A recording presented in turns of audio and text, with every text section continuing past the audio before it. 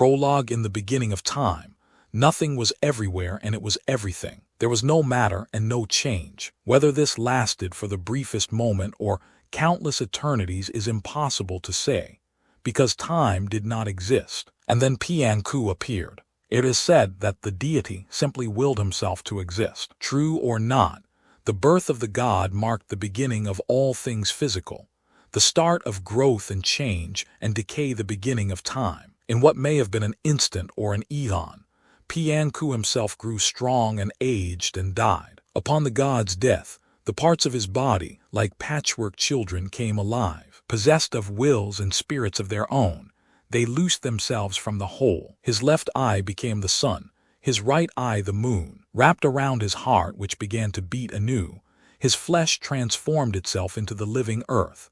The rivers formed from his blood, and his hair became the forests, from the tallest trees to the laziest grasses. Pianku's dying breath encircled the globe of his skin and became the wind.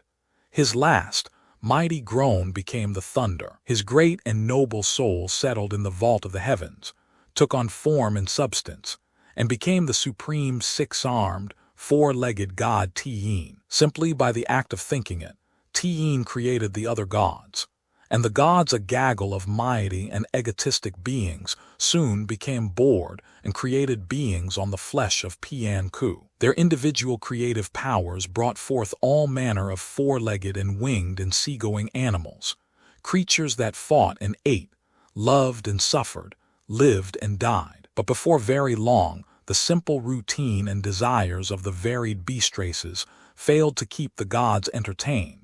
And so they created people. Some of the gods were merely amused and diverted by the antics of the complex, scurrying new creatures they'd wrought. Others found them compelling, for while their actions were very much like the animals that came before them, many had the will and desire to be different, more spiritual, more like the gods who had created them. From his place in the heavens, Tien looked with interest and compassion on the actions of newborn humankind. So with a blast from his nostrils, he sent the winds that moved the clouds, that carried the rains, that nourished the rice fields, that fed the people of earth. And his human subjects revered him for this, seeking and finding the origin of the winds, a tale to be told another time. They declared Mt. Ifukube in the region of Guangdong in southeastern China to be his holy mountain. Tien was not angry when his home had been discovered, for the gods had made humans curious, but he sent out messages in dreams,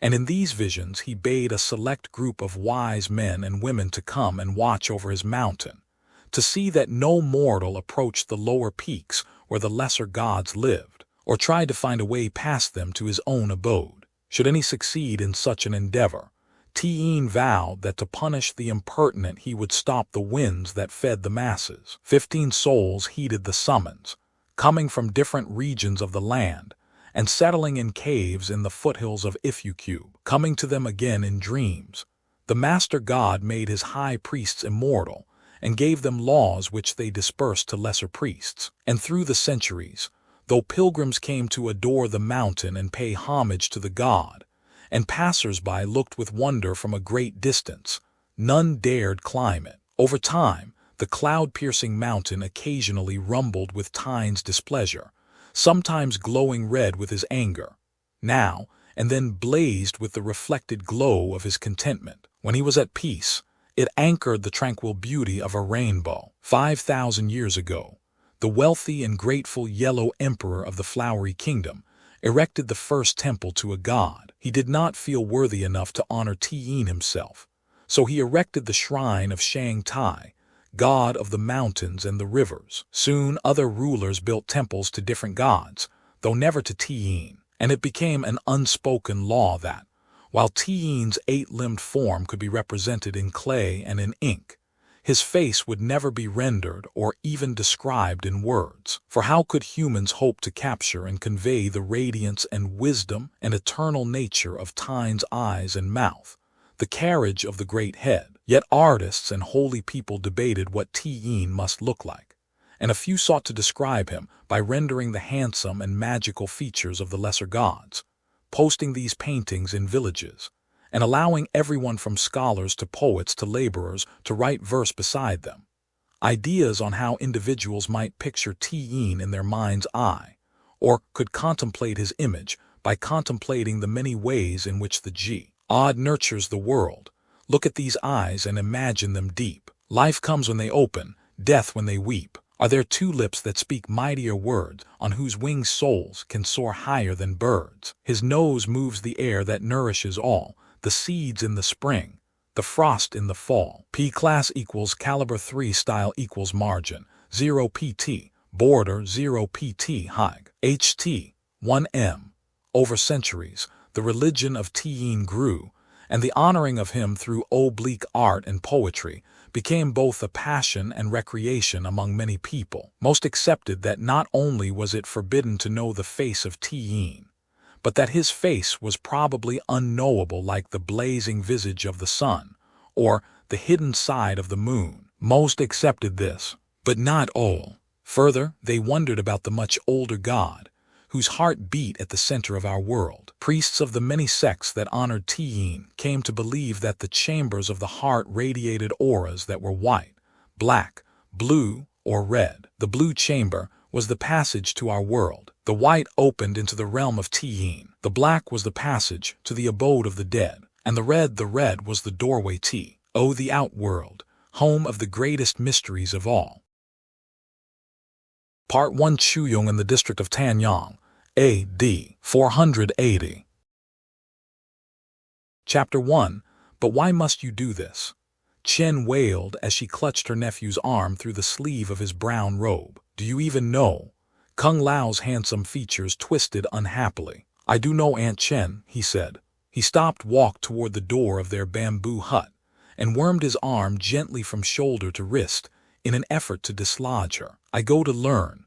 Would you also walk into the lake to learn how to drown? She asked, holding fast. Would you hurl yourself from the roof of the temple in Jacquechin to discover that you cannot fly? Kung Lao frowned. It isn't the same thing. I have seen people drown, and I know that I'm not a bird or butterfly, but I have never seen a god. And you won't, she screamed. You'll die before you reach even the lowest ring of gods. How do you know, he asked, if no one has ever tried? The priests didn't die. The priests don't try to climb the mountain, she said, tears spilling from her narrow eyes down her wrinkled, weather-beaten cheeks. Besides, the holy ones were summoned. You were not. You finished making water deliveries, stopped in the village square and decided, it's time that I, lowly Kung Lao, who carries water from the well to the buckets of my people, go and have a talk with Tiyin. It was more than that, said that tall, powerfully built youth, his frown deepening. Yes, she said, madness the size of MT. If you cube, no, my aunt, Kung Lao replied. He grabbed the long queue of black hair that hung down his back and held it in front of his aunt. Tell me, what do you see? She regarded him strangely. I see my mad nephew's hair. What else? He wagged the end at her. I see a white cloth tied around the end, instead of the black one you usually wear. She looked into his eyes. I don't understand, he shook his head. I can't explain. Chen took the youth's hands and squeezed them tightly. Why must you be your father's son? She asked, blessed with curiosity but ungoverned, unwilling to hear reason. I lost him, I lost your uncle. I don't want to lose you. And you won't, he promised. My father was hasty, I am not. Wasn't it I who warned him not to mix those powders and set them afire? Yes, she said. And after we buried what remained of him, didn't you return to the hills, collect more of those rocks, grind them together and burn them?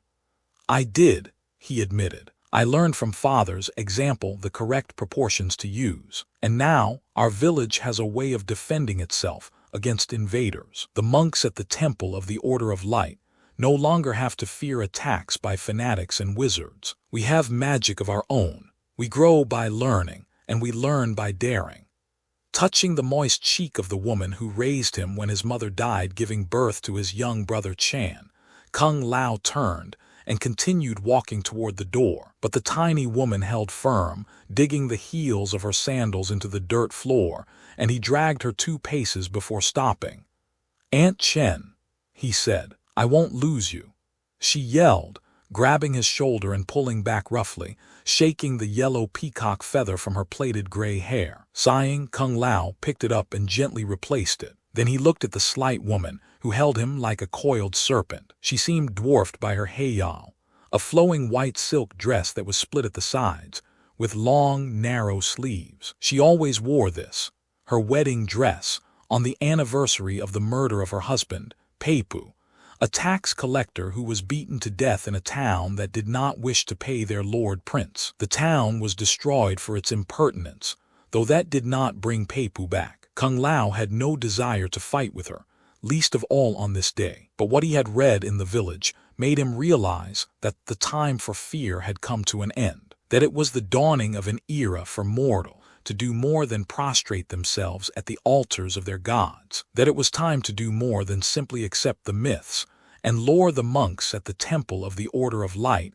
handed out. At least talk to me, his aunt said. Tell me why you need to go there. Why can't you start this quest of the shrines of the other gods? If I tell you, Kung asked, will you let me go? I'll try to change your mind, she admitted, but if you talk, I promise, I won't grab you again. The young man considered her proposition, then nodded. Chen released Kung and he drew back his shoulders, pulling his long, brawny form to its full height. I am convinced, Aunt Chen, that Tiyin is one of the lesser gods. The woman's round face seemed to grow longer, like ink running in the rain. It was several seconds before she could speak. You are mad, and if the monks hear you, you will be resting beside your father before nightfall. I don't think so, said Kung Lao. I think I was chosen to know this. He looked out the open shutter into the bright, late morning sun and smiled, his white teeth appearing the glow amid the rosy hue of his full cheeks, his large, brown eyes smiling as well. At dawn, he said softly, almost reverently, when I had finished my work and went to see if there were any new verses in the square, I saw a clip of cloth that said, he cannot die yet does not live, 'tis true. He is more than all, and all is Pianku. Kung Lao regarded his aunt. Have you ever heard that name before? She shook her head. Neither have I, he said. But as I walked home, I realized that I would never rest until I knew who or what Pianku is. Why? She asked. It might by anyone, anything. He cannot die yet does not live. That could refer to those stone-like tree limbs people have found. Pianku could be the name of the person who discovered them, or the village in which they were found. Perhaps the writer was saying that Tiyin is older than such petrified life. You're clever, Kung Lao smiled, but there's more to the story. Each morning I meet the egg girl Lai and we sit and talk. Chen brightened. Lai is interested in you. We are interested in one another, Kung Lao said with a trace of impatience. But that isn't the point. This morning, after I read that verse, I took her over to show it to her, and she couldn't see it. Why not? To her, the paper was simply a blank. She thought I was teasing her, so we called over Dr. Chow, who was returning from a call. He too saw only a blank slip and said most emphatically that there was nothing on it. Dr. Chow drinks rice wine, but 2 people disagreed with you. I didn't smell any wine, Kung Lao said, but that isn't important. I didn't imagine the writing. It was there. Chen thought for a moment, then started toward the door. Take me to the square. I want to see this paper. There's no need, Kung Lao said. You've already seen it. She stopped and looked at him curiously. He dangled his cue in front of her again. The band, she said, and reached for the cloth that held his hair. She tugged it off, looked at one side of the forehead-sized fabric, then at the other, then at both again. Lai and Dr. Chow are right, she said. There's no writing on it. But there is, Kung Lao insisted, sweeping his fine, shoulder-length hair behind him, and I intend to find out what it means, and why no one else can see it. He gently removed the cloth from his aunt's hands and redid his cue. Chen looked at him with sad eyes. If you go, she said, I'll never see you again. Of course you will, mother, he said, using the honorific that signaled his regard for her. I'll be back before the month is through. Your brother will miss you. My brother, Kung Lao smiled, will be too busy building more of his bamboo and iron bridges across ravines and rivers to notice that I am gone. No. When he returns from the Yellow River, he will grieve and recover, Kung Lao said, when he begins work on the canal at Hangzhou. Chen began to weep as she ran the backs of her stubby fingers along her nephew's cheek and chin. My boy, why must you try to know the gods? Why can't you enjoy being human? Take time to lie on your back in a field and watch the sun set. Court Lai read, care for seedlings while they grow. You used to love painting. Kung Lao moved closer to his aunt. I would prefer to know how and why the sun moves than to watch it set. As for the others, love fades and trees die. Paintings fade or become quaint relics. Knowledge is all we can truly pass on, all we can build on. The young man turned away and pulled a blue robe from a wooden hook by the door, slipping it over the robe he had on. The second robe was shorter than the first, reaching only to his knees. It was embroidered with green and yellow dragons and thorny brown vines, and had a red capelet in the back. Kissing his aunt on the forehead, but avoiding looking into her eyes, Kung Lao bid her farewell. Then he turned and pushed open the bamboo door. It swung open on old leather hinges, and he stepped into the bright sunlight. You're wrong, Chen said, running to the doorway, tears rolling down her cheeks as she watched him go. Your father has been dead for 2 years, yet I love him as much as I ever did. Love survives, art inspires, and trees drop seeds to the earth to grow again. You will learn, my son, that I'm right. Kung Lao looked back at her and smiled again. Then that too is knowledge, Aunt Chen. One way or another I will come back a wiser man.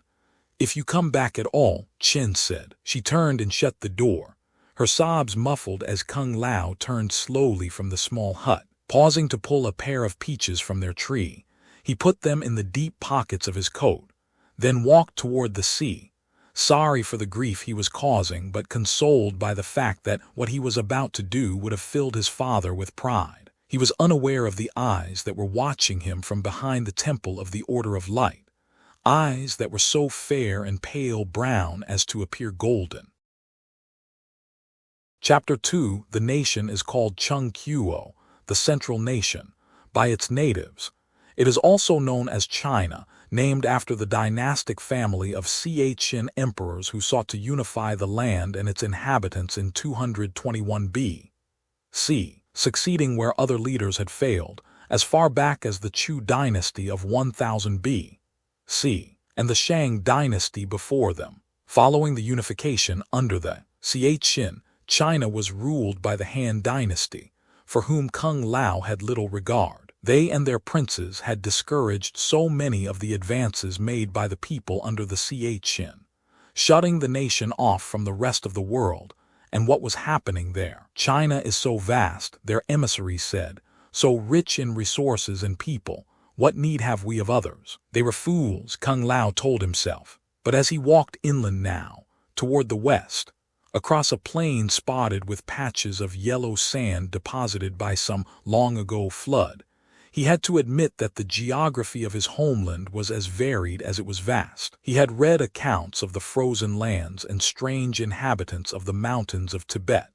and he had seen with his own eyes the sweltering marshes of the lands that border the China Sea. When he was a boy and his parents had moved to Chuyong, they had traveled by the Sichuan basin of the Yangtze River and crossed the ranges by the great mountains, including the range of Mt. Fucube. He remembered the strange and fascinating creatures he had seen here.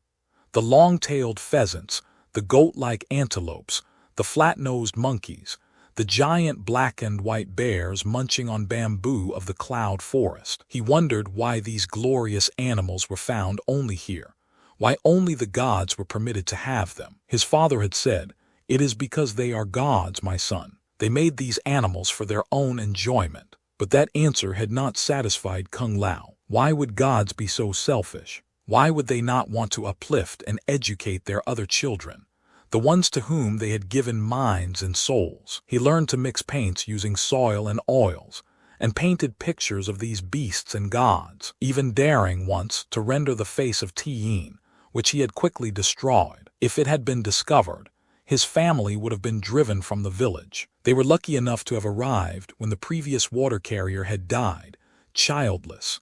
Kung Lao did not want to be responsible for costing his father his livelihood, and yet Kung Lao knew that his father often wondered about the gods. He would sit outside at night and contemplate the stars while he smoked his pipe. Once Kung Lao had even seen his father stand, stretch his arms toward the moon and say, "Why can we not reach you, embrace you? Why do birds not go to you? Why is there only one of you and not many, or are you one of the stars? Come close to us to bring light to the dark night." Sometimes the elder Lao kept company with a beggar, a man in a black, tattered woolen leather cloak. Kung Lao never saw his face or heard his voice, but he would watch from inside the house as the two shared a smoke at night. Or if there were fruit on the trees or vegetables in the ground, the elder Lao would give some to the man. Kung Lao never knew what the two men talked about, nor did he ask. If his father had wanted him to know, he'd have told him. Kung Lao had never told his aunt the reason he suspected his father had become obsessed with concussive powders. The boy had once seen a drawing his father had tucked away, of boulders, boats, and chairs flying toward the skies on a ball of fire. The elder Lao wanted to go there. He wanted to find and harness a force that would allow him to soar free of the earth. You went about it your way, Kung Lao thought as he made his way toward the distant, dreamy foothills of the Ifukube range. I will go about it mine. Tired but unwilling to stop as the sun went down and day became night, Kung Lao picked up a branch lying at the base of a dead and solitary tree. He kicked off the brittle twigs with the toe of his sandal and used the limb as a walking stick as he continued ahead toward the fast-fading glow in the west. And as he walked, the near-golden eyes still watched him not from behind him, but from a cliff well ahead. Chapter 3. Caught in a dark and slashing rain on the night of the fourth day of his travels, Kung Lao leaned against the wet rocks of the hill. He laid his staff against the damp, mossy stone and shielded his eyes with his hands, peering around, looking for a niche or tree or boulder that might provide him with shelter. But there was nothing on the muddy path in the low foothills, save for the sheer rock face to his left and the sloping, scrub-lined cliff to his right. Nor was there anything to eat. The peaches and a few wriggling grubs had gotten him through the first day, and he managed to capture and cook a pheasant on the second, a molting, ancient thing that seemed to welcome the broken neck he gave it. A few berries were all he had on the third and fourth day, and now his energy was seriously lacking. He was hungry and didn't know which was worse, the stomach that crawled and called out to him, or the head that was light and didn't respond quickly enough when he called it. He sighed and wrung out his long black queue. If only it were just the hunger, he told himself as he tried to focus on his surroundings. His flesh was cold because his woolen blouse and skirt were soaked through from the rain, and his back ached from the walking and now the climbing he had done. Though he was bound by tradition to mourn his father every day for 3 years, he knew that if he stopped to kneel now and pray, he would never get up again. Asking the elder Lao's forgiveness, he leaned against the cliff, and as the cold rain slashed against his face and lightning ripped the sky, he said a few words in his father's memory. It was written by the great philosopher and alchemist Ko Hung. He said, "Not meeting with disaster may be compared with the fate of birds and animals passed over by hunting parties, or of the grasses and trees that remain unburned when a big conflagration has passed their way. You were not among the lucky ones, father, and yet you were luckier than most, for you had a questioning mind, and a seeker soul. I will love and revere you always." Bowing his head to the north, toward his father's birthplace near Shenyang, Kung Lao stood for a moment in silence, then picked up his staff and decided to try and continue along this crude road. He wondered, what choice do I have after all? There was nothing behind him, and there was still the promise of something ahead. If not the mysterious caves of the priests, then at least, perhaps, food or a fellow traveler or a hut or a stream. He had been filling his water pouch from the clean, crisp mountain waters since he'd left, and if need be, he could use his robe to try and snare a fish. Certainly, a dip in the river couldn't make his clothing any wetter. He moved ahead, guided by flashes of lightning, stepping tentatively as he came to a muddy stretch, using his walking stick to feel the way before proceeding. He did not know how far he'd gone or how high he'd climbed when, suddenly, a crackling blast of lightning exploded before him, reverberating in his chest and illuminating a man on a rise ahead. Or was it a man? Kung Lao stopped. In the short glimpse he'd had, the figure had seemed larger by a head than any he'd ever seen, and his eyes shone gold beneath the brim of his conical straw hat. Lightning flashed again, and he saw the man more clearly. The figure stood with his arms at his side, his chin held high, his back erect and shoulders proud, the bearing of a nobleman or a god. The hem of his luminous white tunic and the loose folds of his white leggings rode the wind in gentle waves, and the long blue sash around his waist blew gently beside him, twining in slow motion like weeds in the sea, somehow unaffected by the driving rain. The traveler wiped his rain-soaked eyes with the tattered sleeve of his blouse. Squinting ahead, he noticed now that the downpour didn't touch the man at all. The rain seemed to evaporate as it fell near him. Either that, or steam was rising somehow from the man himself. Kung Lao couldn't be sure. Lightning split the skies again, and leaning on his staff, the traveler bowed slightly. As a peasant, he was accustomed to erring on the side of courtesy. He knew of farmers who had lost their heads for failing to acknowledge a man of rank or nobility. Yet that wasn't quite why he had bowed to this man. The figure commanded respect, and it was more than just the fine clothing and stature Kung Lao had seen in his brief, flashing glimpses. Even now, in the dark, Kung Lao could literally feel the man's presence, which was at once compelling, frightening, and strangely familiar. Kung Lao counted the time in heartbeats, and then in thunderclaps. The magnificent figure did not speak, and Kung Lao said nothing. He only stood with his head bowed, waiting as he shivered from the wind that whipped down the mountain path, his feet nearly numb from the cold mud that seeped around the leather straps of his sandals. Finally, his eyes of the majestic figure turned from gold to a glowing, icy blue, and he spoke. "Kung Lao," he said in a voice that was resonant but strangely ethereal, as though it rose from all directions at once. "You will come with me." Water washed down the round, red cheeks of the young man as he gazed into the dark. "Sir," said the youth, "how is it that you know me?" "I've known you for many, many years," the voice declared. "I've watched you since you were a child." Lightning exploded behind the figure, and Kung Lao caught a brief glimpse of a shroud that was there and then not there, a black wool cloak and a cowl fringed with leather. Even after all these years, Kung Lao recognized it, and he raised a trembling hand, pointing. "The beggar, your father was not the chosen one," he said. "You were. You understood the duality of all things." "I did," said Kung Lao. The great head nodded, and those bright blue-white eyes seemed to pierce Kung Lao's soul. "You once put your ear to a tree to try and hear the heartbeat of the earth. Do you remember, Kung Lao?" "I do," he said. "That night the sky was split by a single streak of lightning, which struck and destroyed the tree. And you were afraid." "Yes," said Kung Lao, terribly. He was suddenly aware that the rain was stopping, though the cold darkness remained. "To calm your fears, you began to think about the lightning bolt," the towering figure said, "and you realized the flash that destroyed also provided light, that there are two sides to everything. Darkness, light, fear, courage, life, death." A smile seemed to flash across the figure's strong jaw. "Beggar, God." Kung Lao's thin eyebrows rose high. You are a."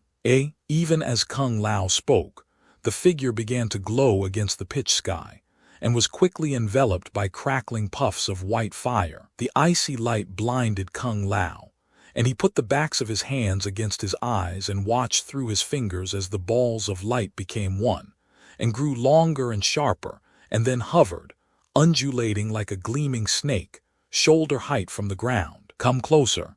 The figure's sonorous voice echoed from everywhere. I can't think, Kung Lao. You saw my message in the village square, and you believed against the testimony of others that it was real. Now you must learn more about us, and about the great Pian coup. But you must come to me. You must have the strength." Still shielding his eyes but utterly unable to move, Kung Lao told himself, "There are two sides to everything, fear of the unknown and the courage to discover." Concentrating on taking a step at a time, he raised one foot from the mud with a slurping pop, put it down in front of him, then lifted the other foot and put it ahead of the first. He approached the light slowly, and as he did he had a fleeting recollection of what it had been like to be a baby learning to walk. One step and then another, and then another.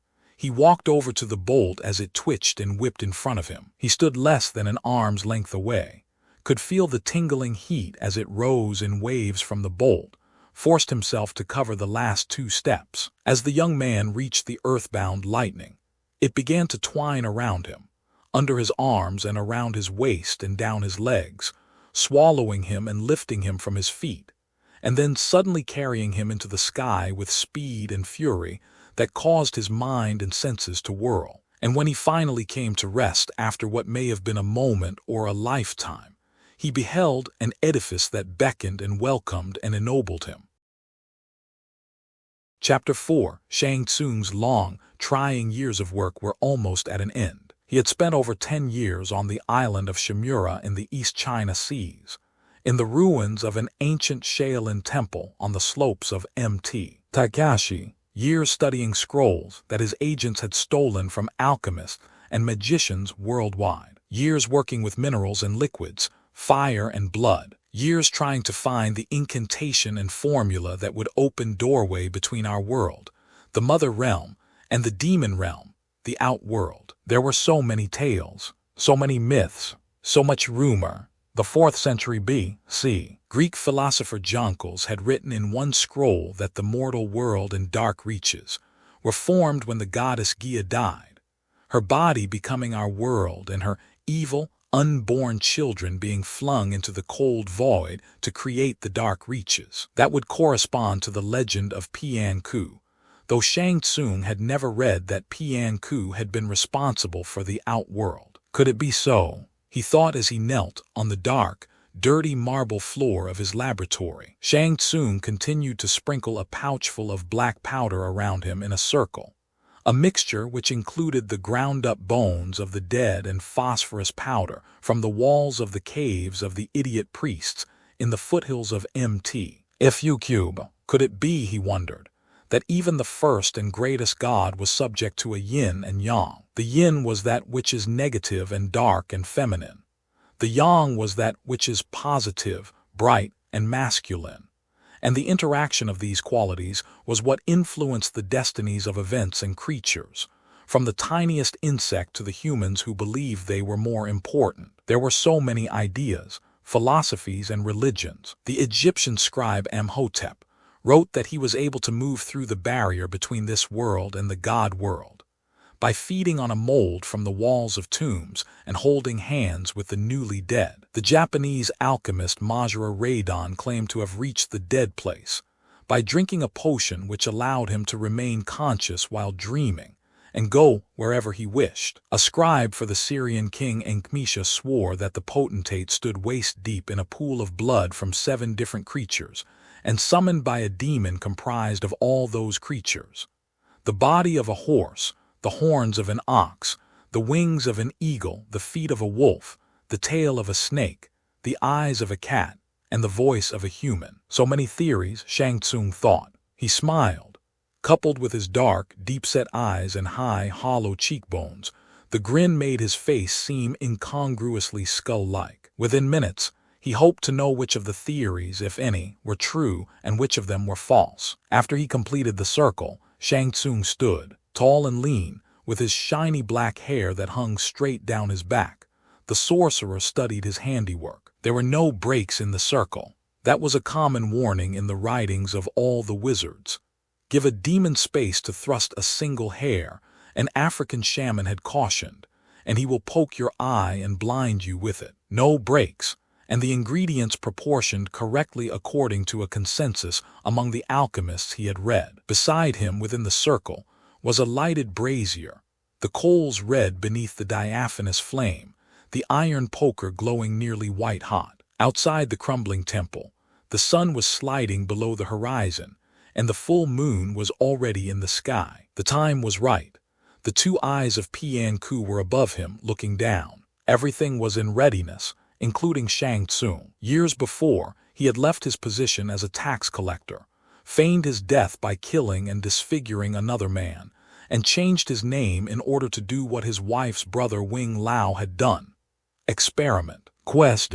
Seek knowledge. Wing had been lucky. He'd had a job that took up little time and children who were able to help him, so he was free to spend his nights at home, experimenting. For as long as he could remember, Shang had tried to do the same, driven by his earliest memories, recollections of tormented dreams, of nightmares that told him to get up, to study, to explore, to understand. Visions of what seemed to be previous lives spent inhaling fumes of potions, poring over candlelit writings, digging in graves and killing for fresh souls.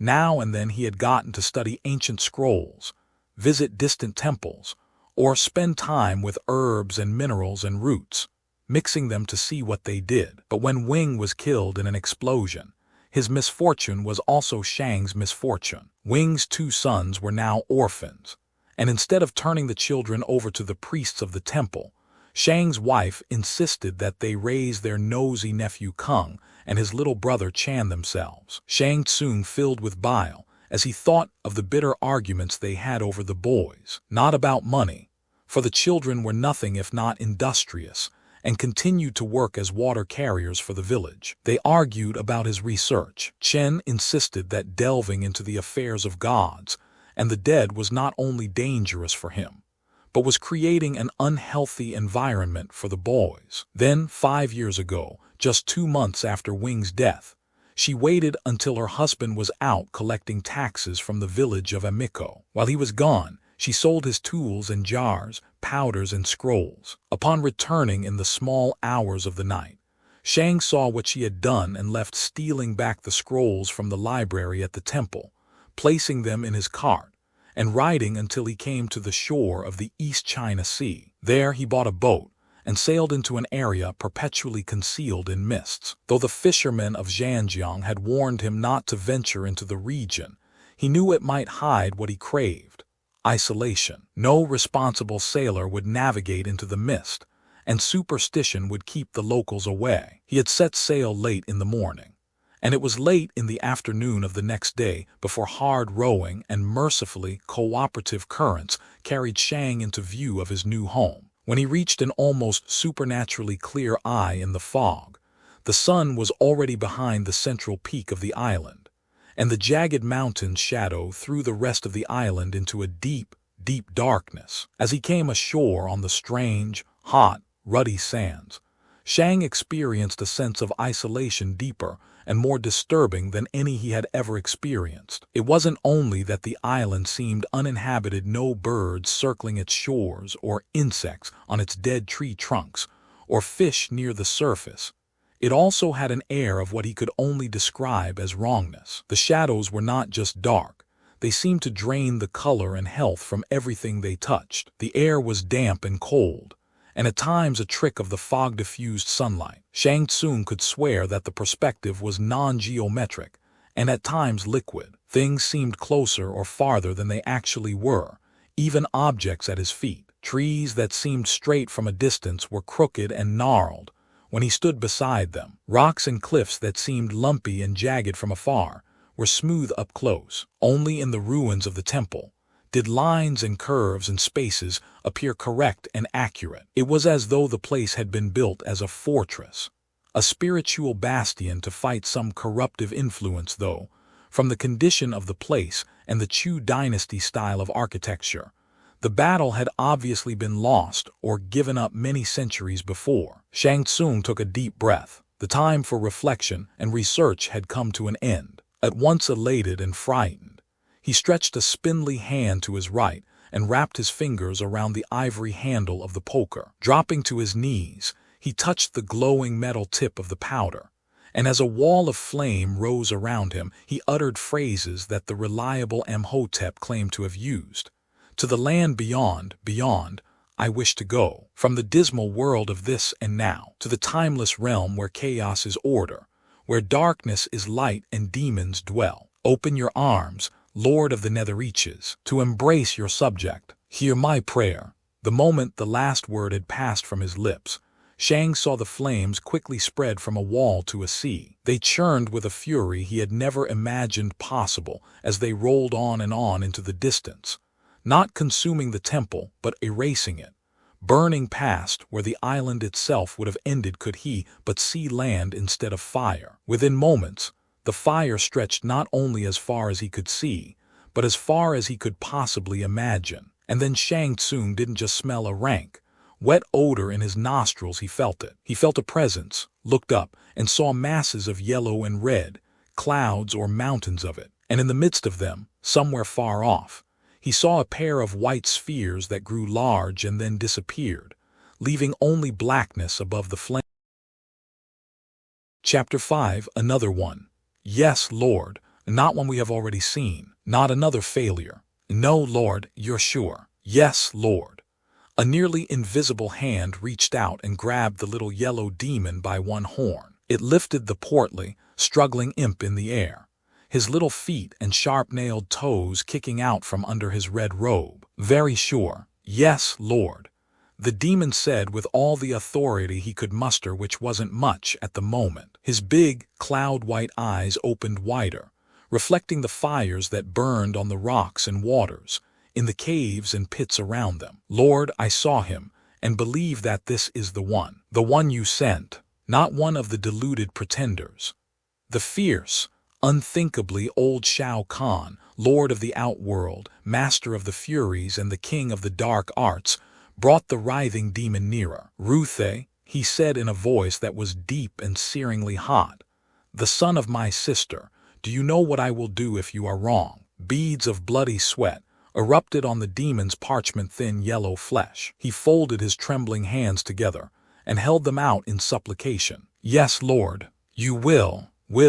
A blast of white came from the mouth of the dark shape that was the demon lord. The thin, fair cloud touched Ruthe's long-fingered hands and turned their skin blue. The hands stopped shaking as the icy breath froze them together. I will freeze you, Regent Ruthe, and then cage you over a slow flame and allow you to melt. When you are a puddle, I will take away the fire and leave you a spineless, immobile mass for all eternity. Shao Kahn bent close, his black eyes glowing the dullest, deepest red. I repeat, are you sure? Ruthe swallowed hard. He is in the tea temple on Asate Shimura, LL Lord. The Demon King's eyes blackened again. There was a hint of pointed, yellow teeth as he breathed hotly on Ruthe's hands, thawing them and the trace of a smile as the giant monarch set his regent on the ground. The sound of a massive but unseen cloak rustling filled the titanic valley as the evil lord sat back. Red light from the countless fires dimly lit a throne hewn from the face of the valley wall. Get out of the way, Shao Kahn commanded. Ruthe nodded vigorously and bowed as he stepped back. Red perspiration ran in long, raining rivers as he watched the hard, cracked ground in front of him. The King of Darkness stirred, raising an arm that was silhouetted against the red flame behind it, and was fully thrice the size of Ruthe's body. A powerful finger was extended, and a tongue of flame flew from the long, hooked nail. It struck the ground and a pool of flame appeared, the size of Ruthe's fat, terrified face. In the midst of the flame was a tiny, kneeling figure, dark dust of a man whom Ruthe could barely see. The regent looked from the moat to the demonic ruler, whose dark eyes were once more reddening. Ruthe's robe was drenched with sweat, and twice as heavy as before. If Shao Kahn didn't speak soon, the regent would be a puddle even if he were right, even if this were the mortal form of the demon who had been sent through the rift 5 centuries before. That breach had been created by some fool named Imhotep, who stumbled upon the right words but not quite the right formula after a lifetime of trying. Mummy dust instead of bone powder, Ruthe thought with a shake of his round head, the bulging red muscle of which was visible beneath his tight flesh. The foolishness of humans, the sleek, blue-black lips of the Devil King, pulled into what was now most definitely a smile. Shang, he said, I wondered what became of you. You were sent away 10 human lifetimes ago. Though the tiny figure spoke in an even smaller voice, Ruthe turned a small, knob-like ear toward the ground and was able to hear his answer. I remember nothing. You remembered. Shao Kahn rumbled at the still kneeling Bugman. In dreams, each time your mortal form died, you took some of what he had learned with you. This learning came to you while you slept, as I planned. You planned, Shang said. Am I? He paused, as though he couldn't quite grasp what was happening. Am I in the outworld? Lord Khan, Ruthe smiled, partly because the little being was so pathetic, but more because the creature had remembered the master's name. He was the one. The Lord wouldn't punish him. Ruthe had already been contemplating what eternity would be like on the bottom of a cage. Shao Kahn's dark eyes reddened. You are at the foot of the throne of Outworld. Khan boomed. Before the master of death and the Shakin regions of magic. You were my regent, Shang. A bold and trusted figure sent on a mission. Yes, said Shang. A mission to open a portal between the realms, to enable you to send the demon hordes through and conquer the Mother Realm. That is correct, Shao Kahn said, his smile widening, the sharp teeth glistening with bloody spittle. Pianku never intended for things to be thus, for there to be two realms. His body formed the one, and the death that left his body formed another, our realm. Life and death must be joined, so that all dualities may end. There must only be one way in the cosmos. There must only be my way. I remember everything now, Lord, said Shang.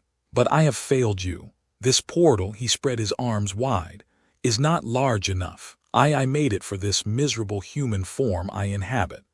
A laugh bubbled from somewhere deep inside the Titan. You haven't failed me, Shao Kahn replied. Using your small human mind and form, you have made a beginning. A late one, he said, but a good one. What must I do? Shang asked. Shao Kahn bent closer. You must collect souls. They are remnants of Pianku's spirit, divided and weakened but reparable. You must find a way to gather them on the island. Use them to enlarge the portal. The Demon King's eyes were a swirling mass of black and red as they shifted and fell on his regent. The chubby demon bowed again and quivered. Come here, Shao Kahn commanded. Yes, Lord. The smaller demon moved on flat, thick feet toward his master. As he neared, great, unseen hands grabbed him around the waist and held him above the small circle. Shang, said Shao Kahn, I will send Ruthe through the opening you have made to show you how to use the souls you collect. He will dwell inside the circle you have drawn at your feet and will be able to help you in other matters as well. The giant released the demon, who fell into the flames and roared with agony as he became one with them. Then the Dark Lord opened his hand and passed it over the sea of fire that blazed around Shang Tsung. The flames writhed and died, and the smoke rolled away from the demon in mortal form. 5 centuries ago, said Shao Kahn, I sent you that island in a sea of fire, and it has been shrouded in fog ever since. Now the mists are thick again. Let them hide what you do there. Hide it from the eyes of the children of the Mother Realm. The ends of the Devil King's mouth turned down. I will always be watching, but you will not be able to see me. However long you take, there will be those who try to stop you. The monks and priests of the Order of Light will oppose you, as they did me when they constructed that temple. The god spawn of Tien, my brother, will try to stop you, and one there is, a mere mortal who has been taken in by the Thunder God to spread lies about the dignity of worms and humans, and to oppose you. Shao Kahn's eyes burned fully red as he gazed down at his servant. If you fail me, if you allow them to stop you, my retribution will be as bitter as it will be everlasting. Do you understand, Shang Tsung? I understand, Lord Khan, and I am determined to succeed, not to preserve myself but to serve you. The giant's mouth smiled once more. I did right to select you, my one-time regent. Do what I have asked, and your reward will be a princedom rule over the Shakin regions and all the magic thereof. And then Shao Kahn frowned again.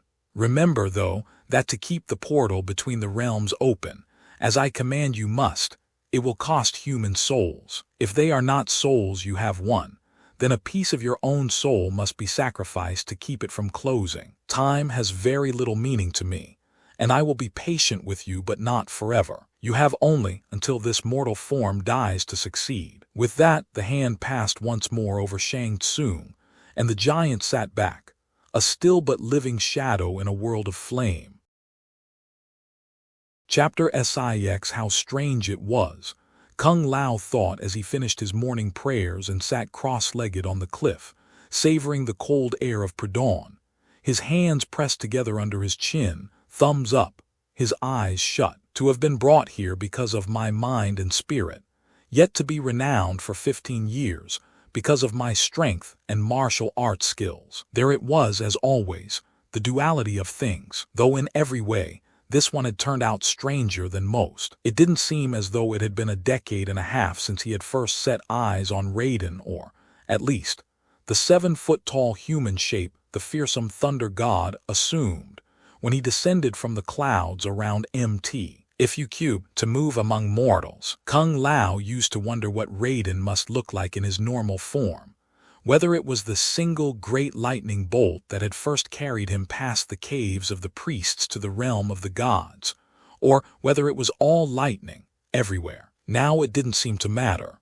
What was important was not how Raiden appeared, but how noble his spirit was, the character and strength that showed itself each year at this time, when he came as flesh and blood to fight. And fight he did, Kung Lao thought, with his famed lightning throws, his airborne torpedo attack, and the ability to teleport, the same talent that had enabled him to come and go, and watch over Kung Lao for all those years back in Chuyong. Opening his eyes just moments before the red orb of the sun rose over the distant horizon, the Order of Light Monk, the most honored priest of them all, rose smoothly from the ground without using hands or knees, but just the strength of his legs, his pure white robe stirring in the gentle breeze. He held his arms toward the rising sun as it shaded from bright orange to golden to yellow. He remembered the gold of Raiden's eyes the first time he'd seen them, how there had been warmth and then icy fire in them, the sun and the moon in one being. The duality. In this case, though, they were the legacy of Pianku, the god whose body became the earth, sun, and moon. Alone among the gods, Raiden carried the memory of the parent god. Even Tien did not have the knowledge that Raiden did, and then Raiden passed it on to him. At the spot just behind him, the temple of the thunder god on the eastern peaks of Mt. Fu Cube. For nearly a year, beneath ceilings of frozen lightning, they sat on chairs of solid gold, behind pillars carved from the mountain face by ancient monks, and the god had passed on all that he knew about Pianku. In the event that anything ever happened to him, the thunder god wanted the origin of the world to be known to someone who would grasp the magnitude of the tale and who would teach it to others, someone who would elevate the monks and priests who heard it, and inspire them to carry the tale to others. If anything ever happened to Raiden, Kung Lao mused, it was possible, wasn't it? Especially now that the horror was upon them, the horror of evil that had to exist wherever there was good. When the sun was fully up, it warmed the head from which Kung Lao had long ago shaved his youthful queue. It warmed the cheeks that still felt his aunt's touch, despite the years they had been apart, years during which he'd yearned to go to her but knew he could not, for his old life was dead. She would only have wanted for him to stay, and that he could not do. But most of all, the sun warmed the amulet Kung Lao wore around his neck, a smooth white orb set in a gleaming, ever-changing golden shape, suspended from a simple leather necklace. The amulet had been forged by Raiden ages before and given to him by the high priests of the Order of Light, who told him that it was a piece of the sun and a piece of the moon, the two dichotomous parts of Pianku. The high priests had presented Kung Lao with the amulet when they brought him to their caves,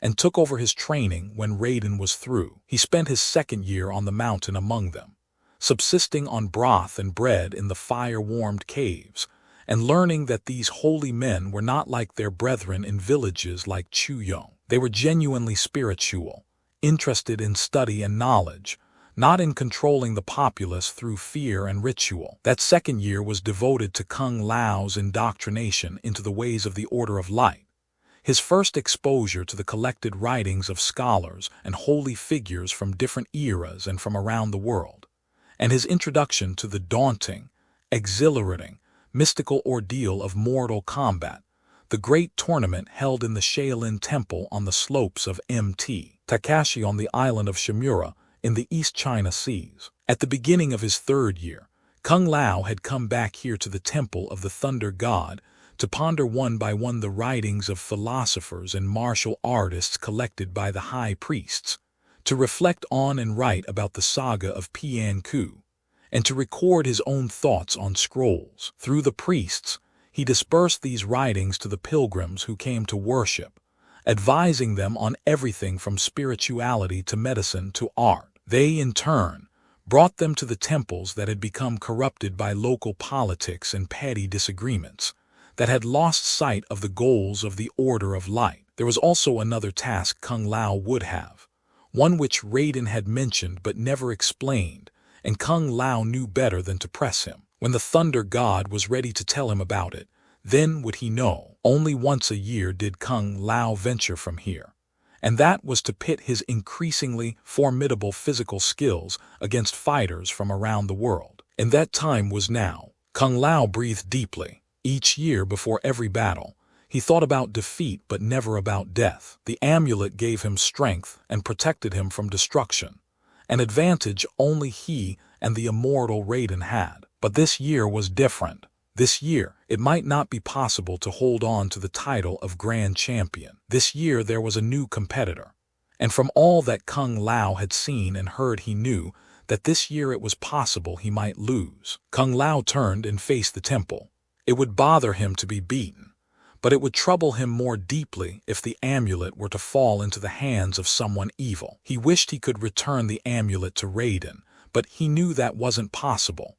What a god has given to mortals can never be returned, for it is no longer deistic. Even to touch it would make the god no longer a god, but a mortal. There was no choice, even though his decision might well result in losing more than just the tournament. What Kung Lao was about to do might well cost him his life, and with his death, the age of enlightenment that Raiden hoped for might also come to an end. Walking across the ledge to the cliffside adjoining the entrance to the temple, Kung Lao cocked his elbows at his sides, faced the rock, collected his thoughts, and with a flashing burst, sent the knuckles of his left fist, and then his right fist driving against the gray stone. Shards of rock went flying in all directions as Kung Lao's expression remained unchanged, the flesh of his hands unbloodied. He cocked his elbows again, and once more his fists flew out, blasting away more pieces of stone. A third series of blows completed the task. When Kung Lao was finished,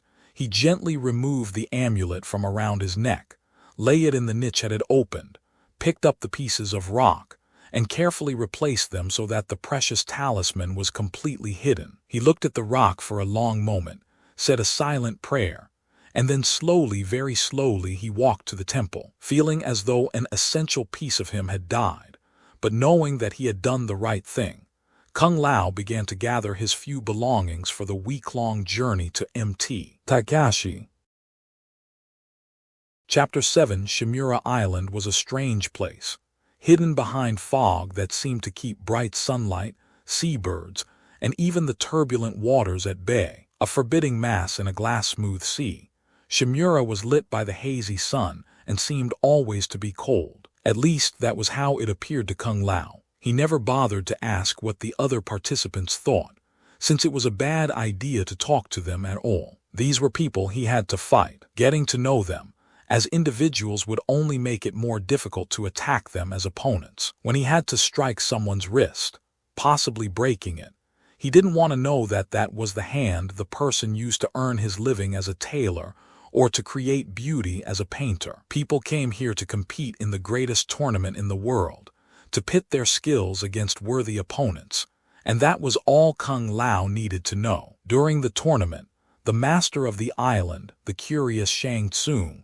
sent paddle-driven junks to shore to collect the participants. The boats came twice each day for the 2 days prior to the beginning of the matches, and temporary huts were erected with food and drink for the combatants' use while they waited, as well as a stable for horses and mules. Kung Lao arrived on foot the night before Mortal Kombat was to begin. He had made the journey 13 times, and knew the roads well, though he found it more tiring this time to keep up the pace. He knew why.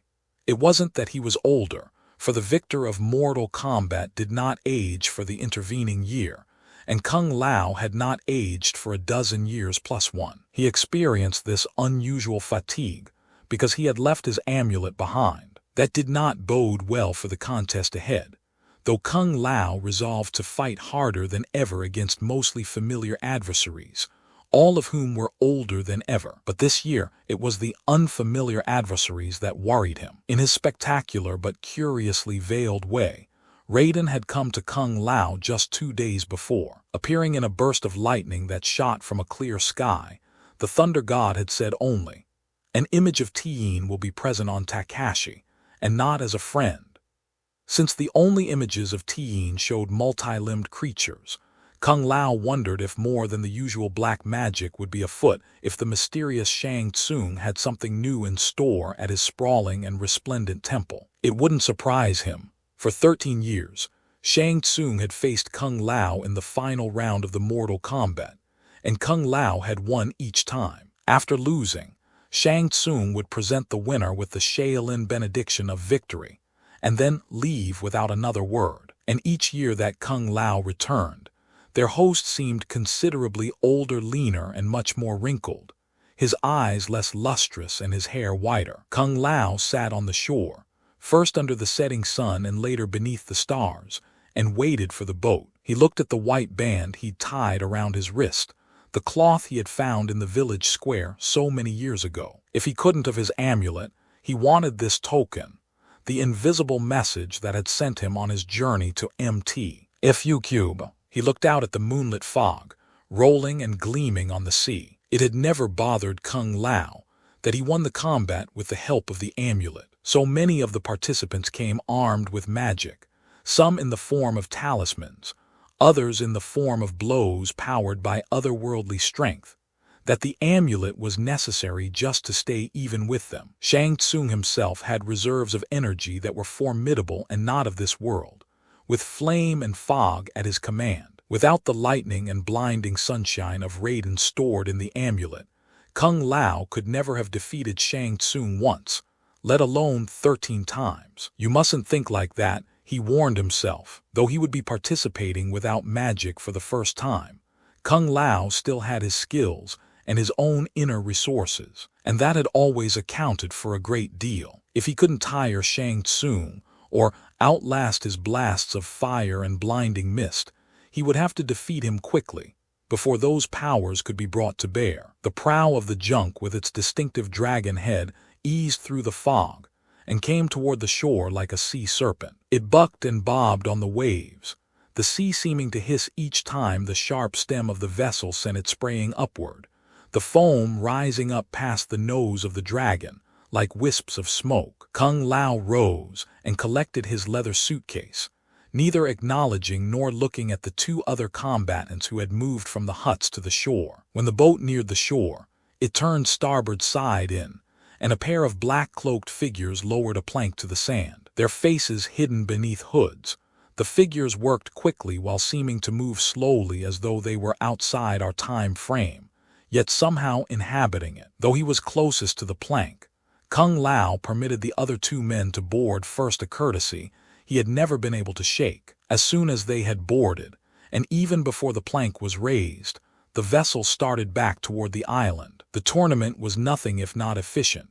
From the moment the first guest arrived at shore to the instant the last one had departed. After 6 days of travel, it felt good to sit and be carried. Kung Lao sat on a mat on the heaving deck, enjoying the motion as the junk approached and was swallowed up by the fog, then quickly settled down and sailed swiftly and evenly on the calm seas when it emerged. The vessel eased into a semicircular wharf that, when seen from the top of the temple, suggested the dragon head motif on the bow, or maybe it was a trick of the light from the lanterns that lined the dock. Kung Lao had discovered that the island was full of illusions like that, though he was at a loss to explain them. Upon reaching the shore, the crews of the ships didn't disembark, though they appeared to vanish. The new arrivals were met by young men in white cloaks, who carried their bags up the long, winding mountain road to the temple. The combatants rode mules in front of them, and noted that the road didn't seem to wind quite so much in the ascent as it appeared to from the shore. The animals knew the way and didn't need to be prodded, something that always amazed Kung Lao, for mules weren't especially clever or cooperative. He suspected enchantment here as well. For 1 year he had asked Raiden to send a lightning bolt during the climb, and he'd seen, in the flash, not the head of a mule, but the likeness of a dragon. The recurrence of the image didn't surprise Kung Lao. The nation honored many kinds of lung, or dragons. There were imperial dragons, which symbolized the emperor and were the only ones which were allowed to have 5 talons on each paw. The rest had 4. The celestial dragon stood guard over the abode of the gods. The spiritual dragons helped Tien, and his deities tend to the winds and rains. The earth dragons looked after the soil, the rivers, and the seas. And the ferocious treasure dragons guarded the wealth that belonged to gods and demons. The dragon of Shimura Island, with its horse-like head and sharp frills that curled up from its long neck and head, was a treasure dragon. As the temple and palace came into view, perched on the edge of a low cliff of the mountain, moonlight gave it a ghostly cast, and Kung Lao felt a chill. Something was different this time, and it wasn't just the absence of his amulet. He felt an ominous presence that he had never felt before a new combatant, perhaps. He looked toward the 2 tall pagodas that were the palace living quarters, his eyes searching the open windows and looking for shadows on the drawn shades. But he found nothing out of the ordinary. His gaze shifted to the imposing marble and gold palace between them, with its torchlit crowds of life-sized jade princesses and ivory treasure dragons, its alabaster bowmen and giant onyx steeds and war chariots. And then to the older, darker, low-lying temple in front. Nowhere did Kung Lao see anything, but something was most definitely there. Something powerful and something dangerous, something not of this world. Chapter 8. Outwardly, Shang Tsung was calm as ever as he uttered the words that kept the door to his laboratory locked. Inwardly, however, he was in agony. His long, dry, white hair hung in a sheet down his back, and his skin, once as smooth as the seas that surrounded his island, was a mesh of fine lines and fragile creases. Though his posture was still ramrod straight, and his eyes were as clear as ever, it was obvious that he lived under a great weight. "I am to be admitted," he said in the gentlest whisper. "Open, open, open." A row of bolts clacked open on the inside of the door, and the massive stone slab moved inward slowly, on hinges the size of Shang Tsung's forearms. Shang slid inside, turned, and said, "I am inside." "Shut, shut, shut." At that, the door stopped opening and began to move in the other direction. When it was shut, the row of 7 thick bolts slapped shut by themselves, one after the other. Shang Tsung turned and faced the brazier that burned, without burning, in the midst of the old circle he'd created on the floor in the center of the room. In the portal between the mother realm and the outworld, time stood still. The flame was frozen, like a red frond, still providing illumination though no fuel was consumed. The powdery circle was also where he'd made it, though it was covered with a crawling, greasy, and dull amber film, the essence of the poor demon that Shao Kahn had sent there 13 years before. Shang Tsung approached the circle, and as soon as he came near enough for his body heat to activate the powder, time there resumed. The flame crackled anew. Motes of dust that had been suspended in the air began to move, and the room was filled with a moan that was both miserable and mad. "Shang, good evening, Ruthe." When? Today, Ruthe," the wizard said as he reached the circle. "Thanks to you. Today, the voice sighed, then cackled, then sobbed. "I can go back today? I hope so," Shang Tsung said solemnly as he stepped inside the sacred portal. "I do hope so."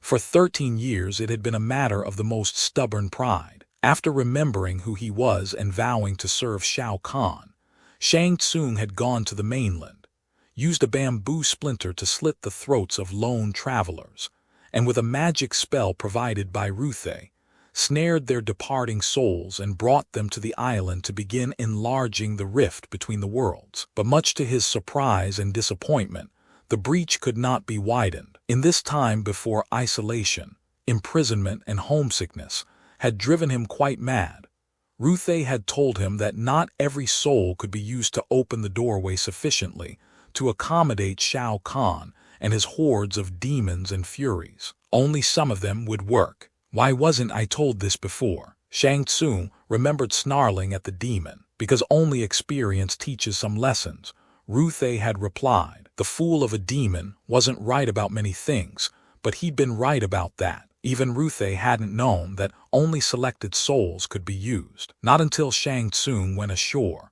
waited months to find and kill a warrior, a teacher, and a holy man, and sent their souls through the doorway, did he and Ruthe know that only the souls of great fighters could be used to expand the portal. Alas, he realized that finding them would take time. Using an explosive powder, Shang Tsung destroyed a floating kitchen that had been making its way along the coast, and captured the souls of the 7 drowning cooks. Cloaking them and making them his slaves, he put the supernatural entities to work rebuilding the ancient Shaolin temple on the island, and then enlarging it to include a palace and the twin pagodas. While they worked, using magic to excavate, cut, and place the stones, Shang concentrated on finding a means to bring the world's boldest fighters to him, to get them to Shimura Island, where their souls could be hurried, still fresh, to the temple, and used to weaken beyond repair the barrier between the dimensions. He came up with the idea for Mortal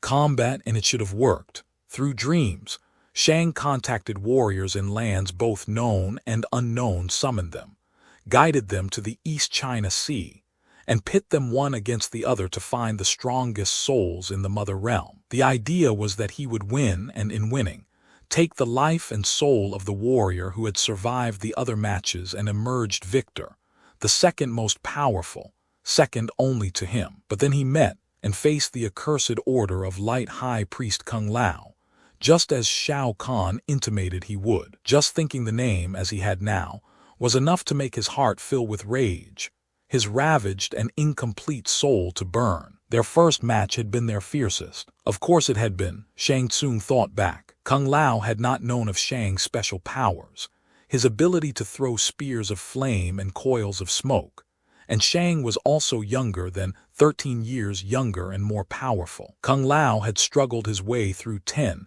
increasingly more violent and difficult matches before finally facing his host. Shang Tsung could still vividly see the bruised but almost insufferably proud Kung Lao standing there, with his left foot facing left for support, his right foot pointed ahead, ready to strike out, his right hand fisted and cocked at his side, his left forearm angled in front of him, hand rigid. And Shang remembered how the fight evolved in the splendid Hall of Champions, in the newly finished palace. He remembered every move and every nuance. Kung Lao had taken a step forward, and as he did so, Shang had spun and clapped his hands together. Blinding white light had exploded between the men, sizzling in the air for several long seconds. Shang shut his eyes. Even today, 13 years later, he could still feel the wonderful heat of the burst, the glow that was going to light his way to the championship. Kung Lao had jump-kicked blindly, and Shang did a standing flip to the left,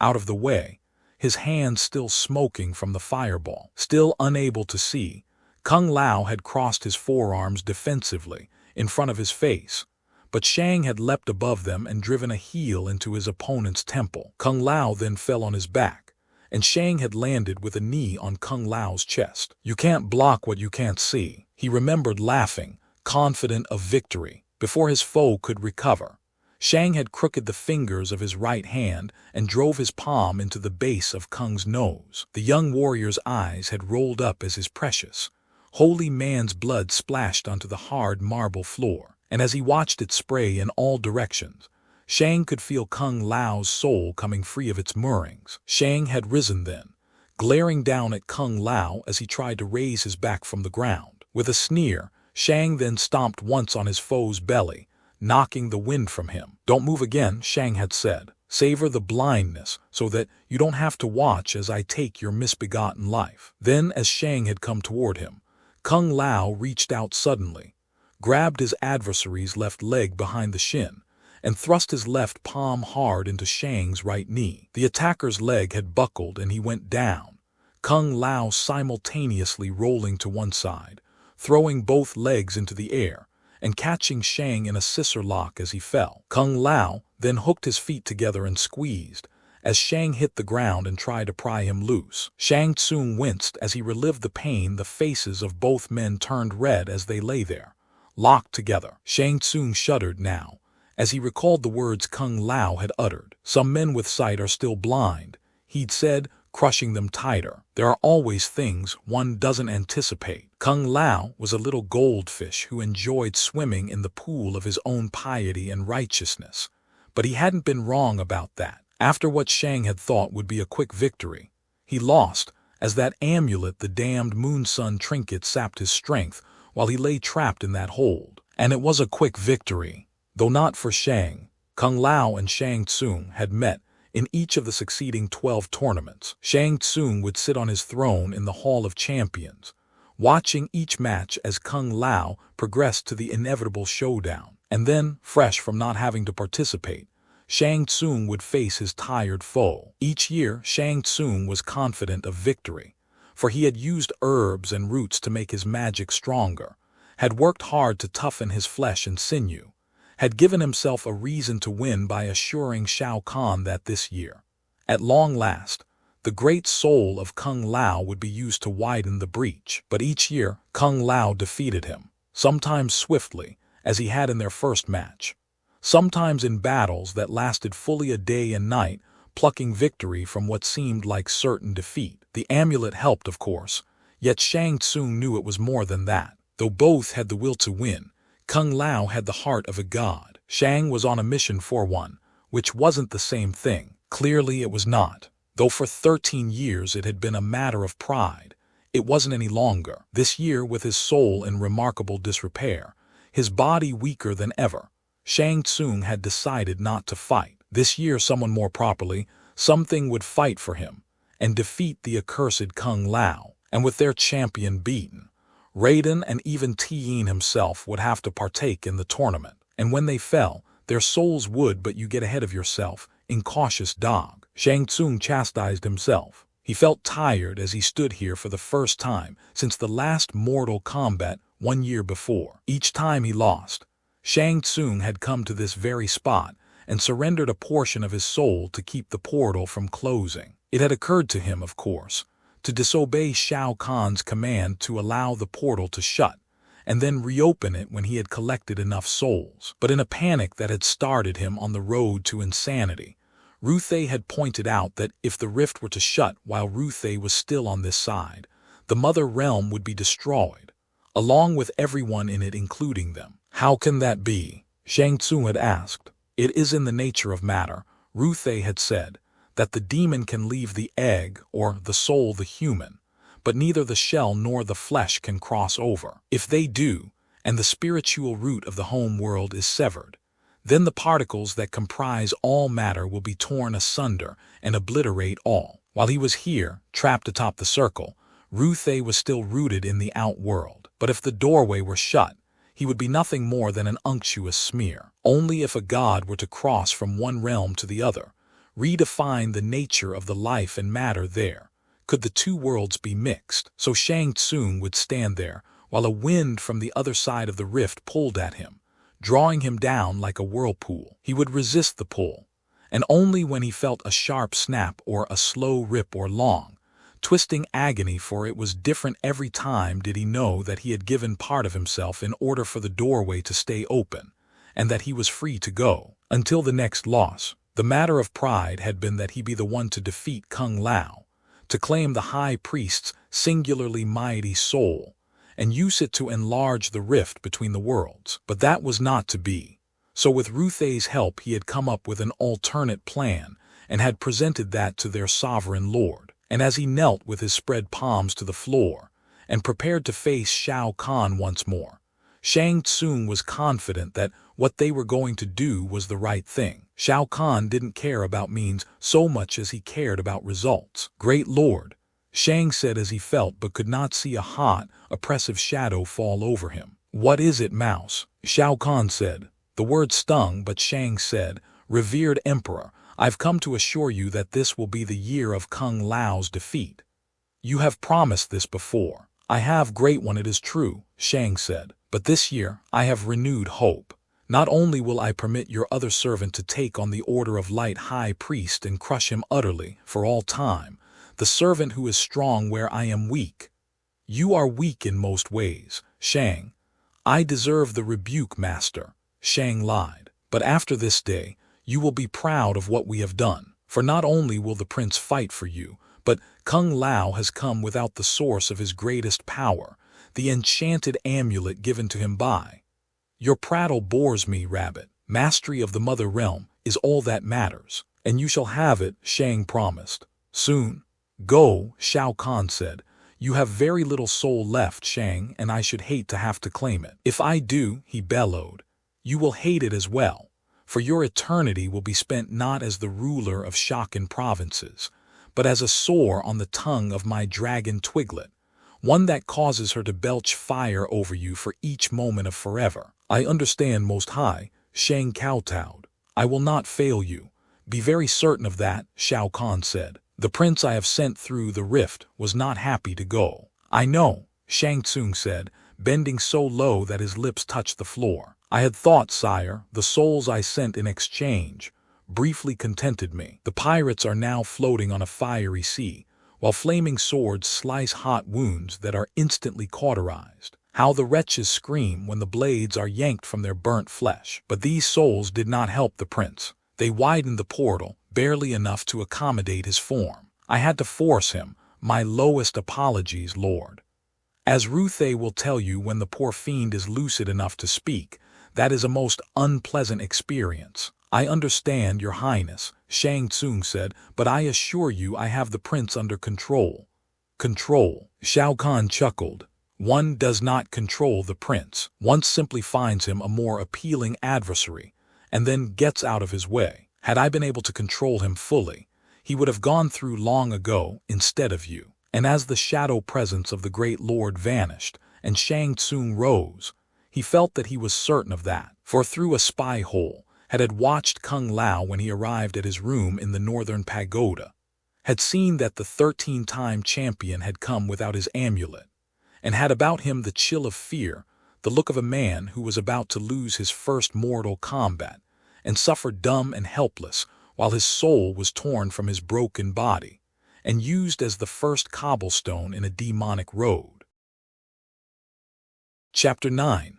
On the morning of every Mortal Kombat, Kung Lao had a ritual. The champion would rise well before the sun, pray until after dawn, and then strip to the waist and slowly drag a thorn branch over his body, a sprig torn from the shrubs in the foothills of Mt. Fucube. The thin, superficial wounds did not weaken him, but Kung Lao knew that if his flesh were sore, he would react that much quicker to protect himself from being hurt. Adorned with this webwork of blood, Kung Lao ate none of the fruit and meat that had been left at his door, drank none of the nectars from their silver goblets. As he sat on the terrace of his spacious champion's rooms on the bottom floor, and composed his spirit as cool sea winds washed over him, he ate 2 humble rice cakes that had been made for him by the order of light monks of Ifukube. It was good to feel the claws of hunger scratching at him during the tournament. It helped to keep him alert right there, living in the moment. When he was finished eating,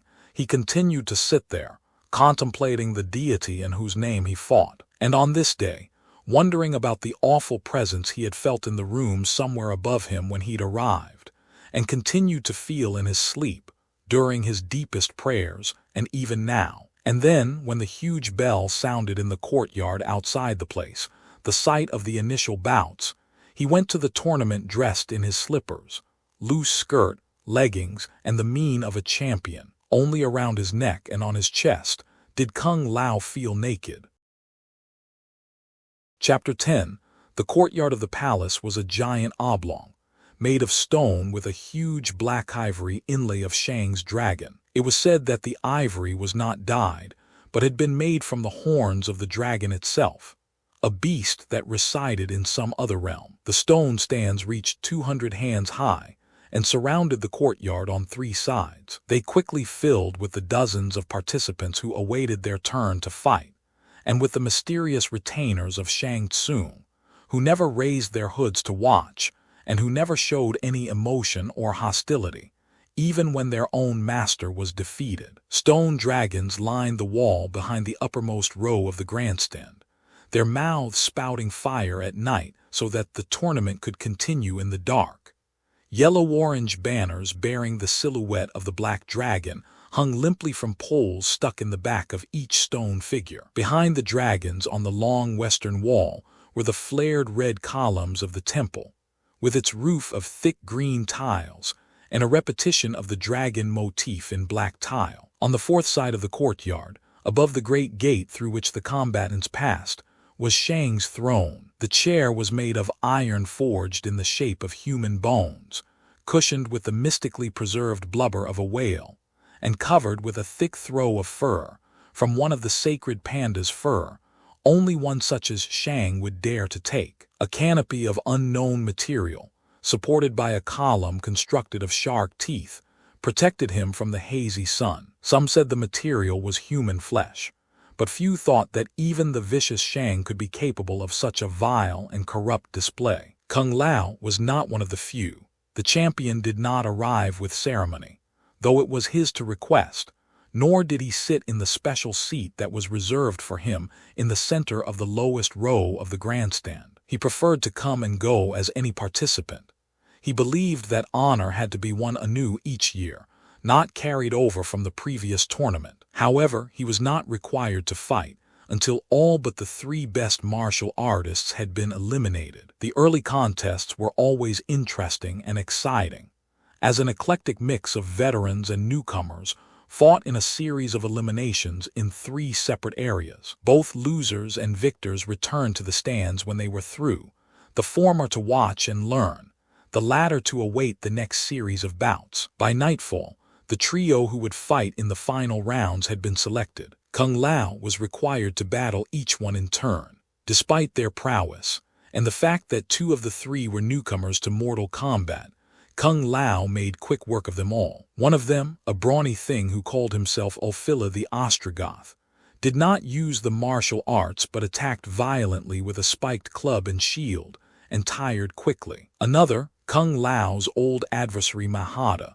a Mauryan who recited the Vedic hymn of creation as he fought, put up a noble struggle but lost several teeth during the match, and with them, his ability to utter the hymn and his confidence. The third foe, a Roman wrestler named Toysaurus, gave Kung Lao some trouble when he pinned him to the ground, but the pain of the champion's self-inflicted lacerations was the added boost he needed to throw the challenger off. In the past, Kung Lao ruminated.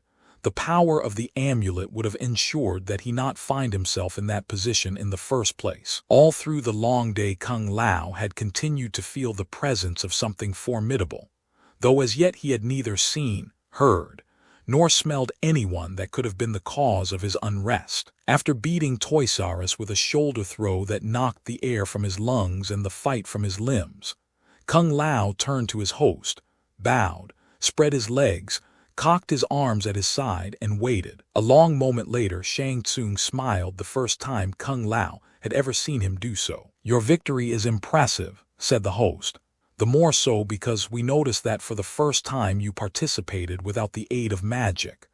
"Religion is not magic," Kung Lao said. "A debatable point for some other time," Shang Tsung said as he continued to smile. "What has earned our attention and respect is that you have won without your amulet." The eyes of the prematurely aged wizard narrowed, and his bushy white brows dipped in the center. "Won to this point. There is one more battle yet to fight. As you can see," Kung Lao said, "I await you." Shang Tsung looked at him for a moment, then crooked a finger at a hooded figure who stood to his right. "Fan," he said. The figure reached into his robe and removed a folding fan made of rice paper. He moved it from side to side. Though his motions were slow and unforceful, banners on the distant wall stirred. Shang Tsung's smile broadened. The humorless, unnatural grin on that skull-like face made Kung Lao uneasy. "Did you know," Shang Tsung asked, "that I decided not to fight this year? I am truly sorry to hear that." "I believe you," Shang Tsung replied. "Do you wish to come forward and accept the benediction of victory?" Kung Lao remained locked in his combative pose. You know, that goes against the rules of Mortal Kombat. There must be a battle between the champion and his host, or if the host is debilitated, between the champion and the host's champion. Of course, said Shang Tsung. Otherwise, the winner does not win the ultimate prize, the precious gift of not aging until the next Mortal Kombat. Kung Lao shook his head. That isn't why I fight, and I submit that isn't why most of these people are here. They fight for honor, no other reward. He felt the presence more strongly than ever now. Whatever was going to happen, whoever was going to appear would do so soon. You're probably right, Shang Tsung admitted. The smile wavered and collapsed. What good is anything in life if we do not have honor, if we don't control our own souls? Shang Tsung waved away his servant, then continued to stare at Kung Lao as he clapped his hands once. There was a groaning outside the courtyard, as of a cart being wheeled beneath a staggering weight, and then a clanking and rattling as though chains were being pulled and then dropped. These were followed by the thunderous sound of footfalls in the dark, beyond the dragon flames. I have decided, Shang Tsung said, to take the year off. I'm no longer young, Kung Lao, and felt it would be best for this year at least to let someone else fight on my behalf. The thundering grew louder as a great and hulking shape began to emerge from the darkness. It was vaguely human in form, but stood over 8 feet tall, and had it appeared not the usual complement of limbs but more. As the being approached, Kung Lao felt the sinister presence grow stronger and stronger, as though a great evil had been dropped in their midst, more evil even than Shang Tsung, who, after all, was still human. This new thing was not, as it bent its titanic head to get under the gate, then stood in the fire-lit courtyard. Its red eyes scanned the stands. There were cries of fear from many of the great heroes who had gathered here, and more when the bronze-skinned entity roared, the uppermost of its 4 powerfully muscled arms thumping its great chest, the lower 2 reaching impatiently toward Kung Lao. The muscles of each of the 4 forearms strained against the iron wristbands by which it had been kept manacled, and every one of the 3 thick fingers on the 2 lower hands curled, aching for combat. The newcomer's sharp ears twitched with obvious delight as it listened to the fear of the beaten warriors. When Kung Lao didn't flinch, the creature shook its great head defiantly. Its long black queue of hair swung pendulously behind it, and its nearly lipless mouth opened wide, exposing white teeth and 2 sharp fangs glistening with spittle. The giant shifted impatiently from leg to leg, its clearly defined abdominal muscles straining behind a red leather belt with a yin and yang symbol on the buckle, its elephantine leg muscles bulging beneath the blue loincloth it wore. The monster, for such was the only word that came to Kung Lao's mind, had 2 powerful claws on each foot, and the one Duclaw behind, and all 6 of them scratched angrily on the floor of the arena. The gray leggings it wore on its shins seemed about ready to pop from the pressure of the sinew beneath them. Shang Tsung's eyes gleamed wickedly. Kung Lao, I would like to introduce you to my champion, the son of King Gorbek and Queen Mai, the Prince of Kuetan and ruler supreme of the armies of the kingdoms of Shaken. Kung Lao watched as the brute's evil mouth tightened with rage. However, said Shang Tsung, if you can speak hereafter, you are free to call him by his given name, Goro. Chapter 11. If 1,000 ifs flitted through Kung Lao's brain as the behemoth began to move. If he had been confident enough to have brought his amulet, he would have stood a better chance against the challenger. If he had accepted the championship without the benediction, as the rules did permit, his honor and perhaps his life would not be at stake. If he had insisted on fighting Shang Tsung, as was his right, then he surely would have won, for the one-time martial arts master had grown frail. With a roar that shook the flames from the stone dragons' mouths, and thumping footfalls that rattled the courtyard itself, Goro charged his foe. As befitted a warrior priest of the Order of Light, and a champion of Mortal Kombat, Kung Lao did not stand and wait to receive his attack. He ran at his overbearing challenger, with a piercing cry that came from somewhere deep inside. The shout was so startling, so feral, that even Goro's brutish face registered surprise. But it didn't stop him.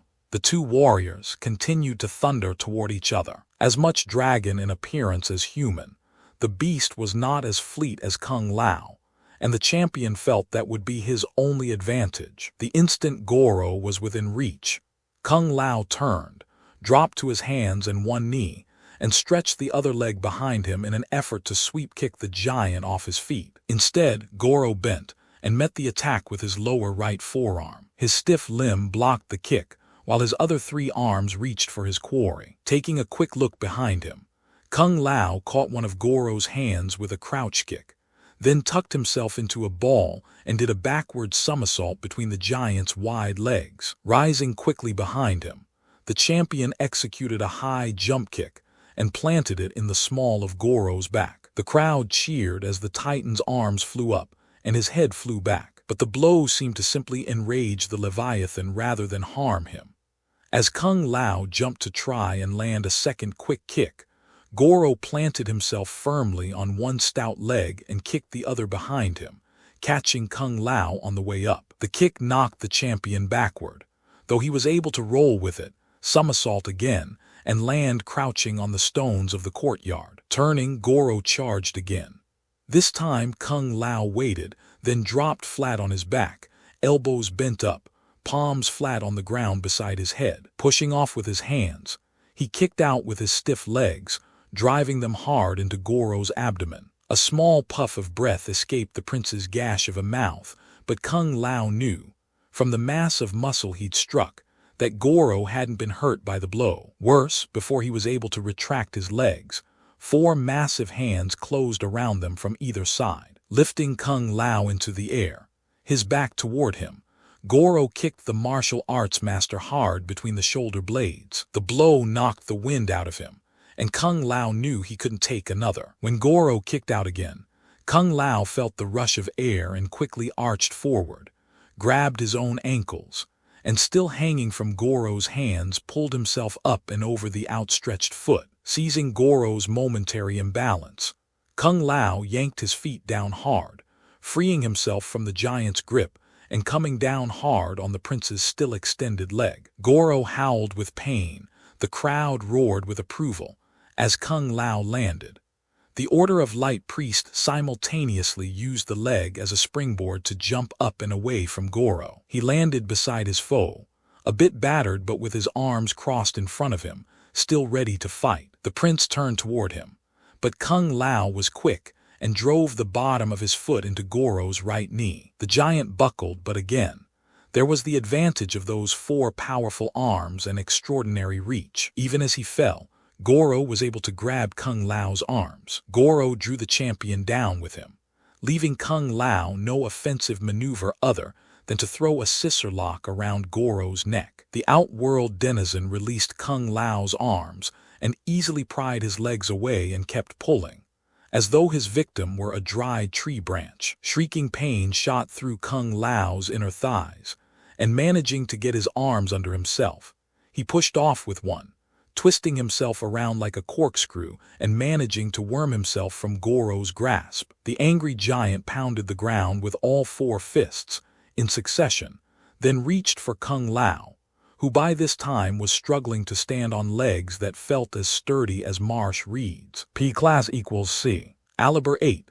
But stand he did, and when Goro came at him, head bowed and charging like an animal, Kung Lao backflipped away, then stopped while he was still standing on his hands and suddenly flung himself feet first toward the Titan. His feet landed on the back of Goro's neck, driving his chin into the hard tile of the dragon symbol and drawing greenish blood. Goro stood, the red eyes coal-hot and wide, and Kung Lao knew that hurting his foe without being able to deliver a final blow had been a mistake. Swinging his head around furiously, Goro whipped his cue around so fast that, if it connected, Kung Lao suspected it would break his back. Jumping back repeatedly, Kung Lao found himself backed against the lowest row of seats on the southern side of the arena. While the onlookers scurried, and Kung Lao tried to avoid the whirling hair, Goro drove all 4 fists ahead of him. 3 connected with the stone, cracking it.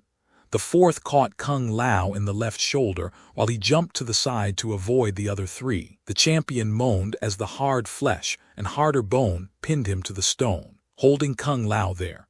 Goro brought his other three fists around and pounded him mercilessly. Though Kung Lao was able to move his face out of the way of some blows, and was able to deflect others with the strong side of his hand, many found their targets on the torso, abdomen, legs, and shoulders. Aching everywhere, Kung Lao found his reflexes slowing, his senses numb. More blows landed, but he only felt the thudding, not the pain. Through blood-soaked eyes, he saw Shang Tsung standing in front of his throne, watching his servant pummel Kung Lao, his own hands balled into fists, as he apparently wished that it were he instead of Goro who was administering the punishment. "Kill him?" Kung Lao heard someone shout. Was it Shang Tsung?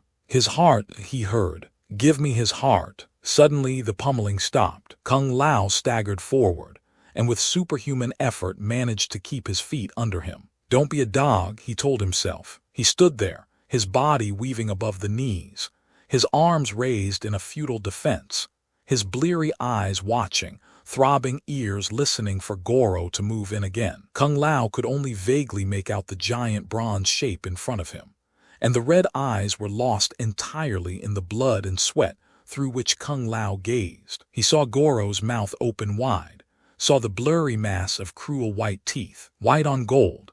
Kung Lao thought as Goro's shape shifted and oozed due to the perspiration and oohed in Kung Lao's own eyes.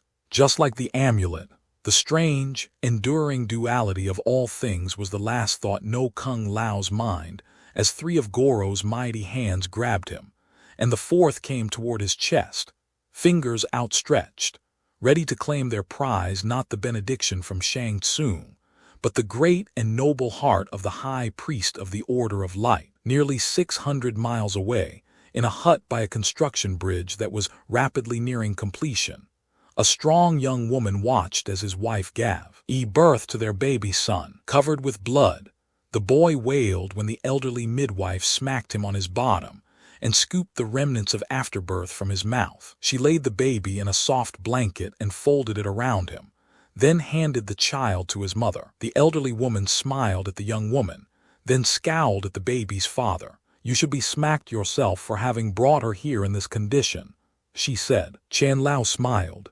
"I smacked. It was my wife who insisted on coming with me while I work on this bridge. I asked her to stay behind." "Asked," huffed the old woman. "What is it with young women today?" She wagged a finger at Chan Lao. "You should tell her what to do, and she should do as she is told." "That is not the way in our family," Mai Lao said softly. She kissed her baby on his damp ear and brushed back his head of black hair. "We have always respected one another equally." Her eyes found those of her husband. "Didn't you always say your elder brother treated you as his equal, despite the difference in your years?" "In work as well as in play," Chan Lao remarked. "There was none fairer than Kung Lao." As the midwife finished cleaning up, the young man walked over to his wife. He embraced Mai and their son. Mai smiled. "I was right and you were wrong," she said. "We have a son, Chan. My father is still alive. Can we name him Wing Lao, after your father?" Chan looked down at the new life he had helped to create. Despite the excitement at seeing his firstborn cuddled in the arms of his wife, Chan felt a sudden, inexplicable chill. "Would you mind, Mai, if we saved that name for our second son?" "Second?" Mai laughed. "Must you always be the engineer, looking ahead to the next project?" "It isn't that," Chan said, "but I suddenly feel compelled for some reason to name the boy after my brother." Mai's features darkened. "But you haven't seen him for 15 years. He ran off to find what was it again?"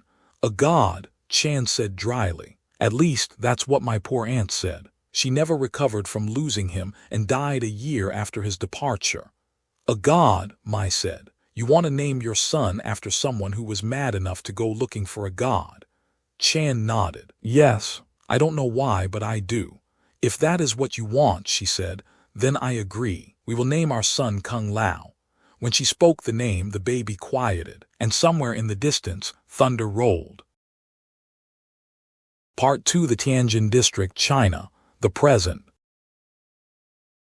Chapter 12. It was one of the most idiotic stories Kano had ever heard. Maybe that's why the damn thing made no sense. And why, after another long day of walking, after 4 long days of walking, they were lost in a place so remote it made nowhere look like somewhere. Mercenary, extortionist, bull for hire, and member of the dreaded Black Dragon Gang. The Japanese-born American shook his head as he and his small band of hired thugs made their way through the dark woods and thick underbrush in a chilly, mountainous region of China woods. He was sure that nothing with 2 legs had crossed since Confucius was in diapers, especially not the loon who'd given him this map when he hired Kano. A map drawn by a baby. Police. Maybe it was dictated by a dog who heard about it from a pigeon. It was stupid, all right.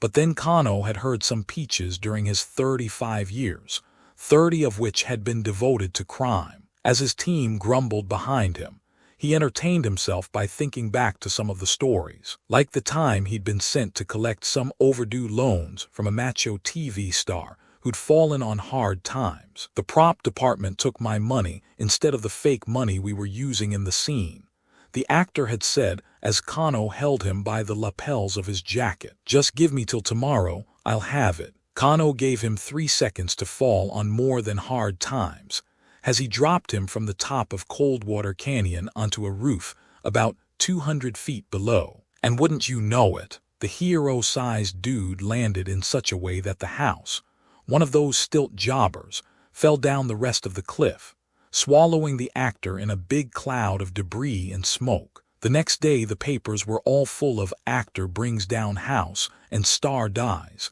hairpiece survives. Then there was the political candidate who borrowed a bundle to get elected. When Kano came to collect, the lady said Kano's employer would have to wait.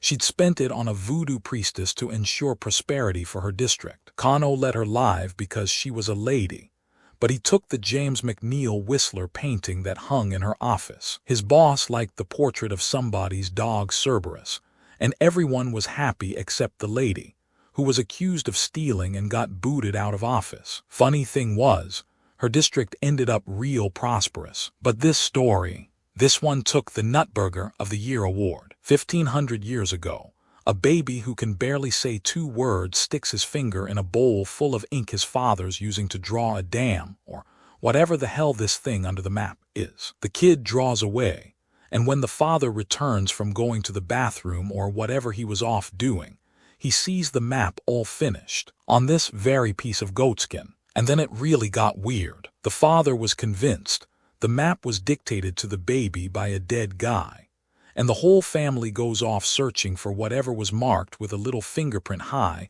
upon this stinking mountain. No one knows what happened to them, or how the map got into the hands of the guy who hired Kano. But the old dude, Shang Tsung, paid him 2 million American up front. So who was he to say, nah, your story's right out of the X-Files? Kano scowled as one of the 4 men and 1 woman behind him began complaining that he'd stepped in some kind of goat patty. Hey, Kano said, turning his grizzled face toward the man. Cut it out. I hate to hear yammerin' when I'm thinking.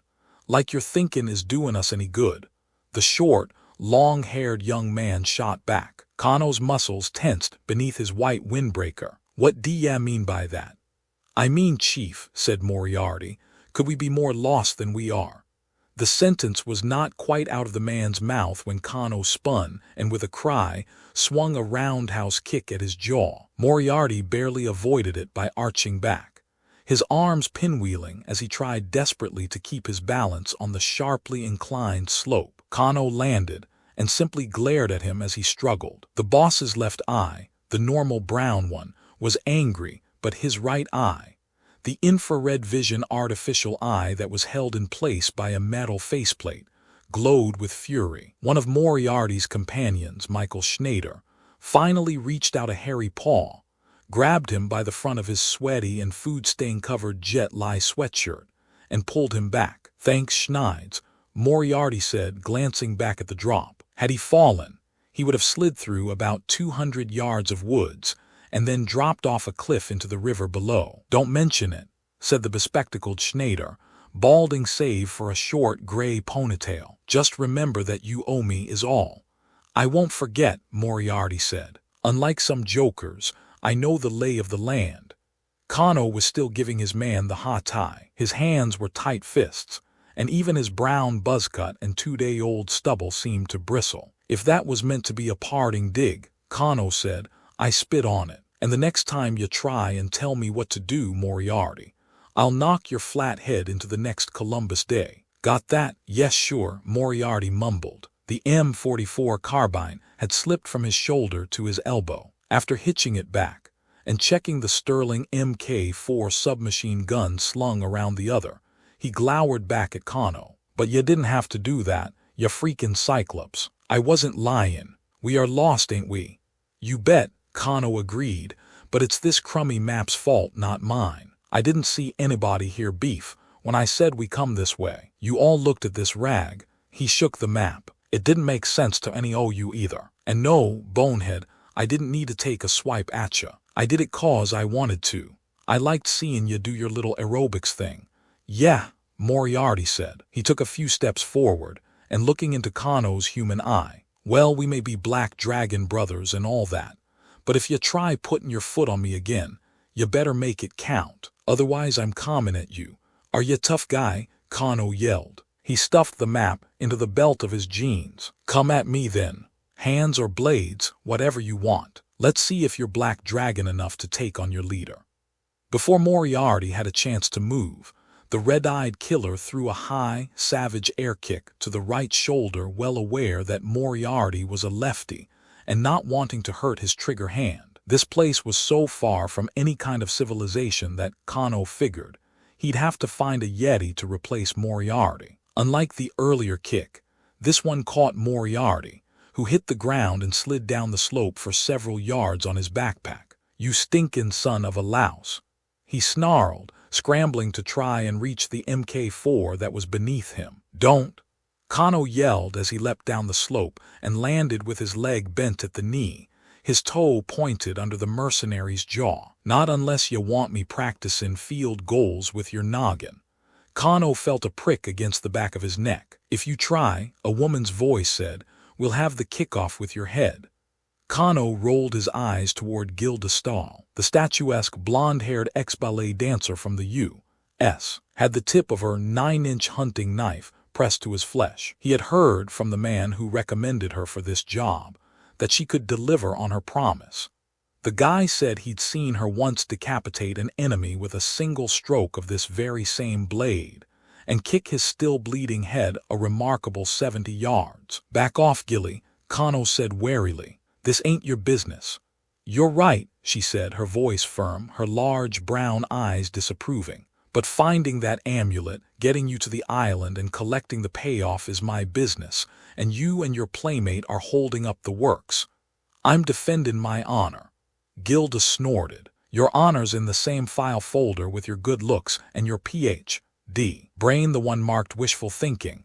Watch it, ladykins. Now you're messing with my honor." "Ooh," she cooed, "how dare I? So why don't you exculpate it? Or better yet, why don't you try spelling exculpate?" She turned the blade so it rested lengthwise against the nape of his neck, then leaned closer until her full lips were right beside his ear. He could feel her breath hot in his flesh as she said, "Admit it, you big, bad boy. You just like to fight." "Yeah," he hissed. "I like to fight." His brows lowered sternly, narrowing the glow from the artificial eye. The mixture of natural light and infrared light pouring into his brain made him feel like a tiger man, and his claws itched to lash out. "I like it a lot." "Then take some advice," Gilda whispered, her lips nearer to his ear now, the knife moving along his jaw and around to his throat. "Do it on your own time, when we're not working. Remember, Kano ladies don't like guys who aren't gentlemen and professionals." Kano swallowed hard, felt the edge of the knife pressing against his Adam's apple. He looked down at Moriarty. The metal tip of Kano's boot still pointed at soft flesh under the thug's chin. "All right," he said, reluctantly putting his foot down. "Get up, custard brain." Kano turned away, and after offering the fallen man her hand and helping him up, Gilda rejoined the group. "Gilly," Kano called after her. She stopped and turned her head back halfway. Her sleek green tights glistened in the setting sun. a dramatic contrast to her weather-beaten leather flight jacket. "Don't think that just 'cause you're a lady, I won't take you on," Kano warned. "You pulled a knife on me. I won't forget that." "Good," Gilda said and continued walking. "That means I won't have to do it again." Smart-mouthed huss, Kano thought, determined to teach her a lesson, though not here and not now. He already had Moriarty and Schneider ready to turn on him, and he didn't want to press his luck. Senny and Wu might get it in their thick heads to do the math and throw in with them to take his lion's share cut. Pulling the map from his belt, Kano continued up the slope, wondering how he had gotten himself into this situation. Controlling members of the deadly Black Dragon gang was difficult enough under normal circumstances, but keeping on top of this mix of Black Dragon and Melon Mines, this was nearly impossible. The most reliable of the Asia-based members of the gang hadn't wanted to join Kano, feeling that the story was probably a bunch of hooey, and that not only would he never find the amulet, but he probably wouldn't live to collect the dough that Shang Tsung had promised on delivery of the gem. Of course, none of them knew that the amount was $3 million, or they might have thought differently. But Kano had believed Tsung's emissary, the giant who had come to him at his apartment in Hong Kong. Not even Kano had the guys to tell a trench-coated guy who stood over 8 feet tall and looked like an iguana that he was full of baloney, what with his blather about the hidden sun and moon, about the boatmen who would be waiting at this village on the East China Sea, about the island covered with fog and some master who didn't like to be disappointed. Besides, Kano was only staying in Hong Kong because he didn't have the money to go anywhere else. He had been deported from both Japan and the United States and was wanted in 35 other countries. At this point, if he'd been invited by Martians to help them conquer Venus, he'd have gone as long as they paid him cash dollars. Still, he wished he could have come here with some of the regulars he'd been used to working with. Fei Hung, the drunken master from Korea. Connor, the swordsman from Scotland. Those were pros. Schneider and Moriarty were newcomers, small-time operators who were friends with one of the leaders of the Black Dragon Society. They got in without having to prove themselves on a big solo job, and this was their first assignment. Kano was beginning to think they were big-time losers. The other 2 men in the group were seasoned pros, though Kano felt that Jim Wu was a bit too seasoned for his taste. A former bodyguard from Beijing who used to work for Mao Zedong and drifted from job to job after the leader's death.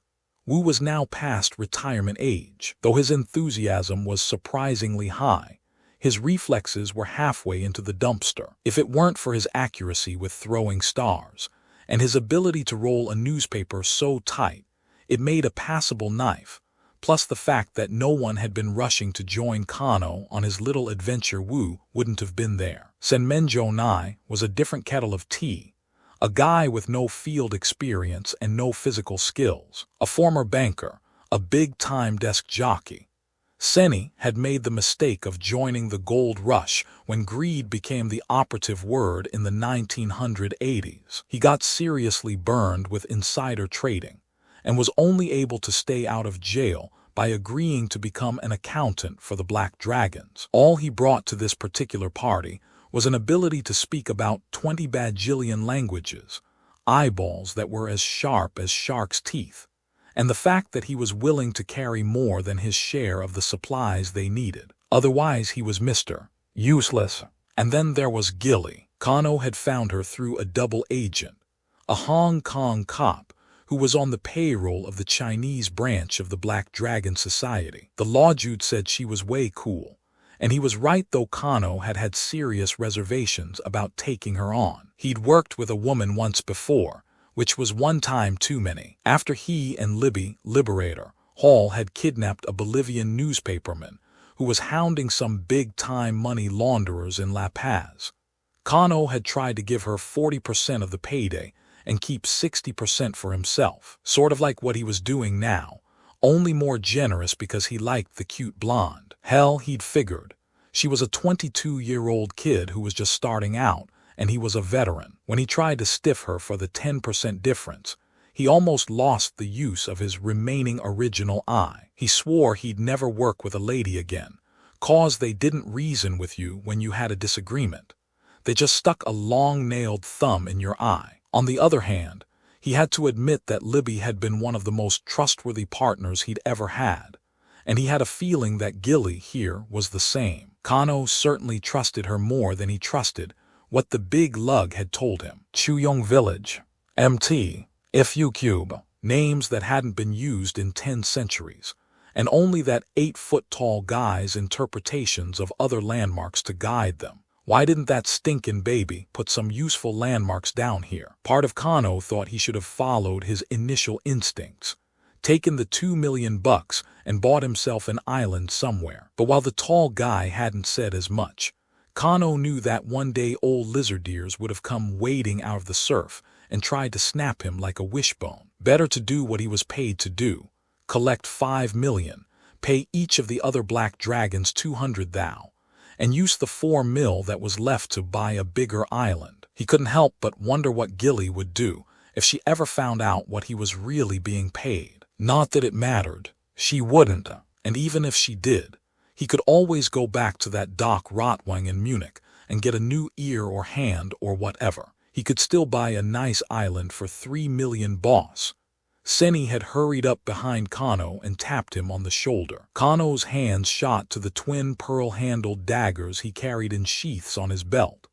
In the space of a heartbeat, the killer had turned and crossed them under the chin of the short, round-faced ex-banker. "No, no," Senmenjonai cried. "Don't hurt me. I see something."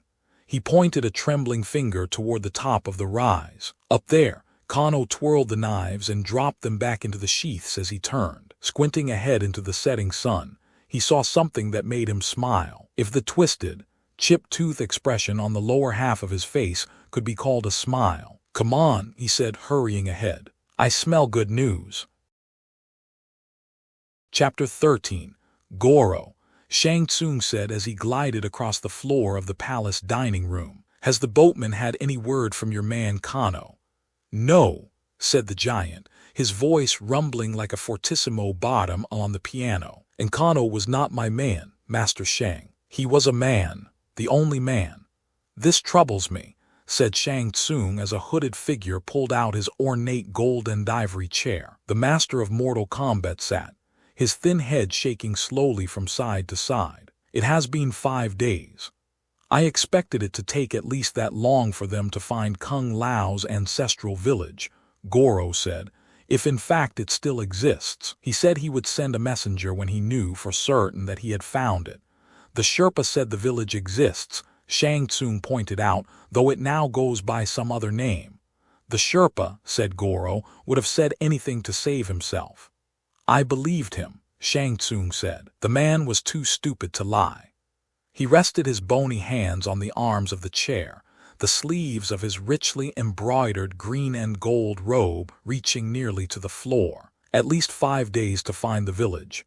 Shang Tsung sighed, "and then more days, perhaps weeks of searching to find the mountain." "After 1,500 years of searching and wondering, Goro, why are these last days so interminable?"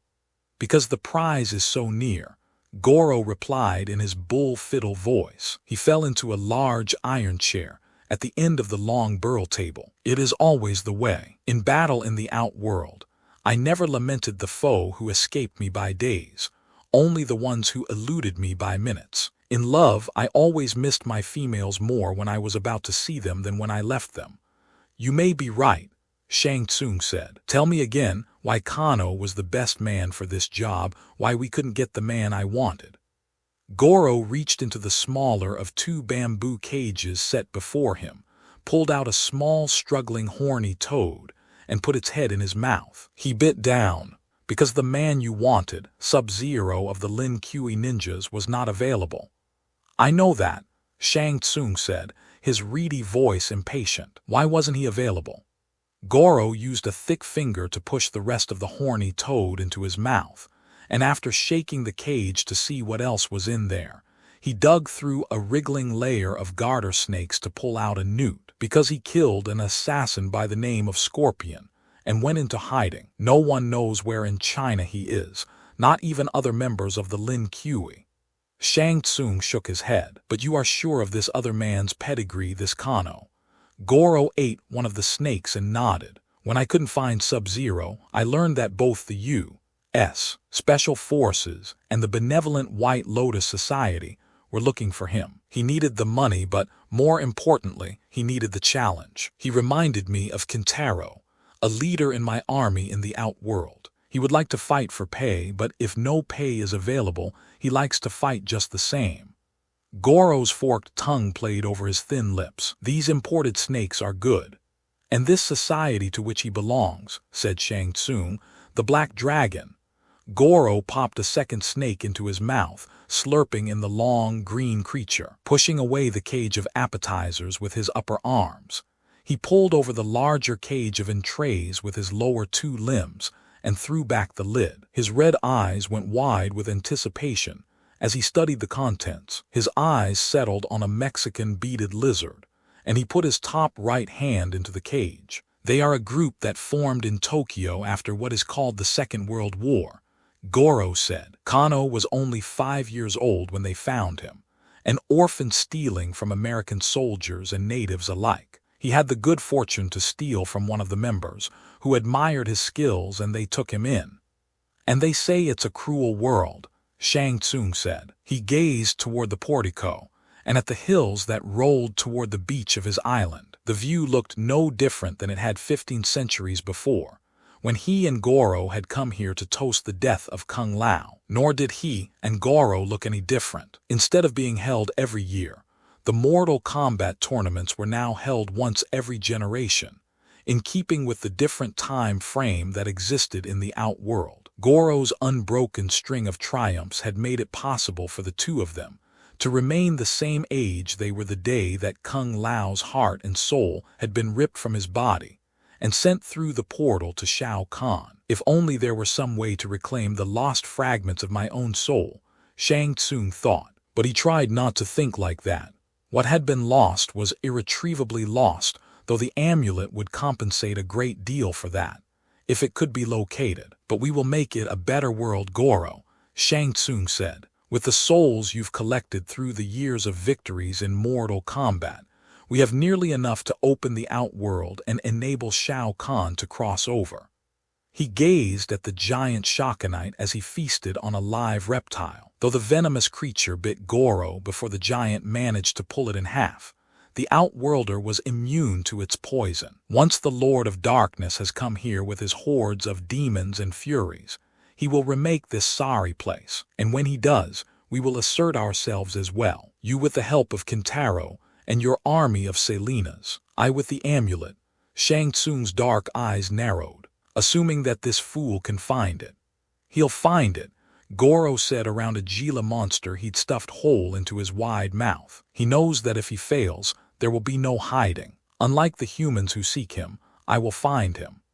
Shang Tsung raised the metal lid from his own plate, lifted his ivory chopsticks, and began picking at the chunks of broiled goat floating in a stew. He selected a small piece and chewed slowly while he thought back to the Sherpa who had found the map in the mountains, and had sold it to one of the combatants in the most recent Mortal Kombat, an American, who thought it would fetch a handsome price back in the United States, and had refused to sell it to his host. The Americans remained still lay in the 3 spots on the beach where they landed when Goro flung them from here.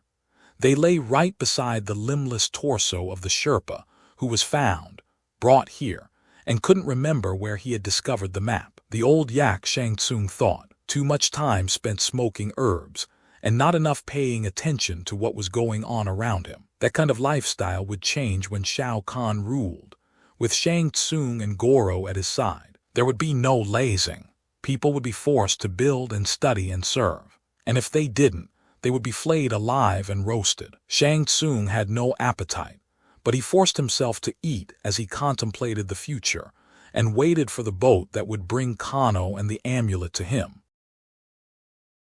Chapter 14. As soon as he saw them, the shepherd left his herd and ran toward the village, his legs churning madly, arms flailing, voice shrill. Master Lao, Chin Chin wheezed. Master Lao, come quickly. Most of the villagers were in their homes having a quiet dinner, And so they heard the boy who was always late bringing in his sheep this night, unhappily so. For if he hadn't been standing on the rise, the path of the travelers never would have crossed his, and the cruel-looking 5 men and 1 woman wouldn't have been on their way up the hill, toward the village, right now. "Master Lao, please come."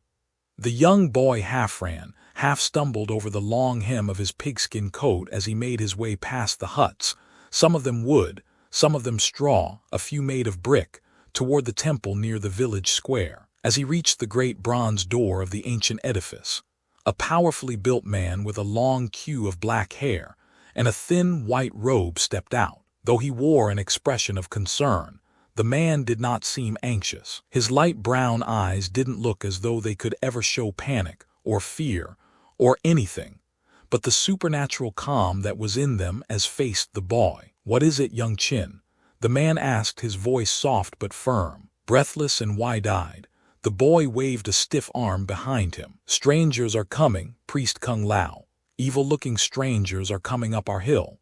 "It isn't our hill, my son," the priest said. "It belongs to whoever uses it, and looks can be misleading," he said, patting the youth on his shoulder. "But come, let us go and greet the visitors and find your flock before they stray again."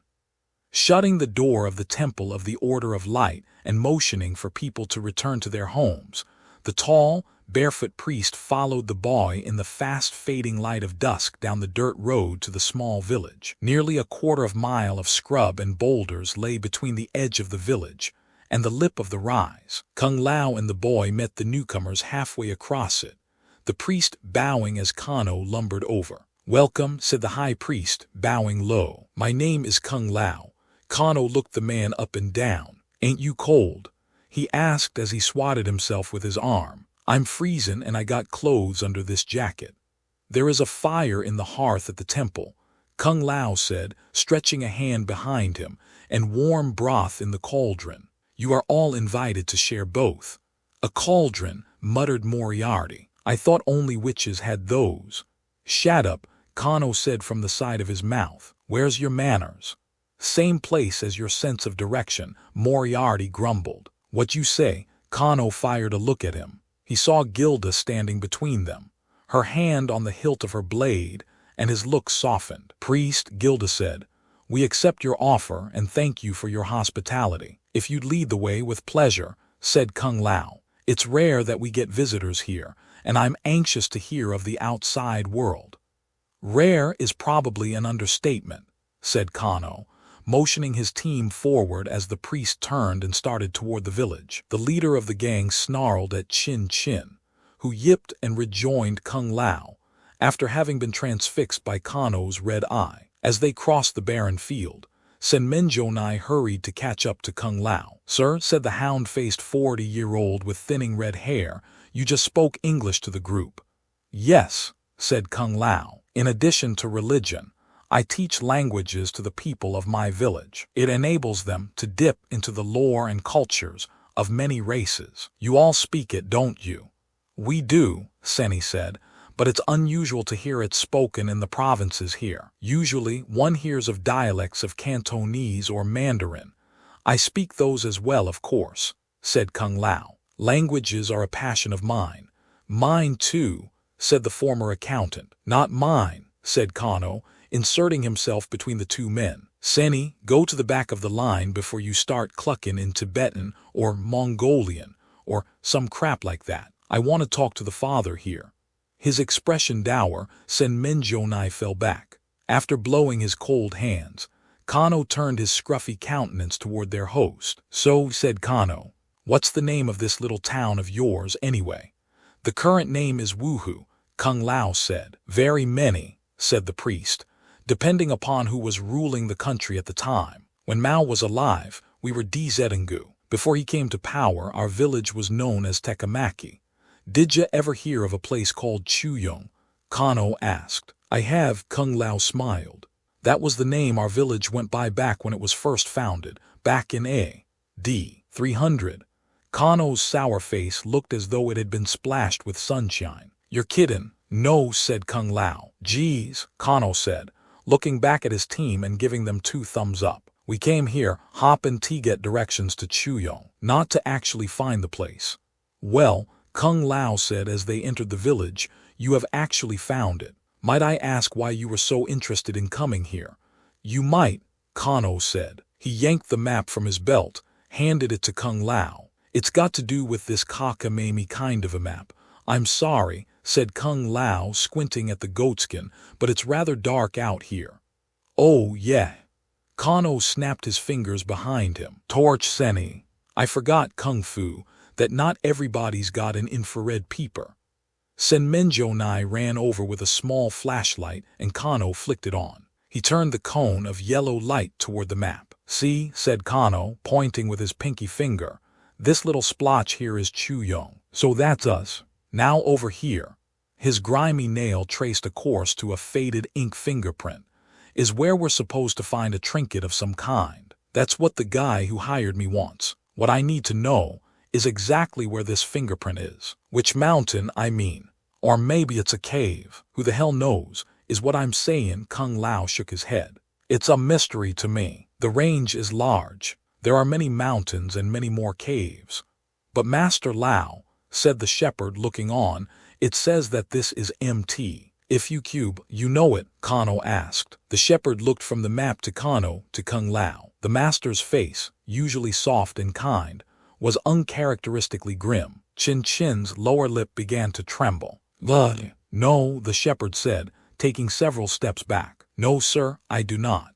Kano's red eye bored into the shepherd's frightened green ones. You're getting all hot in the cheeks and forehead, he said. Why is that? I'm sick, the boy said. A fever, I think you're lying. No, the shepherd said. I was mistaken. He isn't lying, Kung Lao interrupted. Your map does say that this is MT. If you cube, but no one knows which mountain that is. Its identity has been swallowed up by the sands of time.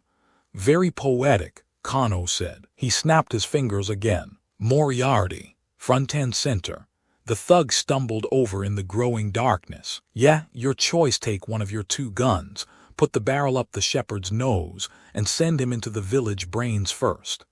Sure thing, Moriarty said as he swung the M44 carbine from his shoulder. Gilda stepped forward. Kano, think about what you're doing. We don't need them. We can find it ourselves. Put the blood back in your heart, lady, Kano said. Thus guy comes on like a big Joel Grey Willcommon kinda guy. Then rolls up the red carpet. I want to know why. Because you've got a gun at the boy's head, Gilda said. Nah, Kano said. It's more than that. Anyway, whose side are you on? Kano's eyes shifted to Kung Lao. Well, Kung Fu, is that map starting to look just an eensy bit familiar? The priest looked at Chin, whose eyes were little moon, big and glowing as he stood statue still. You have no concept at all of what you're doing, the priest said, his voice grave. Sure I do, ya windbag, he said. We're about to decrease China's population by 1 sheep boy, unless you start mackin' like Rand McNally. Kung Lao's expression was grave. You've been sent by Shang Tsung, haven't you? That's privileged information, Kano said. Now how about it, mister? You gonna help us, or do we paint the town red? Kung Lao looked from one to the other of the thugs. I'll help you, he said. But I assure you, whatever you expect to get from Shang Tsung and his monster Goro, you'll be disappointed. Kano took the map from Kung Lao and folded it back under his belt. I'll worry about all that jazz. You just worry about finding some directions and packing us all some grub. You got some tour guiding to do.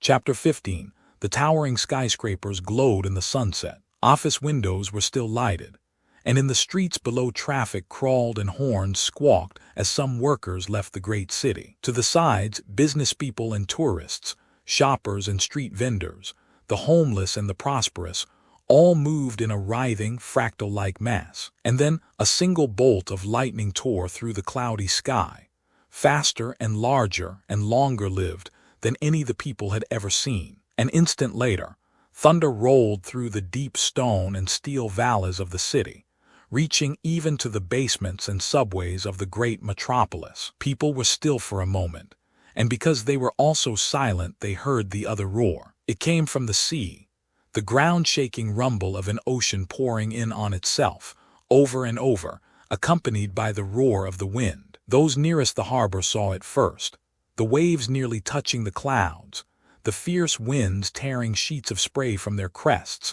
freighters and tankers, yachts and tugboats, ocean liners and sailboats tossed and spun, one against the other as the flood moved inexorably forward. The waters along the shoreline vanished as they were sucked into the onrushing wave, and then it smashed down on the city, turning brick to dust, steel girders to Twizzlers, people to corpses, extinguishing a city and its suburbs and the lives of over 10 million people. P-class equals Kali. Liu Kang woke with a jolt. He was breathing heavily and perspiring, and he looked around to get his bearings, his dark eyes moist with tears. Another dream, he thought. Won't there ever be an end?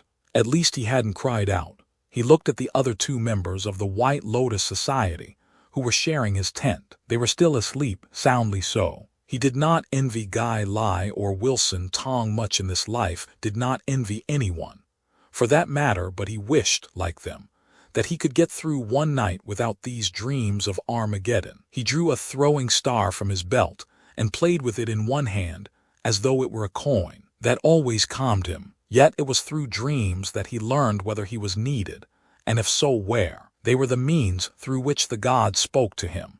If only they would deign to speak every other night, Liu Kang thought. He ran a towel across his brow, one that he kept beside his bedroll for just this purpose. After rubbing it along the sweaty ends of his brown hair, Liu pressed a button his watch and the small light went on.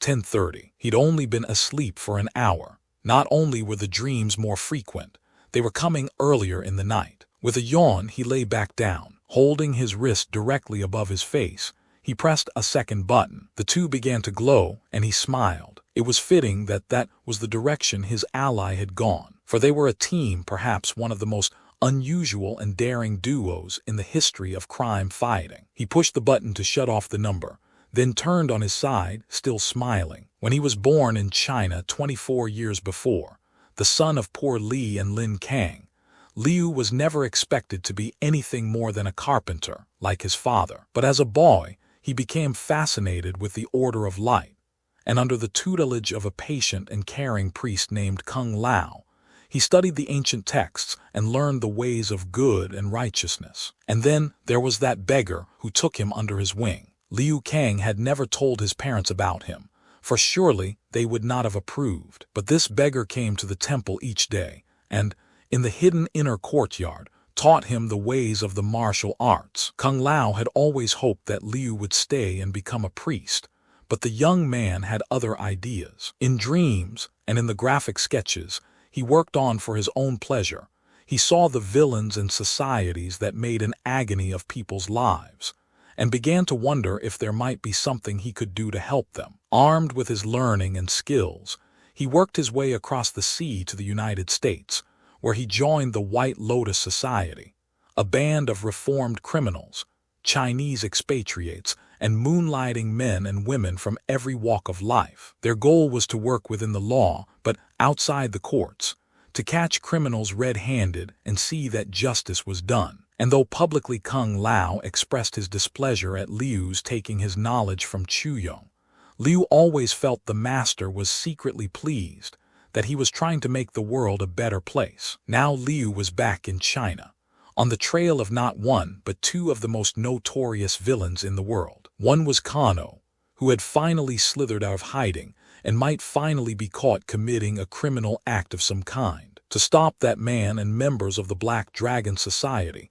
would be a triumph indeed. The other villain, An Shang Tsung, was a different matter altogether. The mysterious figure lived on an island in the East China Sea, where he was known to host a secret tournament known as Mortal Kombat. There was nothing illegal about that, though it was rumored that people died during the contest. But in dreams, in vague images, Liu had been warned that Shang Tsung was the one behind Kano's latest venture. What they were planning was of considerable importance to both the White Lotus Society and the U.S. Special Forces, a covert team of highly trained operatives. Liu had discovered the whereabouts of Kano, but was unable to plan an agent on his team of cutthroats. There was an agent who was at 2 o'clock on the watch dial, An agent whose job was to make sure that no one died, unless it was one of the Black Dragons. That agent was a U.S. operative by the name of Sonya Blade. Chapter 16. It had been a close one, but Sonya had been prepared to act. Though her orders were that she let Kano lead her to Shang Tsung, she would have taken him and Moriarty out before she'd have let the shepherd die. Fortunately, Kung Lao had capitulated, and the crisis had been averted. She would be able to keep on playing the role she had created for herself, that of master criminal Gilda Stahl. She'd looked at the frightened faces of villagers peering from dark windows as they walked through Wuhu, saw how they feared for the well-being of Kung Lao, saw how important he was to them. She wondered if there were a greater feeling one could have than affecting so many lives in such a positive way. Kung Lao had taken the band to the temple, where he had shown them to a great library in the center of the centuries-old structure. There, Kano had tied a leather strap around the shepherd's neck and then attached it to Moriarty's neck, with instructions to waste the boy if Kung Lao did anything shady. If this operation goes smooth, Kano had said to the priest, everyone lives. If not, then the Flockmeister buys it toot sweet, and some other villager gets to wear the leash. We got a radio here so I can stay in touch with whoever I leave behind. Capish? Kung Lao said that he understood, and promised Kano that there would be no trouble, though he urged him again to consider carefully what he was proposing to do. What you plan, said the priest, will help to make Shang Tsung the most powerful mortal on Earth. Worse than that, I fear it will help to pave the way for the coming of one of the most powerful immortals off the earth, the foul Shao Kahn and his demonic hordes. You drivel too much, Kano answered, with his usual keen insight. Clam up and tell me about MT, if you cube. And then Kung Lao had taken a lantern and gone up a spiral stairwell to the balcony of scrolls that surrounded it. While he looked through the manuscripts in plain view of the gang leader, the rest of them sat on a mat in the center of the floor, getting ready to eat a meal that was brought in by monks. Before eating the broth that had been served to him, Kano had made Chin Chin try it. The boy raised the bowl to his lips and sipped. How do ya feel? Kano said, eyeing the lad as he put the bowl down. Warmer, the boy admitted. The broth is very hot. I don't mean that, Yarub. I mean, is it poisoned? No, sir, the boy said. Nodding, Kano took the plain, white, glazed ceramic bowl and drank heartily. Unless, Chin Chin said, the cook used the slow-acting tuar root, in which case we will not know until morning. Kano's red eye fastened on the boy like a laser beam. He stopped drinking. Are you joking? No, sir, said the boy, genuinely frightened. I am merely answering your question. Kano twisted toward Kung Lao. Hey, preacher man, he said. Would any of your guys be stupid enough to try and poison me? Kung Lao said, we teach here that however corrupt the individual, murder is wrong. Within these walls, you needn't fear any danger. Not from any of us, certainly. The priest's eyes seemed to linger on Sonya, though she wondered if she only imagined it. He couldn't possibly know who she was, or why she was here. Only Liu Kang, and her superior at the Special Forces, Carl David George, knew her mission. Kano considered what Kung Lao had said, then nodded. That's a good rule. Keeps the scrolls from getting perforated with the bullets that miss the cook. I was all set to go out and make myself hurl not that this soup doesn't taste like it's poisoned. What's it seasoned with? Yak fur. Pheasant bill, said Kung Lao. When we are forced to kill life to sustain our own, we see to it that nothing goes to waste. We use the feathers to stuff our pillows, the talons to make riding imple. Hey, that's great, Kano said. Real interestin'. Now how about that map of the road to Ifukube? It's coming, Kung Lao said. Schneider snorted into his broth. Sounds like a Bob Hope movie, he said. One of the ones he made with Bing Crosby and Dorothy Lamour. Zip it, Schneids, Kano hissed. Let the holy moly concentrate on doing his job. I wasn't talking to him. I don't care who you was talking to, Schneids. It's distractin'. How about you both shut up, Moriarty said, yelling to be heard over the sounds of the Walkman plugged in his ears. I can't hear my damn tunes. Kano fired eye daggers at him, and then at Schneider, but both men fell silent as the leader brought the soup bowl to his lips. While the men had argued, Sonya had suddenly become aware that the priest was staring at her, and as he did, she could feel something pass between them, something intangible. Whatever it was, she felt as if he were inside her brain, searching for something, and when he seemed to find it, his eyes smiled and he returned at his scroll. "Here it is," Kung Lao said as he started down the steps. "The map you requested. MT, Ifu Cube, is now known as MT. Anguillas, named after the archaeologist who did many of the excavations of the caves at the turn of this century." "Thanks for the history lesson," Kano said. "Why don't you go get yourself some shoes while we finish eating? I want to go as soon as we're done."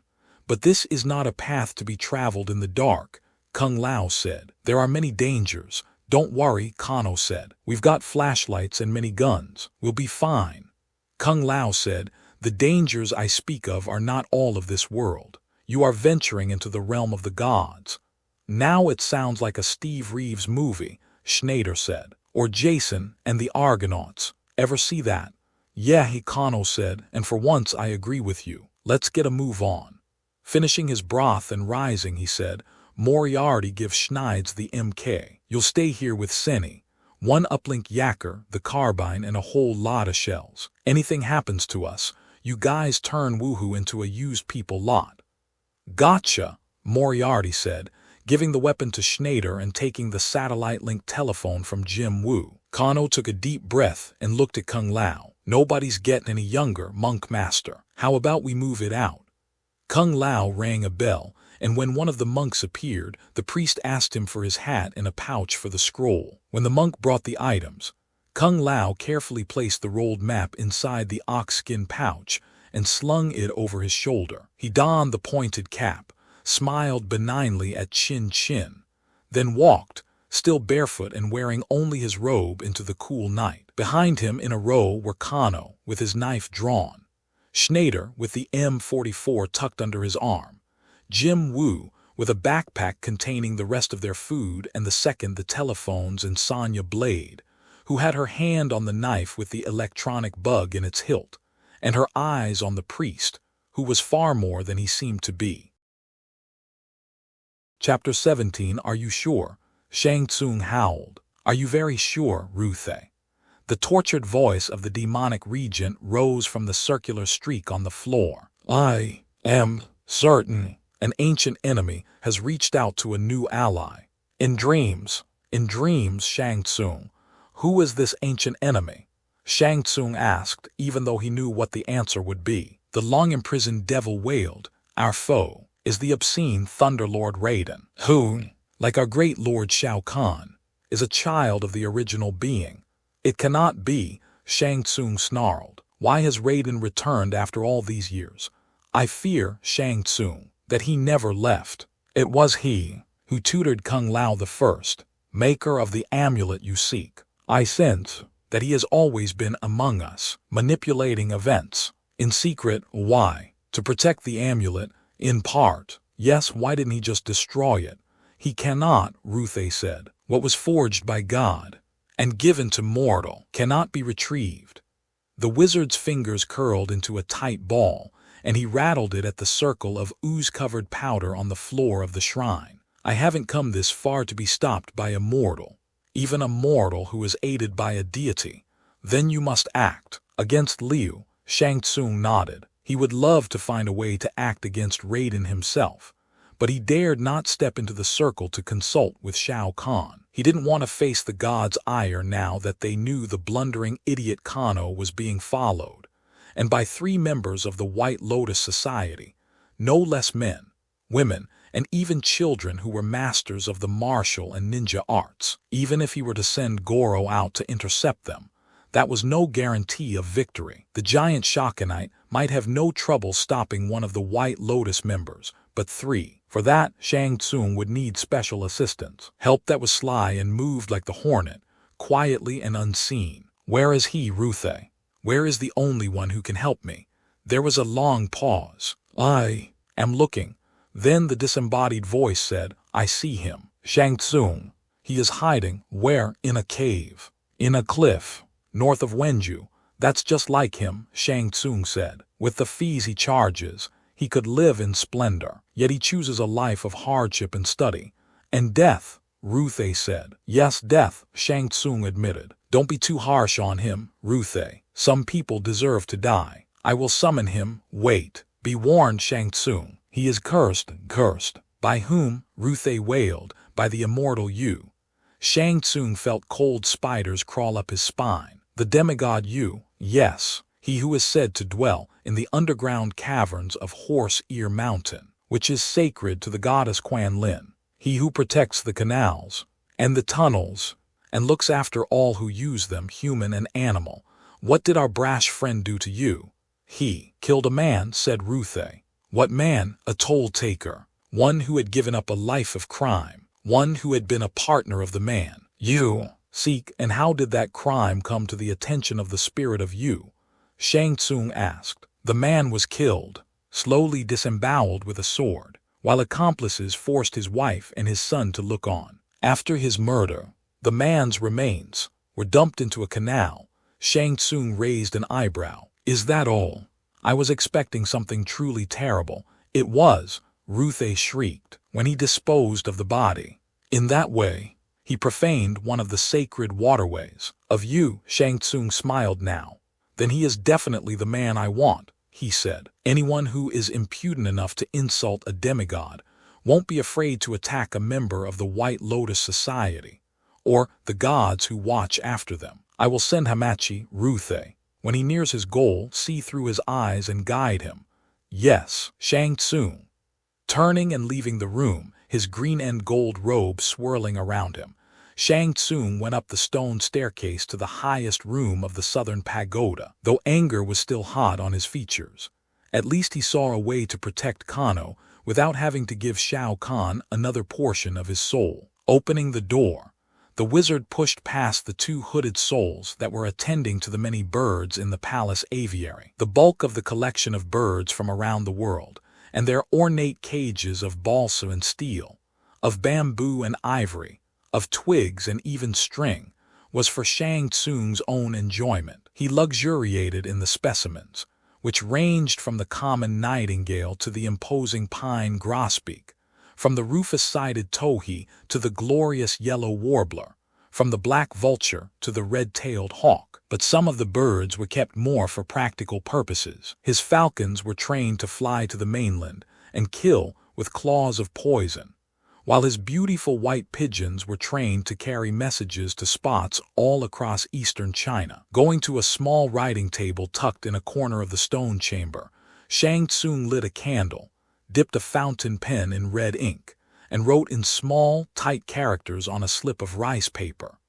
Liu Kang and two other members of the White Lotus Society are camped to the Wei, son of Wuhu, headed east to intercept a band of black dragons. These interlopers must be stopped. You are my last hope. Return the bird with a token, so I will know that you have gone after them. Shang Tsung, after finishing the message, the sorcerer went over to one of the cages, carefully removed a pigeon, rolled the paper around its right leg, and fixed it there with a length of red string. Holding the bird in both hands, he made his way under and around the many cages to the window. The black shutters of the window were closed, and one of the hooded servants scuttled over, released the catch, and threw it open. Shang Tsung bent close to the bird and said softly, I know you won't fail me as my fellow humans have, devoted Hamachi. Fly true and take my urgent message to the region you know so well. Ruthe will see through your eyes and guide you from there. Then return to me, my delicate servant. Come back safely and soon, and I will offer up a human sacrifice to you. With a last look into the black pearl eyes of his precious messenger, Shang Tsung threw the pigeon out the window and watched the bird bat its white wings until it was swallowed by the starlit sky. Fly, my precious, fly, you who do not need the waterways, the tunnels, or the favor of the arrogant you to accomplish your mission. When the bird was gone, the magician turned slowly, walked across the black tiles of the corridor to his private chamber, dismissed the hooded attendant who offered him food and drink, and lay on his thick satin pillows to await the dawn. As he stretched out and shut his tired eyes, tried to stop his exhausted mind from reviewing the long day's events. Ruthei's voice sounded inside his head. P-class equals C. Aliber 8. Shang Tsung, you must come quickly. What is it? The wizard said tiredly. I see him. He awaits them. Who does? Who is trying to interfere with me now? Ruthei's voice screamed in his brain. Raiden. Raiden waits. Shang Tsung was on his feet in an instant, racing toward the shrine. Though he was exhausted from the long day of plotting and counterplotting, he would not not allow the god to stop him, even if it meant entering the circle and tapping the power of Shao Kahn himself. Chapter 18. He dwelt in a cave 200 feet up the face of a cliff by the sea. The mouth of his home was barely wide enough to accommodate a slender adult, and was accessible only by climbing the sheer wall of rock, a feat that was impossible for most adults and daunting, even to the few arachnids and marsupials that tried it. Maybe some of them were even sent by you, he thought with a smirk, little assassins, who would chastise me for having spilled blood in his precious canal. The smirk faded as he thought back to the murder. The blood of a traitor, one who took the oath and then turned his back on us, one it had taken 2 decades to find. The traitor Yang Park had committed the ultimate crime.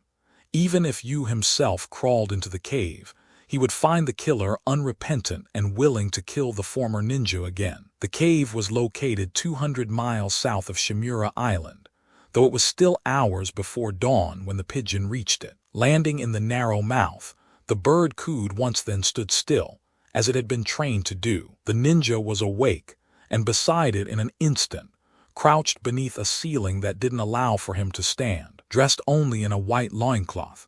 Despite the cold floor and chill air in the cave, he was reading the message by moonlight. A moment later, a smile crossed his lips so pale and clay-like that they appeared dead. His small, very narrow eyes looked from the message to the bird, to the moonlight that lit just the entrance of his dark abode. He ran the back of an index finger up and down the bird's breast. Good Hamachi, return to your master, so he will know that I have received his message, and am on my way to do his bidding. For a price, of course, he said. He glanced at the several pyramid-shaped stacks of scrolls in the rear of his cave. His fee was another manuscript from Shang Tsung's library, one of the many scrolls that were centuries old, dating back to the dawn of the days of the first ninjutsu, and containing arcane secrets of the League of Assassins to which he belonged, the widely feared Lin Kuei. He tingled with pride and burned with fresh hatred for Yang Park, as he thought of the rich history of the breed to which he belonged. Formed in A.D. 1200, the ninjutsu were entrusted with the protection of the shoguns in ancient Japan. The Lin Kuei was a breed of ninja that moved from Japan to China in 1310. They would kidnap children when they were 5 or 6 and raise them in secret caves or woods to become superb athletes, great scholars, and unparalleled fighters, able to use all weapons and to improvise arms from common objects, such as paper rolled to a knife point or sand packed into a sock. They would train the children, boys and girls both, to be masters of many trades, carpenters, fishermen, priests, and even beggars, so they could blend in and make themselves useful in different towns as they traveled on missions for their lords. Many young people died during training. Some could not hold their breath for 5 minutes and drowned. Others weren't fast enough to avoid the weapons of the masters. Some starved or froze or dehydrated when they were stranded, naked, in deserts or on mountain tops, and told to make their way home. But those who survived were the Lin Kuei. Removing the string from a scroll Shang Tsung had long ago given him in payment, the ninja placed it in the bird's beak, gently turned the white pigeon around, and coaxed it into the night. Then the ninja crept toward a chest in a far corner of the cave, a chest that he had carried up here on his back, a chest containing all of his worldly belongings, the tools of his trade. He opened the chest and began removing what he would need for his mission. He pulled on the black tights and cowl that would keep him warm and enable him to move in shadow. He donned the silver mask that covered his face and throat and protected them from harm. He put on the white belt and billowing vest that enabled him to glide, if necessary, for short distances. He donned shoes that had pockets of air which, when inflated, temporarily enabled him to walk on water. And he strapped on armor that covered his forearms and the backs of his hands, silver plates that allowed him to reach deep into his dead soul and generate waves of cold that temporarily froze his opponents. Inside his belt, in specially sewn pockets, he concealed a pair of kyoketsu shogs, knives attached each to a length of nylon cord, smoke bombs and vials of poison, a breathing tube for traveling underwater, and firecrackers to create distractions. Around his wrists, he donned hooks which could be used to impale enemies or climb sheer rock, and across his back he slung a length of chain and a long staff, in the hollow end of which was a knife. Despite his many accoutrements, the ninja was able to move with ease and secrecy. Slipping back toward the mouth of the cave, the feared and enigmatic Sub-Zero crept out and made his way quickly down the face of the cliff to the beach below. As he reached the shore, still standing in the deepest shadows by the cave, he experienced something he had never felt before, a sense of dread. It didn't come from the job he'd been asked to do, or the place that was serving as his temporary home. It came from something out there, something he couldn't quite see or hear, but something he could feel. But part of his ninja training since early childhood had been the overcoming of fear through rational sublimation. He took a moment to remind himself that the worst thing that could happen was not to die, but to die with dishonor. That would never happen, and since it would not, there was nothing for him to fear. Able to push the dread to a place where it didn't bother him, wouldn't interfere with his performance, the agile Sub-Zero ran along the silvery, moonlit sands to the path that leads to the woods and hills below Woohoo. Chapter 19. Yang Park was drifting in utter blackness, comfortable and dreamy. And dead. He wasn't sure whether he was face down or upright. In the dark there was no direction, only a sense that he was moving somewhere. Whatever he was made of, whether corporeal spirit, he couldn't see it. He felt as though he were part of the blackness in which he moved. The toll-taker tried to collect his thoughts. The memory of the pain came back quickly and easily. The searing, unbearable torment of the pole with its knife as it cut slowly from inside his thigh upward, up to his belly, then to his ribs before it stopped. Why hadn't he died then, right away? Yang Park had always had time to think as he sat in his little booth by the centuries-old canal. He couldn't read, and there was nothing else to do as he raised and lowered the pike and collected tolls from merchants and fishermen and travelers using the waterway, monies which he turned over to the local government in exchange for his modest wage of 5 yuan a week. It wasn't an exciting or especially rewarding life, but that was exactly what he wanted. He had turned his back on the ways of the ninja so that he could take a wife and have a family. Now and then, his thoughts were about death. When he was a young ninja, full of vigor and trained to think only of honor, he never contemplated dying. But later, who wouldn't think of it as he approached 30? Past middle age in a land where very few people lived to be 60. Park had always imagined that death would come quicker when one's blood was spilled, that a wounded man would lose consciousness and feel very little. Even as a ninja, he was told that the body went into a shocked state when it suffered a serious wound, a state that prevented it from feeling the full extent of the pain. That was wrong, he had to admit. Very, very, very wrong. As the knife had scored the flesh inside his thigh, and the blood had begun to flow, and he'd heard the screams of his family, Park had realized that nothing kept one from dying like intense pain. To the contrary, it brought one to life from the burning agony of the wound itself, to the raw insides of one's screaming throat, to the hate in one's heart for the one who was doing the killing. Sub-Zero, that was what the man who held him down on the floor of the toll booth had been called. That was the name of the monster who had dragged his wife and son from their hut nearby to watch his flesh ravaged and his blood spilled, to see his intestines and stomach exposed, still alive, as he squirmed and shrieked and died. And now he was drifting. He knew he had died because he had stopped breathing. He had felt the pain envelop him and squeeze him and then leave him, though that wasn't what had killed him. He had been thrown face down in the canal and he drowned. It was almost comical as he thought about it now, To be cut nearly in half with a sword, his flesh and muscles shredded, his blood and viscera spilling everywhere, yet to actually die by drowning. If he had been alive, he'd have laughed.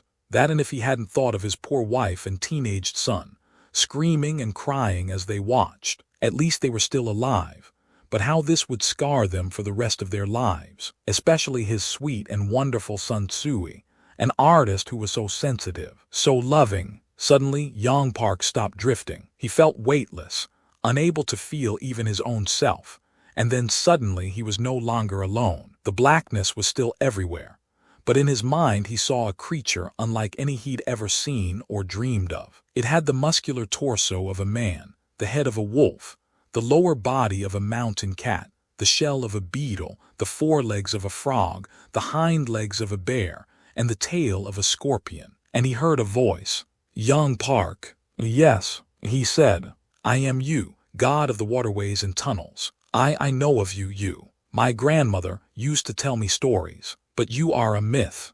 Behind every myth there is some truth, and behind every truth there is more myth. I am real, Young Park. Why are you here? Young asked. Why am I here? You are in the limbo between life and death, said the demigod. But it is not yet time for you to pass over. There is work you must do. What work? Yu's canine eyes grew angry, and his maw pulled back to expose long white teeth. The man who took your life defiled the canal, not just with your death, Young Park, but in the manner of it. He tore away parts of the souls of your wife and son, left them to wander my waterway forever. They will not know peace until we have been avenged. Upon hearing those words, Young Park's spirit, for he realized now that was what he was felt some of his old ninja fire return. I want you to go back, Yu said.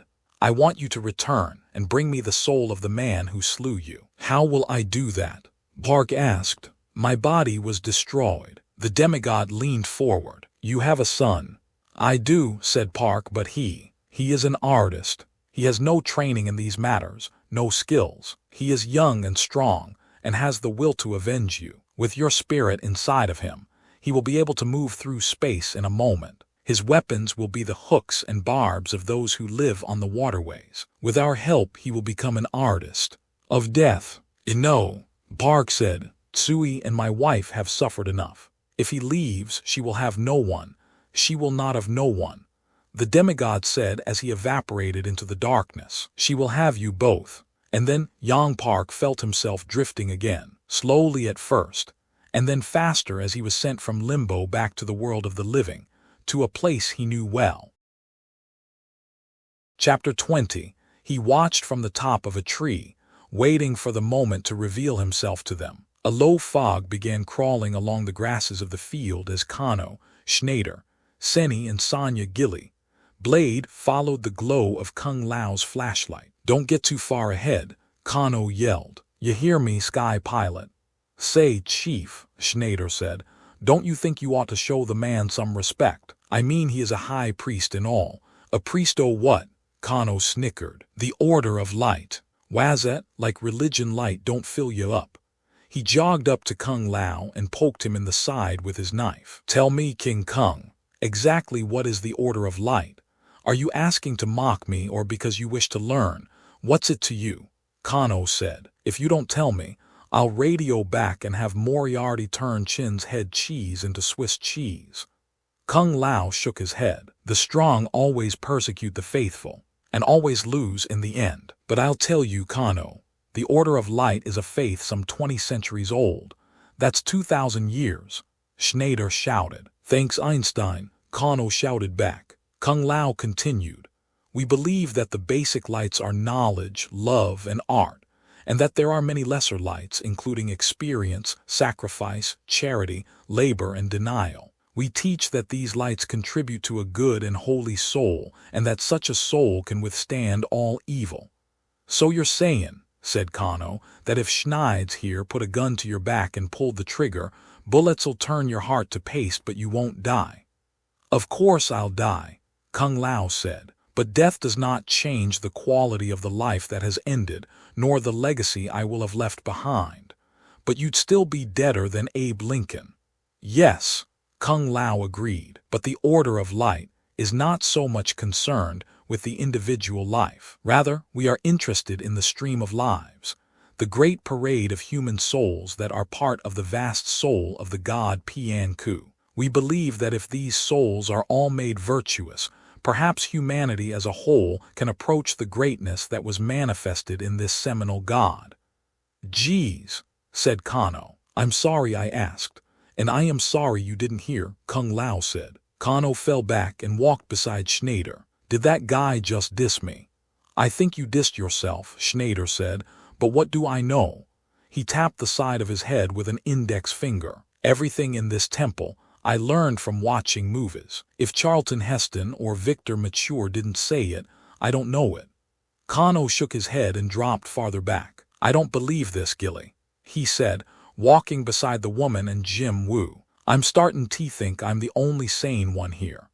"That is scary," she said, picking up speed so that she didn't lose sight of Kung Lao as he entered a glen where the fog was shoulder-high and thicker than before. Dense clouds rolled in front of the gibbous moon. The crackling of dried twigs and crisp foliage underfoot was amplified by the fog and darkness. "Hey, Lao!" Kano yelled as the light became a hazy blur in the thickening fog. "Just remember, lose us and you lose Chin." "I have promised to lead you to the mountain," Kung Lao said, "and I will keep my word, for as long as I'm able." "What's that supposed to mean?" Kano asked. "You'll be able to lead for as long as I." Kano swallowed the rest of his words as sheet lightning exploded above them. The fog rolled away like smoke caught by a brisk wind. The sky was festive with stars, and the thunder god Raiden stood on the thick limb of a tree, gazing down at the travelers. "You will not take another step," he roared. Kano and the others looked up. "Holy manifestations," Schneider said, his lower jaw hanging loosely. Kano reached over to his dumbstruck aide and tore the carbine from around his arm. He raised the barrel toward Raiden and fired. Each bullet was met by a flash of lightning from the tip of the thunder god's finger and vanished in an explosive burst. Throwing the M44 down in disgust, Kano whipped out his knife and threw it with deadly accuracy.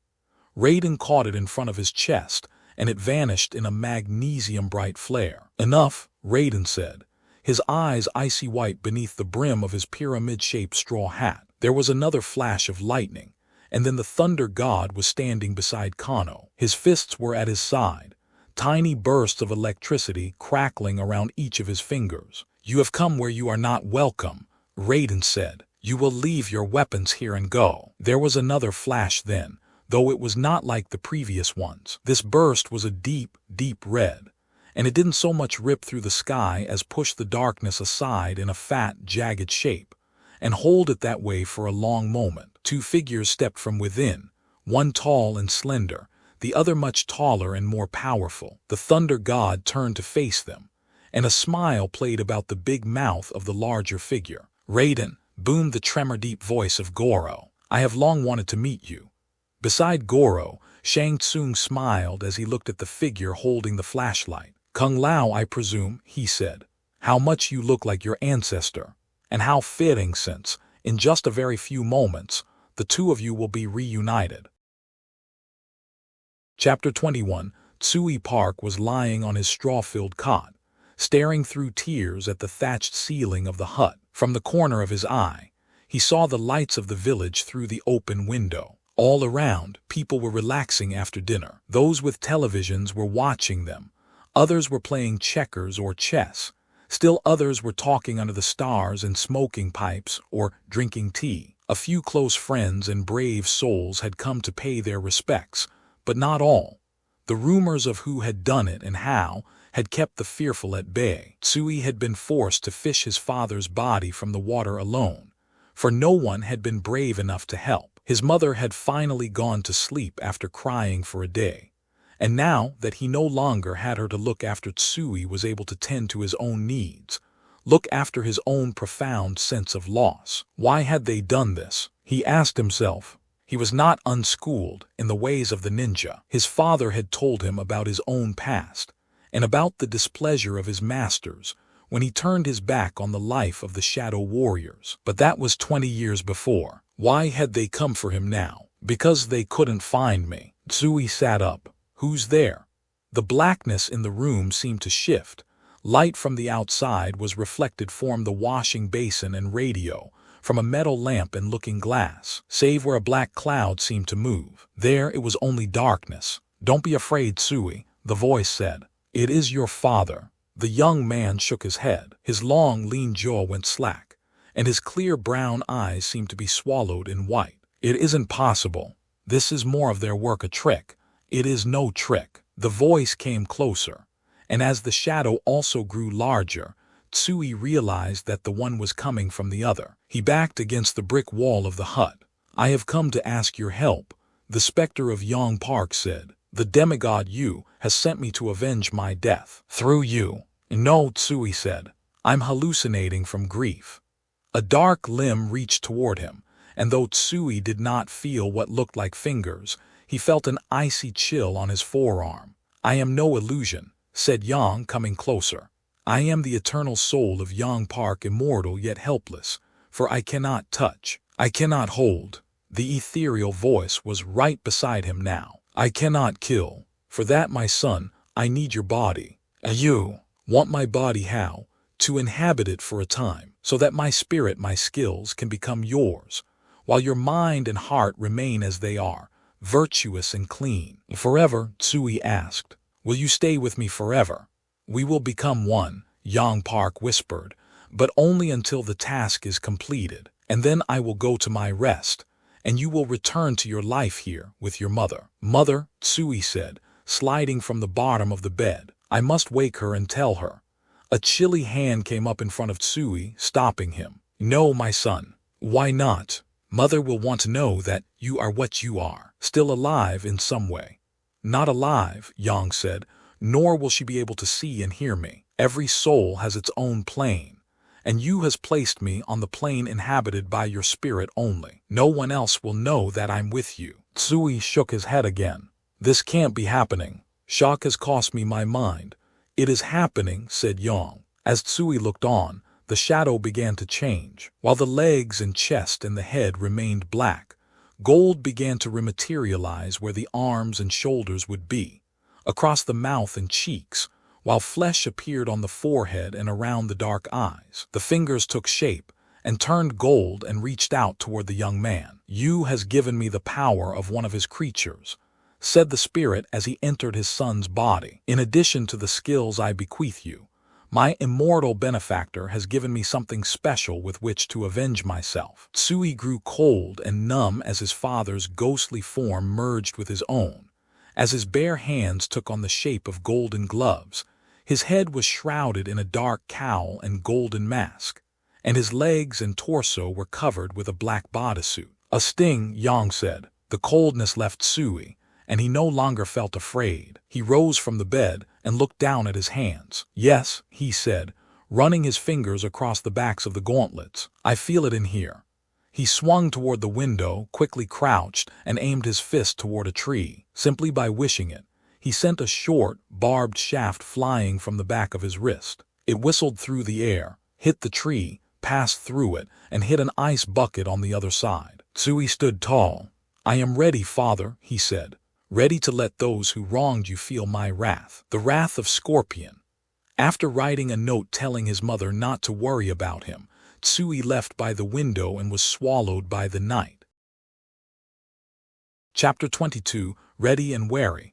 Raiden watched Goro as the giant's 4 enormous hands opened and shut slowly, menacingly. Several of the fingers scratched at the air. Do not move yet, Thunder God. Goro said, his voice rumbling. Pointed ears turned slightly forward, fierce red eyes aglow with anticipation. Yes, Shang Tsung said to the Thunder God.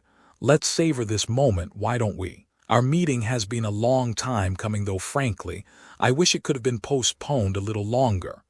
I'm sorry to disappoint you, Raiden said. You misunderstand, Shang Tsung said. I'm not disappointed at all.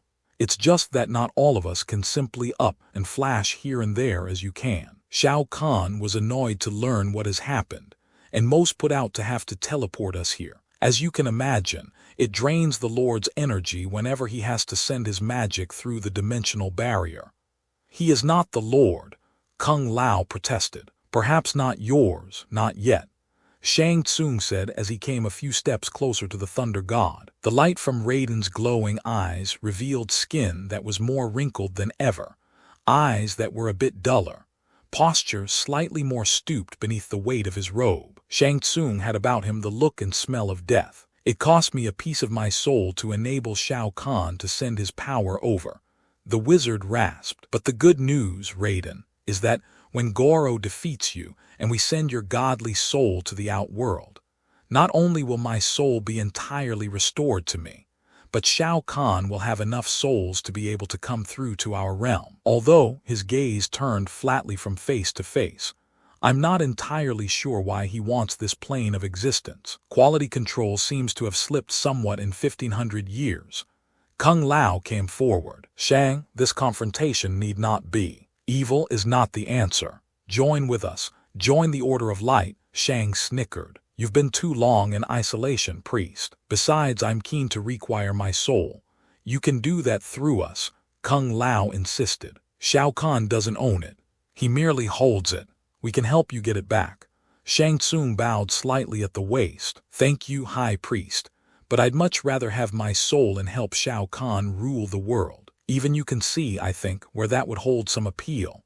Shao Kahn will destroy you, Raiden said. Sour grapes, Shang Tsung said through pursed lips. But speaking of destroying Goro, you have work to do. Yes. The Shogunite bellowed as he bent his head like a charging bull and ran toward Raiden. The Thunder God vanished in a flash of light and reappeared in a burst on the treetop as Goro ran past. Kung Lao is correct, Shang Tsung, Raiden said. Joining him is the only way to save yourself. I wouldn't worry about saving me just now, Shang Tsung said. As the sorcerer spoke, Goro's mighty leg stopped him in his tracks. The brute turned toward Raiden, cocked back his lower right arm, and drove his fist into the mighty tree.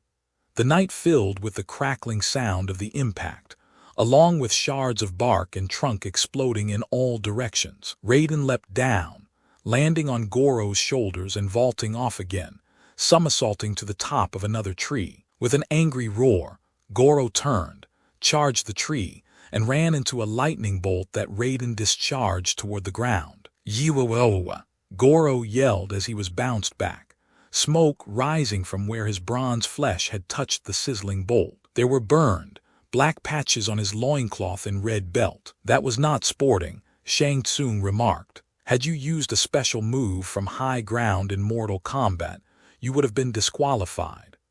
Raiden somersaulted from the tree, landed between Goro and Shang Tsung, and held up both hands. I will stand and fight, he said.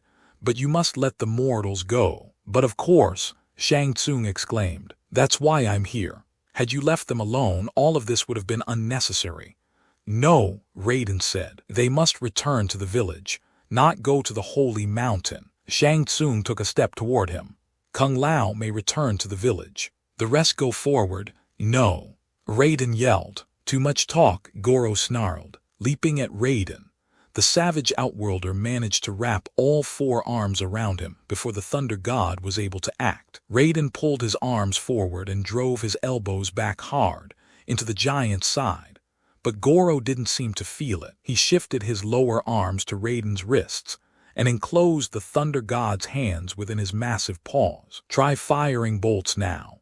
The brute laughed as he squeezed Raiden's fists into tiny balls, then executed his rib-crushing chest thump on the Thunder God. As the two otherworldly beings fought, Shang Tsung faced Kung Lao. The wizard held his hands at his sides, palms up, and smoke began to curl from them. Now, priest, continue on your way.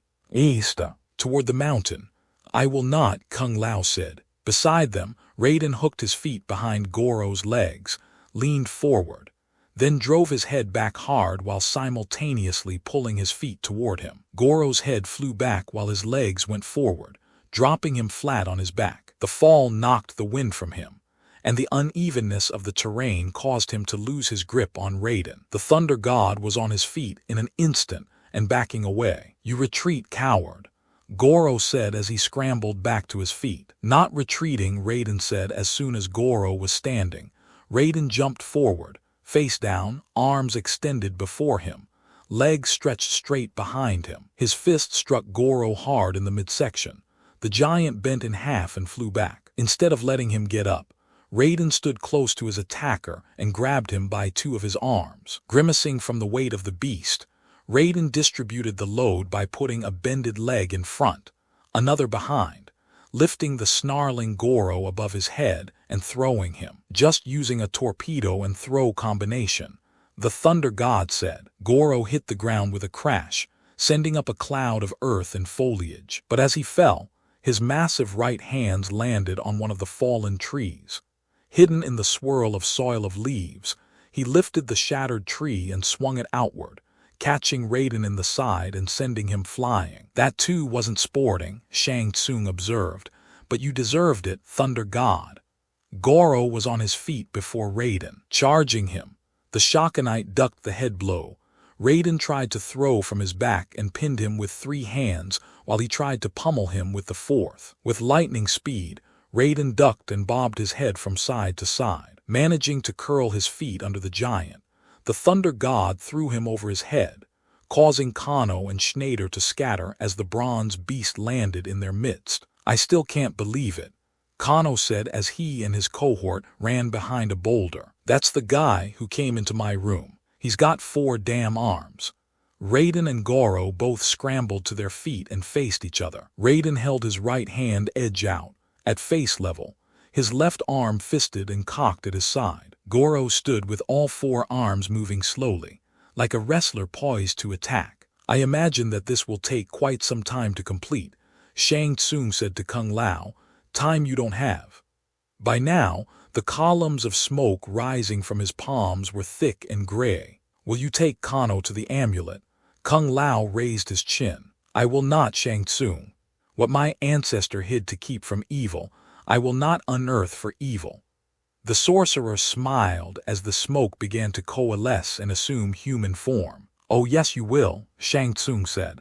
The only question is, will you do so willingly? When he saw the smoke begin to take shape, Raiden coiled his mighty legs to charge. But watchful Goro dove at the Thunder God, catching the head-smaller figure about the waist, spilling him to the ground and holding him there in a tangle of powerful, flailing limbs. Well done, Goro, Shang Tsung said as he continued to hold his open palms upright. He extended one toward Kung Lao and the other toward Kano. In each there now stood a tiny figure of smoke, one that resembled each man. Before the eyes of Shao Kahn, he said, there must be no knee unbended, no will but his. Against the might of Shao Kahn, he continued, bringing his hands nearer, there can be no resistance.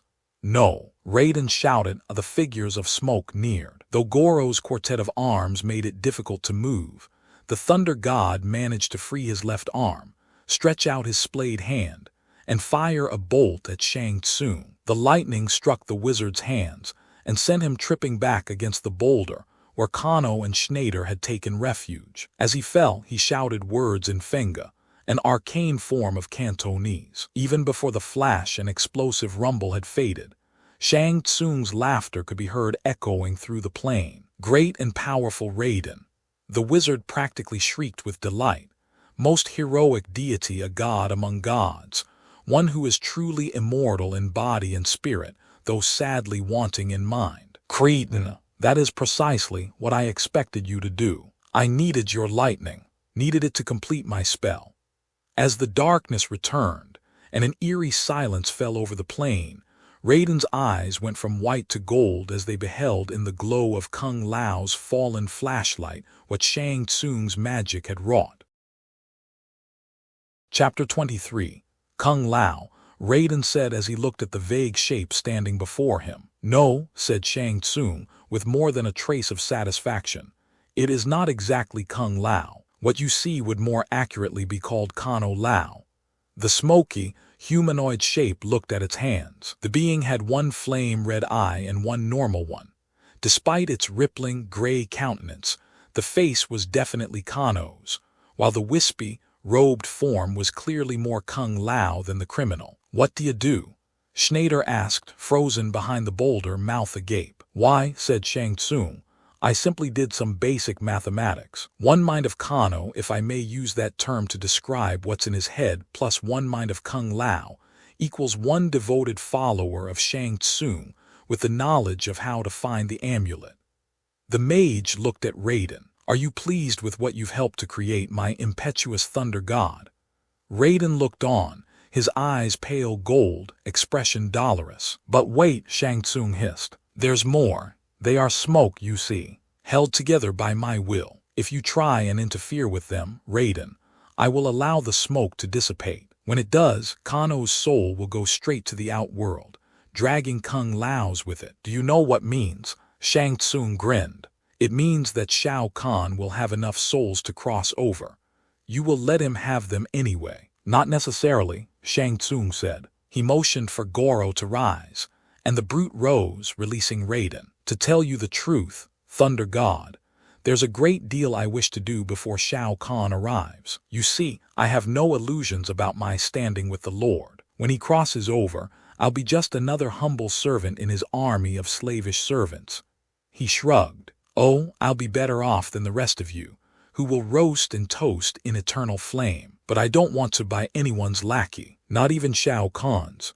And you stand to benefit as well, Raiden. Do you know how? Raiden stood. Some of the glow was beginning to return to his eyes as he regarded the sorcerer. I won't be so overbearing as to demand that you get the amulet for me. I know that coming into contact with it will rob you of your godhood, the touch of mere humans having made it impure and all that. And you can take comfort from the fact that by your forbearance, both of the men will be restored when I'm through with them, little worse for having been joined.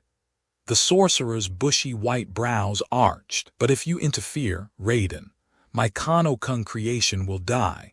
Their souls will go to Shao Kahn, and this world will become one with the outworld. At least this way, I get to carve out my own little kingdom, and you have time to figure out where to hide the monks and priests of the Order of Light before the Lord arrives and orders their eternal damnation. Shang Tsung came closer and looked up into the eyes of the imposing Thunder God. Yes, I'll allow you to do that, because one never knows, Raiden. There may come a time when Shao Kahn turns on me, and I'll need allies. Raiden continued to stare at the sorcerer. I appear to have no choice. That is correct, said Shang Tsung. If I do not leave here, do you give me your promise that no harm will come to the monks or priests? No harm will befall them, said Shang Tsung. Nor will I or any of my agents move against your temples or your books and scrolls. The god turned his eyes toward the ghostly gray figure that was once two different men. Kung Lao, can you hear me? Shang Tsung said to the shifting figure. Kano, let him speak. Kano's mouth opened wide, then wider, and Kung Lao's head appeared inside of it. Like a newborn baby, the priest appeared head first, shedding Kano's startled visage like a hood. I hear you, Raiden, said Kung Lao, his voice unheard yet heard like the sound of reading. Go with Kano, said Raiden. Take him to the amulet. I will do it, Kung Lao said. As soon as the priest had spoken, Kano's tortured features once again swallowed up those of the priest. While the god and wizard, outworlder and humans watched, the wraith-like being began to drift across the dark plain, its legs moving but not touching the ground, wide eyes looking ahead but not settling on anything in particular. When the figure was swallowed up by the night, Shang Tsung said, There is one thing, though, Raiden. You did dare to oppose me. Such impertinence cannot go unpunished. The Thunder God fired a bright white look at the sorcerer. Does the word of Shang Tsung mean nothing to him? Actually, it doesn't, the wizard admitted. Though I want to retain your goodwill, so I'll stick by the letter of what I promised. That doesn't mean there will not be retribution outside the letter. Mr. Wu. At the start of the battle between Raiden and Goro, Jim Wu and Sonya Blade had dropped to their bellies in a gully. They were still lying there when Shang Tsung called. Sir, Wu said, poking his head over the lip of the ditch. My demon servant told me you have a radio. It's a TACSAT telephone, sir, which enables us to communicate via. Don't trouble me with your gibberish, Shang Tsung said. Take it out. Jim Wu slid off his backpack and removed the telephone, which was the size of a fat hardback book. He raised a cylinder and pushed a button on the side. A satellite dish unfolded from inside. Wu punched coordinates on a keypad. The dish turned and locked on the satellite, and he scooped up the telephone. "Ready, sir," he said. Shang Tsung's eyes burned. "You have someone on the other end." "Moriarty, sir. He has someone with him." Under cover of darkness, Sonya snaked her hand toward the jack that connected the receiver to the dish. "A shepherd, sir." Shang Tsung regarded Sonya. "My dear woman, if you move another inch, I will have Goro step on you." Sonya stopped moving. She looked at the implacable Raiden, her own eyes imploring. The wizard snickered as he followed her gaze. "And Raiden," the wizard said to the god, "if you are brash enough to try and leave us, Goro will follow you back to the village, whose destruction, I assure you, will be absolute. You must learn, Thunder God, that defiance cannot go entirely unpunished." Shang Tsung's eyes shifted to Wu. "Mr. Wu, raise your accomplice on the other end." Wu put the telephone to his mouth. "Moriarty, it's Jim Wu. Are you there?" The voice on the other end answered affirmative. "He's raised," said Wu. Shang Tsung smiled. "Very good. Tell him to turn his gun on the boy and return his modest little soul to Tiyin." Chapter 24. When he was a child, growing up in the Honan province of China, Liu Kang used to play a game with his year-older brother, Chao. One of them would sneak up on the other and pounce when he least expected it. The only time and place this was forbidden was when they were mending their father Li's fishing nets. Everything else was fair game. When one of them was asleep, when one was courting, even when one was using the chamber pot. To make it more interesting, the brothers kept score. Each surprise and takedown was worth 2 points for the attacker. Each surprise followed by a takedown by the defender was worth 3 points for the defender, none for the attacker. The boys recorded the score in a notebook, and at the end of 10 years, when Liu left home to visit the United States, the score was 18. 250 for Liu, 18, 283 for Chao. Liu had insisted that the decade's worth of scores be retotaled, and for all he knew Chao had done it. But shortly after he reached the United States, his parents died in a plague and his brother disappeared to where, why, and how he never learned, though one day he vowed he would. As he approached the village of Wuhu, Liu had experienced feelings like those of long ago when he used to sneak up on Chao. It was the middle of the night, so he had expected most of the lanterns in the village to be off. But usually there was some movement, even at this hour.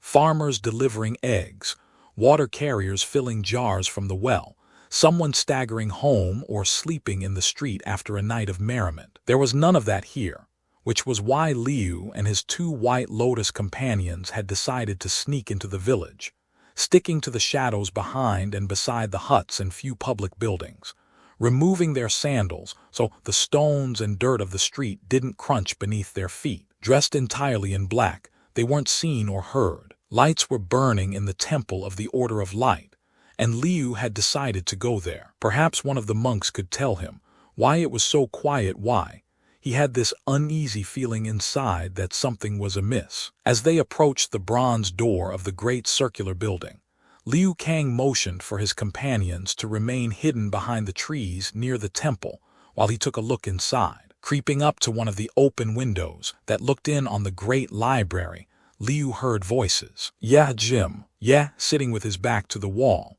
Liu pulled a throwing star from his belt and lifted it above the sill. He angled it so he could see the room reflected in its highly polished surface. What he saw got his attention. 2 men were sitting on a mat.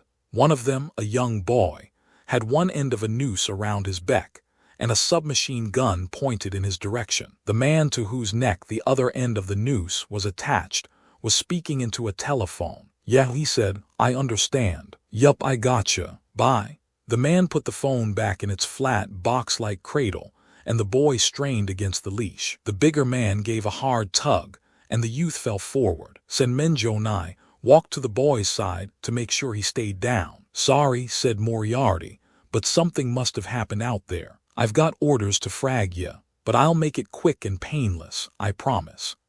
As Senmenjo stepped aside and Moriarty raised the gun to the boy's head, Liu Kang stood, drew back his arm, and prepared to fling the throwing star at the killer's hand. Instead, Liu found himself with the wind knocked out of him as he flew sideways, and then there was a terrible blast from inside the temple.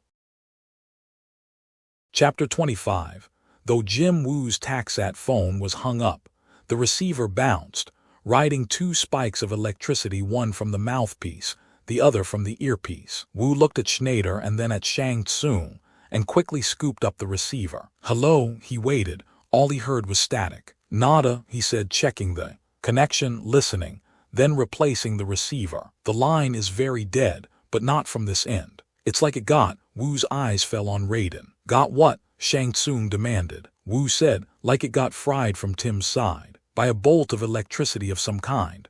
"Or lightning," Shang Tsung said. A guttural sound rolled from the wizard's throat as he faced the Thunder God. "Is this your doing, Raiden?"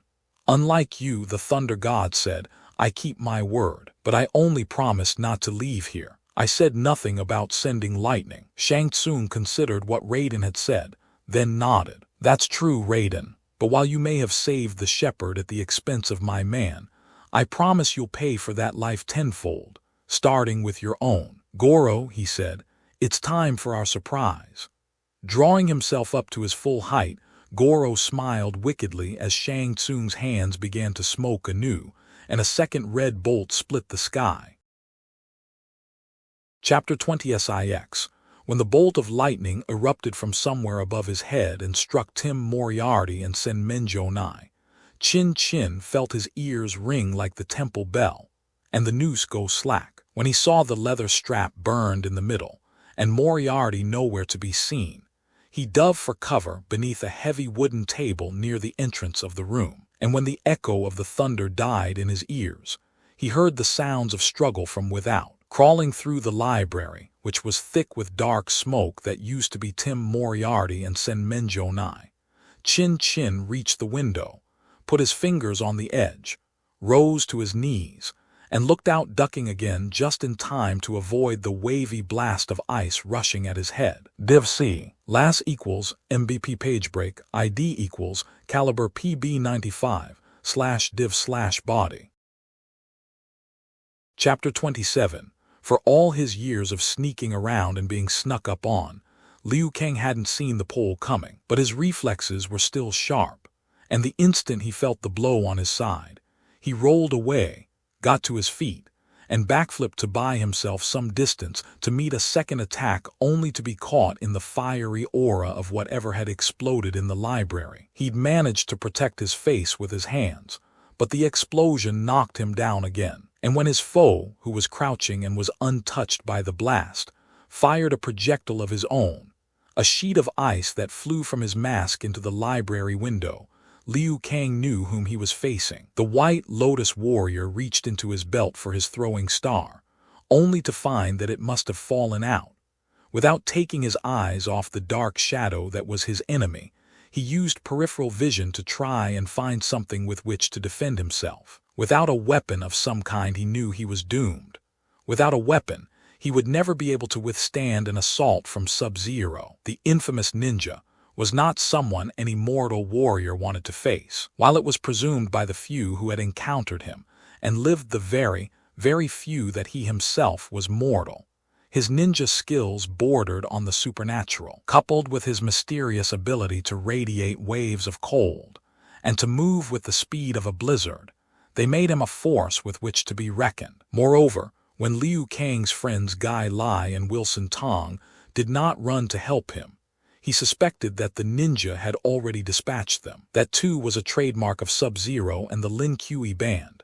Divide and conquer. Victory, not honor, was all that mattered to them. But Liu Kang was too busy to mourn his friends. Whatever had caused that blast in the library had blown out the twisted remains of a submachine gun. Having hooked his foot beneath it and thrown it up into his hands, Liu Kang was able to use the broken weapon to parry a renewed attack from Sub-Zero's pole. High-low-low jab, high jab. The slender wooden weapon seemed like a propeller in Sub-Zero's hands as he whirled it this way and that, trying to strike his opponent. Liu Kang was able to block it with the twisted barrel of the gun, then with the stock, then the barrel again. If only the gun hadn't been twisted into an otherwise useless mass in that explosion. Even a ninja was not immune to bullets. Then the stakes got higher as Sub-Zero flipped off the tip of the pole and exposed a 7-inch serrated knife. Jab, jab, slice, jab, slice. Liu Kang wasn't able to see Sub-Zero's face beneath his mask,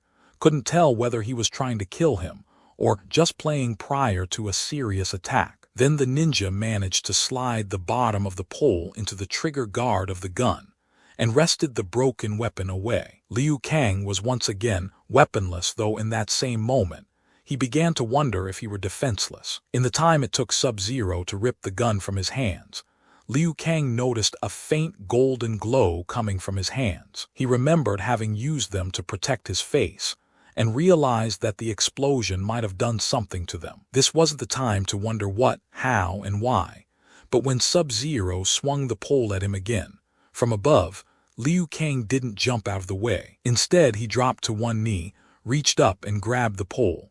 As soon as the wood touched his palms, he thought about the fire and the pole erupted into flames. If Sub-Zero was surprised, he didn't show it. Tossing the flaming pole aside, he breathed another icy blast at Liu Kang, who held his palms toward his enemy, once again thought of the strange glow, and sent a sheet of fire racing out to meet the ice. The two waves met between the adversaries, raising a wall of steam between them, and giving Liu Kang a chance to dive to his left, through the open window of the library. Somersaulting as his shoulder struck the door, Liu Kang was on his feet in an instant and facing the window. There, breathing hard amid the dull orange glow of the lanterns, Liu felt he stood a chance against the ninja, who relied on darkness to work his deviltry. Time was measured by the rapid beating of his heart, and the attack never came. Instead of relaxing his guard, Liu continued to stand with one hand raised in front of his face, the other angled in front of his chest, his left foot resting only on its toes, prepared to deliver a roundhouse kick if necessary. When he'd leapt through the window, Liu had seen the boy cowering under the table and asked, "What happened here?" I'm not sure," said Chin Chin. "I was about to be shot when white fire exploded over my head and shot through the window. It originated in here?" Liu asked. "Yes. One moment the room was as you see it. The next moment there was heat and thunder everywhere. And then it was quiet again." Liu said, "Whoever sent that fireball saved us both, but who could have done it?" the boy asked. "Kung Lao has forbidden the practice of magic, and we have been taught that the gods no longer interfere with the lives of mortals. Perhaps these are more than mortals we are facing," Liu said. For though it was true the priests taught that the time of the gods had passed, the thunder god Raiden was still the patron deity of the Order of Light, and the flame that had been sent here was designed to save the boy without destroying the scrolls and the books. That was the reason it had been discharged through the window. Liu's having been struck and empowered with the ability to radiate flame was probably just a very lucky consequence of Raiden's efforts to save this boy. "Unless you believe in fate," Liu Kang told himself, "in which case perhaps I was supposed to be there." But it was difficult to believe in fate and in the benevolent protection of the gods when he thought of his loyal friends probably lying dead outside. Why save him and not them? If anything, they were younger and more innocent. But this was not the time to ponder philosophical matters. There was a town to secure, and when that was done he still had his mission. He glanced at his watch and thought of the lighted two of the other lives that were still at stake. Walking on the tips of his feet, Liu made his way to the window. Standing several yards back, he fired a burst of flame into the night, then quickly looked to the right and then to the left. Sub-Zero was nowhere to be seen, though in the fast-fading glow, Liu saw the bodies of his comrades, their dead eyes open, thin red ribbons of blood around their necks. They'd been garroted with a thin cord that ninjas carried caught from behind, unable to cry out as the wire or nylon was slipped around their throats and pulled tight. Sad and angry, Liu knew better than to run into the night, the ninja's element, seeking revenge. Someday he would face Sub-Zero again, and things would turn out differently. In the meantime, somewhere out there was Sonya Blade, and he must get to her side as soon as possible. Chapter 28. When Shang Tsung's hands began smoking again and the red flash exploded, Raiden's white eyes narrowed. He peered unflinching into the evil lightning, watched without fear for himself as it struck the earth between Goro and the wizard, and saw a tall shape begin to coalesce amid the ruby glow, a shape that was dimly human in form, but clearly not in nature. Shang Tsung said, "It occurred to our all-knowing Lord Shao Kahn that perhaps I underestimated the Order of Light." The magician sighed. "Well, perhaps that's so. No one likes to admit his weaknesses, but I'm only human after all. Just like Mr. Wu and Mr. Schneider, and this would-be pull-plugger of a woman who I am compelled to believe was never my ally at all." The wizard cast her a knowing sideward look. "Is that not so?" She rose from the trench and said proudly, "I'm Sonya Blade, agent of the U.S. Special Forces." Shang Tsung reacted with surprise. "With so much on its mind, your mighty government has targeted me. I should be honored." "They've targeted you at the request of the British government in Hong Kong," said the woman. "As for me, I came here to get Kano. He's wronged you. 3 years ago he killed my fiancée, Cliff Lo Dolce." "The martial arts sensei?" asked Shang Tsung. "Kano was responsible for that." Sonya nodded once. "Then Kano must have attacked him from behind," Shang Tsung said, "or in the dark." Lo Dolce was said to have been a supreme martial arts master. Kano would never have dared to fight him. "It was from behind and in the dark," Sonya said, rage in her voice. "When Cliff refused to use his skills to fight for the Black Dragon Society, Kano shot him with 6 slugs from A-45. "That's Kano," said Shang Tsung, "a living overstatement. And you vowed to find him. How almost unbearably touching." While they were speaking, the red bolt had faded and the new arrival stood in the darkness. Raiden could see clearly what the others could not: that the being had a normally proportioned human body and head, though the lower half of the face was covered by a green mask with a series of horizontal slashes on either side. Liquid dripped freely from the openings.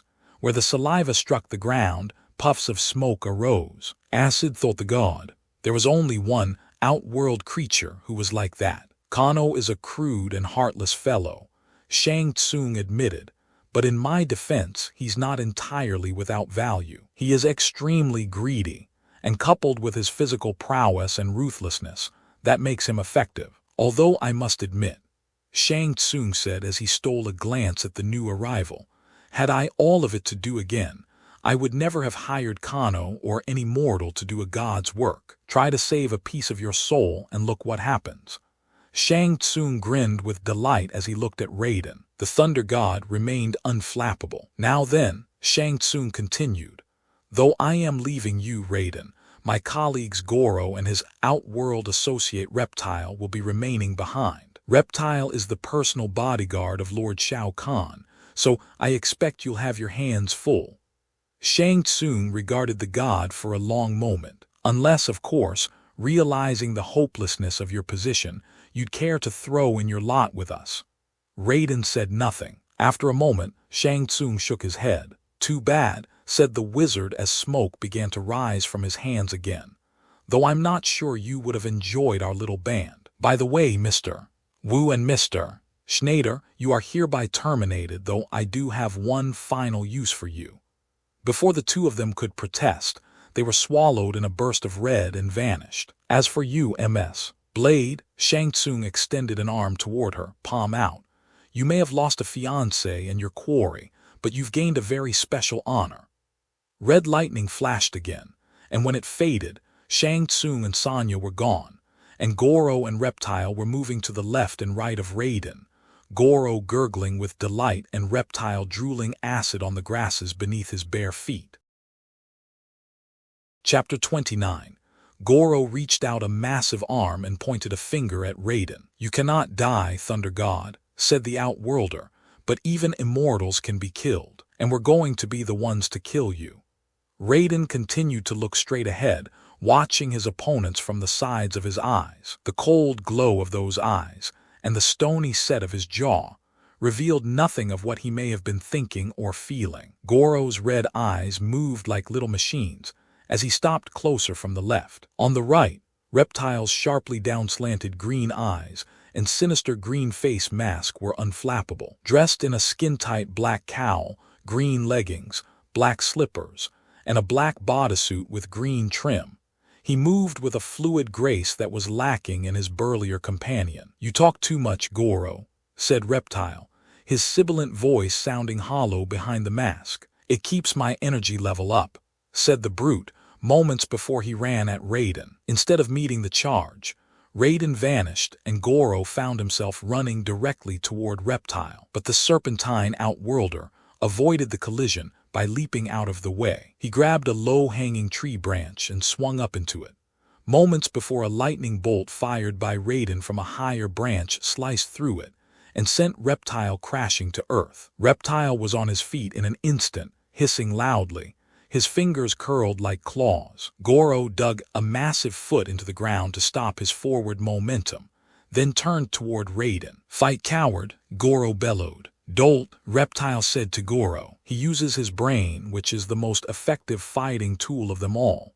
Drawing back his head, Reptile spit acid at the base of the tree. The bark crackled and popped beneath the steady stream of vile green fluid, but Raiden had already somersaulted off the tree and landed behind Reptile before it fell. He air-kicked the outworlder from behind, and as Reptile stumbled forward, Raiden leapt onto his back, simultaneously knocking him ahead and using him as a springboard. He landed on the Serpent Man's back with a jump kick, causing Reptile's arms and legs to splay out. Raiden had already vaulted off his foe and was standing, facing Goro, when the four-armed giant charged. This time, Goro lunged the last few feet and managed to catch the leaping Raiden about the thighs. Goro wrapped all four arms around the Thunder God, tackling him and landing with his left shoulder in Raiden's midsection. He quickly put two hands on the wrists of the dazed Thunder God, pinning them so he would be unable to aim his fire. "I'll still take muscle over mind every time,"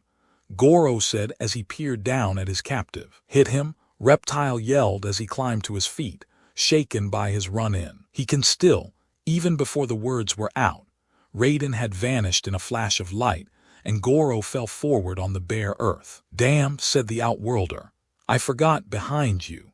Goro spun as Reptile yelled, but he was too late to avoid the Thunder God's roundhouse kick. His foot caught Goro in the side of the jaw and literally spun him around so that he landed on his back. Raiden swung his arms around and pointed them at his foe, but before he could fire, his lightning Reptile leapt at him, vanishing in the midst of an air kick. Raiden had begun to get out of the way, checked himself when Reptile disappeared, then went flying backward as the outworlder's foot struck him high in the chest. "You may be able to teleport," the fighter said in an eerie, aspirating voice, "but can you make yourself invisible?"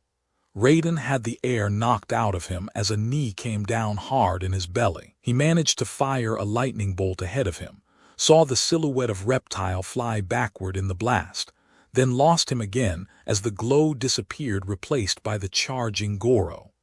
/P, the giant was snarling with anger and moving faster than before. His top two hands reached for Raiden's neck, but the Thunder God dropped down, extended his legs straight before him, placed the bottoms of his feet against Goro's belly, and used the giant's own momentum to lift him up and flip him over. But though he had been caught off guard, Goro managed to stretch an arm behind him. With his monstrously long reach, he latched onto Raiden's left foot, and as the Thunder God was being pulled over, Reptile air-kicked him in the exposed, vulnerable small of his back. Raiden glowed dully, trying to teleport, but was unable to muster the strength. "He's done for," Goro said, scampering from all sixes to his feet, raising a leg and bringing his foot down hard between the Thunder God's shoulder blades. "We've beaten Raiden." "Move aside," Reptile hissed. "I want to dissolve this relationship." Goro lumbered several paces to the side as his companion drew back his head. Raiden managed to get his right hand beneath him, raised himself to his left side, and looked at his enemy. He was trying to muster his strength, intending to push away at the last possible second before Reptile spit his acid. His arm was trembling, and he wasn't sure he could do it. Suddenly Reptile went flying to the left, propelled by the feet of a figure in black. The figure's legs were stretched before him, his back facing down.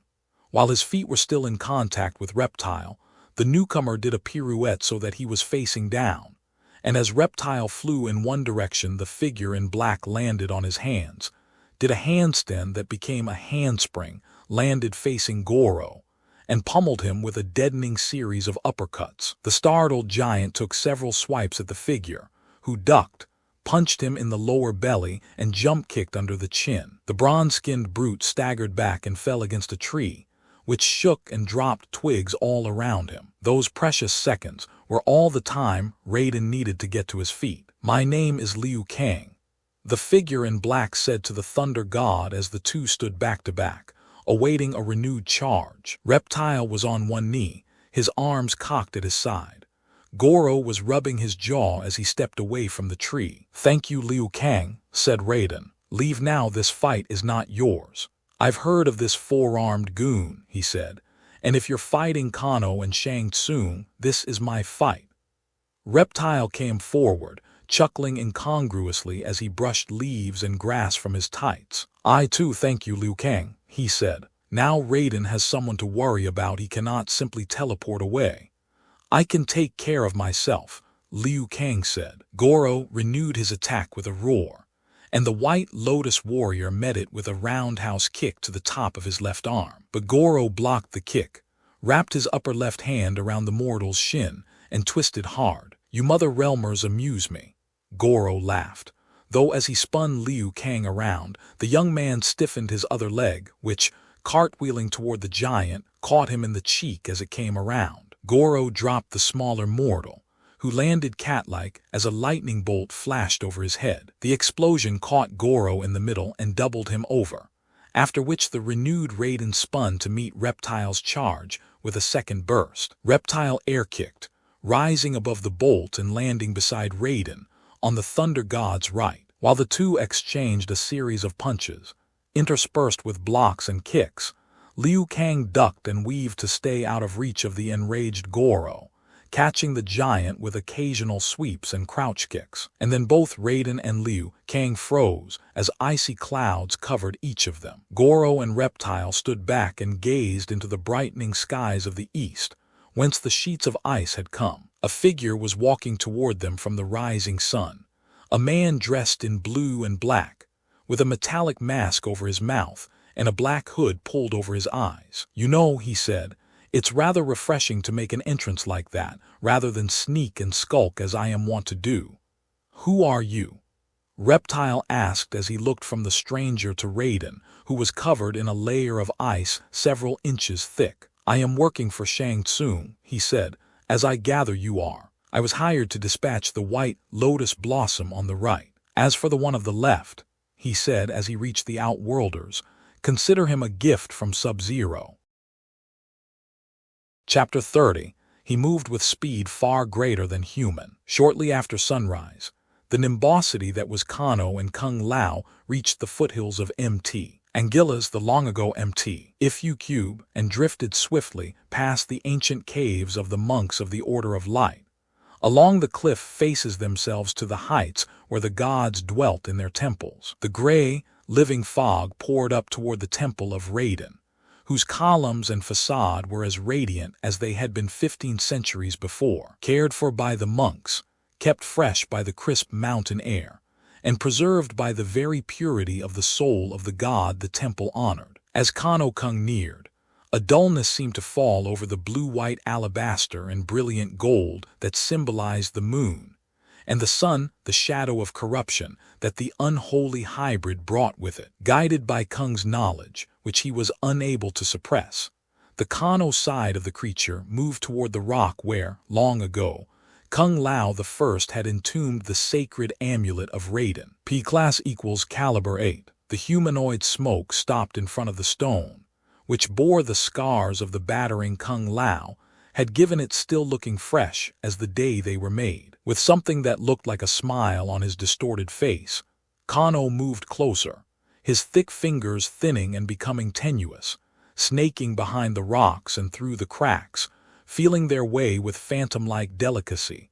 And then the smile became fixed and wide as he found what he was looking for. Willing the fingers to become more material once again, Kano pulled the stones forward. They fell around and through him, and then there it was before him, glowing white and gold in the sunlight. He slipped his airy fingers through the stiff, ratty leather strap, pulled the amulet to him, then turned and glided down the mountain. Behind him, the full luster of the temple did not return, as its heart was carried away by the adulterated child of wickedness.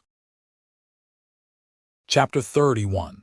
Sub-Zero surveyed his handiwork as he slipped the knife-tipped pole from his back. "The effects of the cold will wear off shortly," he said. "When they do, you'll want to be prepared to dispatch your friend. He's conscious inside there, can hear everything we say, see everything we do. I imagine that he'll be rather annoyed with us all." Goro agreed. Lumbering behind the ice containing Raiden, he wrapped his arms around the block and lowered it to the ground. "Think you can hit him this time?" Goro asked. Reptile approached with a slow, slithering gait. "I was struck from the side by a new assailant, Goro. However, you had no excuse for that first charge when we disappeared." "My excuse was that he disappeared," Goro said. "I knew about his lightning, but I didn't know Raiden could teleport." Sub-Zero's ears perked. "Raiden, I've defeated a god." "You had help," Reptile said, bending over the head of the frozen deity. He let the acid run through his mask, and the ice began to evaporate in billowing, sizzling sounds. "Did I?" Sub-Zero said, tapping his chin through his mask. "When I arrived, he appeared to have the two of you at a disadvantage. Perhaps we should let him up again and see how you would fare in a fair fight." A voice rang out from the direction of the sun. The three hench-beings looked over, squinting red, green, and human eyes into the light. They saw no one, then leapt aside as a pair of short-stemmed harpoons screamed toward them. The barbs snagged the frozen heroes in the ice between their feet, and as the servants of Shang Tsung watched, the blocks were quickly drawn away from them. An instant later, the air between them wriggled and darkened, and a figure materialized in their midst, a man clad in black and gold, his face all but hidden behind a gold mask. The newcomer faced Sub-Zero. "You defeated a god with the help of two others. Fiend the same number it took to help you beat an unarmed man." Sub-Zero moved so that his face was flush and close to that of the newcomer. "Don't come to my battlefield and lecture me, pup. Don't you dare stop me," said the youth. "In time," Sub-Zero replied. "I'll stop you," Goro grunted. He ground his upper left fist into his bottom right palm, and upper right into the bottom left. "I'll rip your living heart out. I don't like braggarts." "Calm yourself, Goro," said Sub-Zero. "What is your name, boy?" "I am Scorpion," said the youth. Sub-Zero snickered. "I've eaten scorpion and had scorpion soup. I can't say I cared for either." "Now, tarantula stew, you murdered a toll-taker," Scorpion cut in. He was a gracious and blameless man, a gentle husband and caring father. "Ah," said Sub-Zero. "You are the son." "Enough talk," Scorpion said. "It's time to answer for your crimes." "Will you make all of us answer?" Reptile sneered, a crocodilian glint in his eyes. He spit acid at the costumed figure. The acid passed harmlessly through Scorpion as he faded and rematerialized several paces behind the group. The trio turned as one. "I'll fight anyone who tries to help this fiend," Scorpion vowed. From behind the three villains a familiar voice said, "And we will help him, cowards." Reptile, Sub-Zero, and Goro spun again. "Liu Kang," Goro blared. "And Raiden." Reptile croaked as his green eyes settled on the blue and white figure standing beside Liu Kang. Scorpion seemed to stand a little taller. "I said it was time, Sub-Zero. Turn and face me." The ninja's head turned round, and the rest of his body followed a moment later. He casually hooked his thumbs inside his black sash belt, then slipped his index fingers in beside them. "I've turned," he said. "I'm facing you." Scorpion's arms were stiff at his sides. He bent them at the elbow, so that the flats of his forearms were facing at Sub-Zero. He barely blinked as he watched the ninja, waited for him to make a move. "Will you shoot me?" Sub-Zero asked as he began circling his opponent. "Once in the leg to slow me, once in the side to bring me down, once in the belly so that I bleed to death slowly, painfully." Scorpion turned as Sub-Zero did. He wasn't frightened, but his heart beating for two. Himself and his father was thumping madly. "I will fight fairly," Scorpion told him, "which is more than you've ever done." "True," said Sub-Zero. He removed his fingers from his belt, then quickly folded them into fists. "So I ask you, young Avenger, why should I start now?" Sub-Zero dropped to the ground, and as he did so black smoke erupted everywhere, billowing from the ground on all sides. Scorpion held his breath and leapt feet first into the smoke, where he'd last seen Sub-Zero. He felt the earth shake, and though he groped wildly, the killer was nowhere to be found. Within moments, Scorpion began to gag from the choking, greasy smoke and willed himself out and away. He passed through the black limbo of Yu, and still coughing, reappeared several hundred yards beyond the smoke, near Liu Kang. The White Lotus fighter had started running toward him when the smoke first appeared. "Are you okay?" Liu Kang said, putting an arm around Scorpion's shoulder and looking into his eyes. Scorpion nodded vigorously, as his eyes swept the grimy, dark air above the field. Did you see where he went?" "He didn't move until the smoke screen was up," Liu Kang said. "Typical Lin Kuei trick. That was a ninja smoke bomb, oil and tear gas. They are small, under high pressure, and activated by puncturing them with a nail. They have no honor, those devils. Won't fight when they can run." "My father had honor," Scorpion said. He was still peering ahead, trying to catch sight of his foe. "That was why he left the Lin Kuei. That was why they killed him. I'm sorry, friend. I know how you feel." Liu Kang pressed the button on the side of his watch. None of the numbers lit up, which meant that Sonya was beyond the 100-mile range of the signal in her knife handle. "Sub-Zero murdered 2 of my comrades in the dark, and I fear for the safety of a third. Goro and Reptile may be big and strong, but they're not stupid," Liu Kang said. "They ran off with Sub-Zero. 3 against 2 aren't odds they favor, but how did they get away so fast?" "Perhaps Sub-Zero didn't," said Liu Kang. "A ninja with his experience can dig a ditch in seconds and pull the soil in over him. You could search for hours and never see the breathing tube. As for the other 2, did you feel the ground rumble? That had to be Goro stomping off on those brontosaurus legs of his. He probably had Reptile under one of his arms." Liu Kang watched as the smoke began to dissipate. Or maybe the rumbling was some of Shang Tsung's red lightning, sent to collect his lackeys. "It said the wizard can see all." Scorpion took a deep breath and shrugged off Liu Kang's arm. "I've got to go after them." "No." The voice rumbled from directly behind him, and Scorpion turned to see Raiden standing there, his eyes a flat gold, his expression grim. "We will get them later. Right now we have another task." "You have another task," Scorpion said. "I won't let Sub-Zero escape." "He already has escaped," Raiden said. "I have just been to Shang Tsung's island." "He gets around," Liu Kang said to Scorpion, "sort of like you do."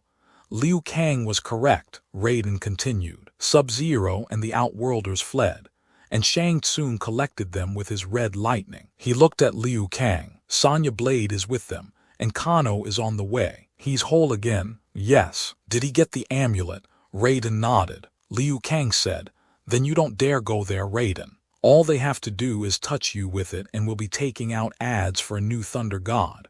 Scorpion said, "What was the other task you spoke of, Raiden?"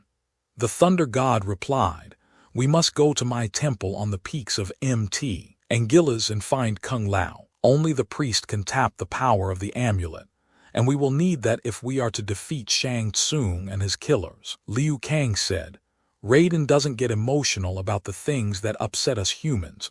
Scorp comes with being a god. But as much as I want to get to the island now, he's got a point. We're going to Shang Tsung's home turf. If we don't go prepared, we'll get creamed." Scorpion looked from Liu Kang down to his open hands. "All of this power, and what have I been able to do with it? I let my prey escape. What have you been able to do?" Liu Kang asked. "Friend, if you hadn't pulled us to safety, Raiden and I would both be masquerading as basic protoplasm. Your powers and courage have earned a friend and ally for life," Liu Kang said, "and if there's a world beyond this one, you can count on me there as well." Scorpion looked at Liu Kang and his eyes grew moist. "There is such a life," he said. "A part of me has seen it. He looked at Raiden. "Show us the way, Thunder God. It's a sight I want my enemies, our enemies, to see." Bruised, dirty, and a bit ragged, the trio set out for the temple, Liu Kang apologizing for holding his companions back, muttering that he'd make his own way if they wanted to teleport ahead, complaining that it was tough enough just holding his own among gods and dead people and monsters from the outworld. Chapter 32. As the dragon-powered boat approached the fog surrounding Shimura Island, Kano felt a chill. There were times in his life when he'd felt like he was in a fog, but just a few hours before, he'd looked like that. He lifted his arm and let the amulet dangle before him. All this fuss and bother for a fancy stone in a weird, liquidy gold setting, and a brittle leather strap. He could have lifted one with emeralds and diamonds worth twice as much from any jewelry store. Of course, it wouldn't have had magic powers, and this one seemed to, though Kano wasn't sure. After he'd picked it up, he'd begun to tingle uncomfortably, like the time he'd never forget when he was a kid and stuck a wet goldfish into an electric outlet to try and cook it. The juice went right through the struggling fish into his hand. As he'd floated down the mountainside, his whole body had tingled painfully, just like his leg did when it woke up after being asleep. Then he'd hurt so bad he couldn't move at all,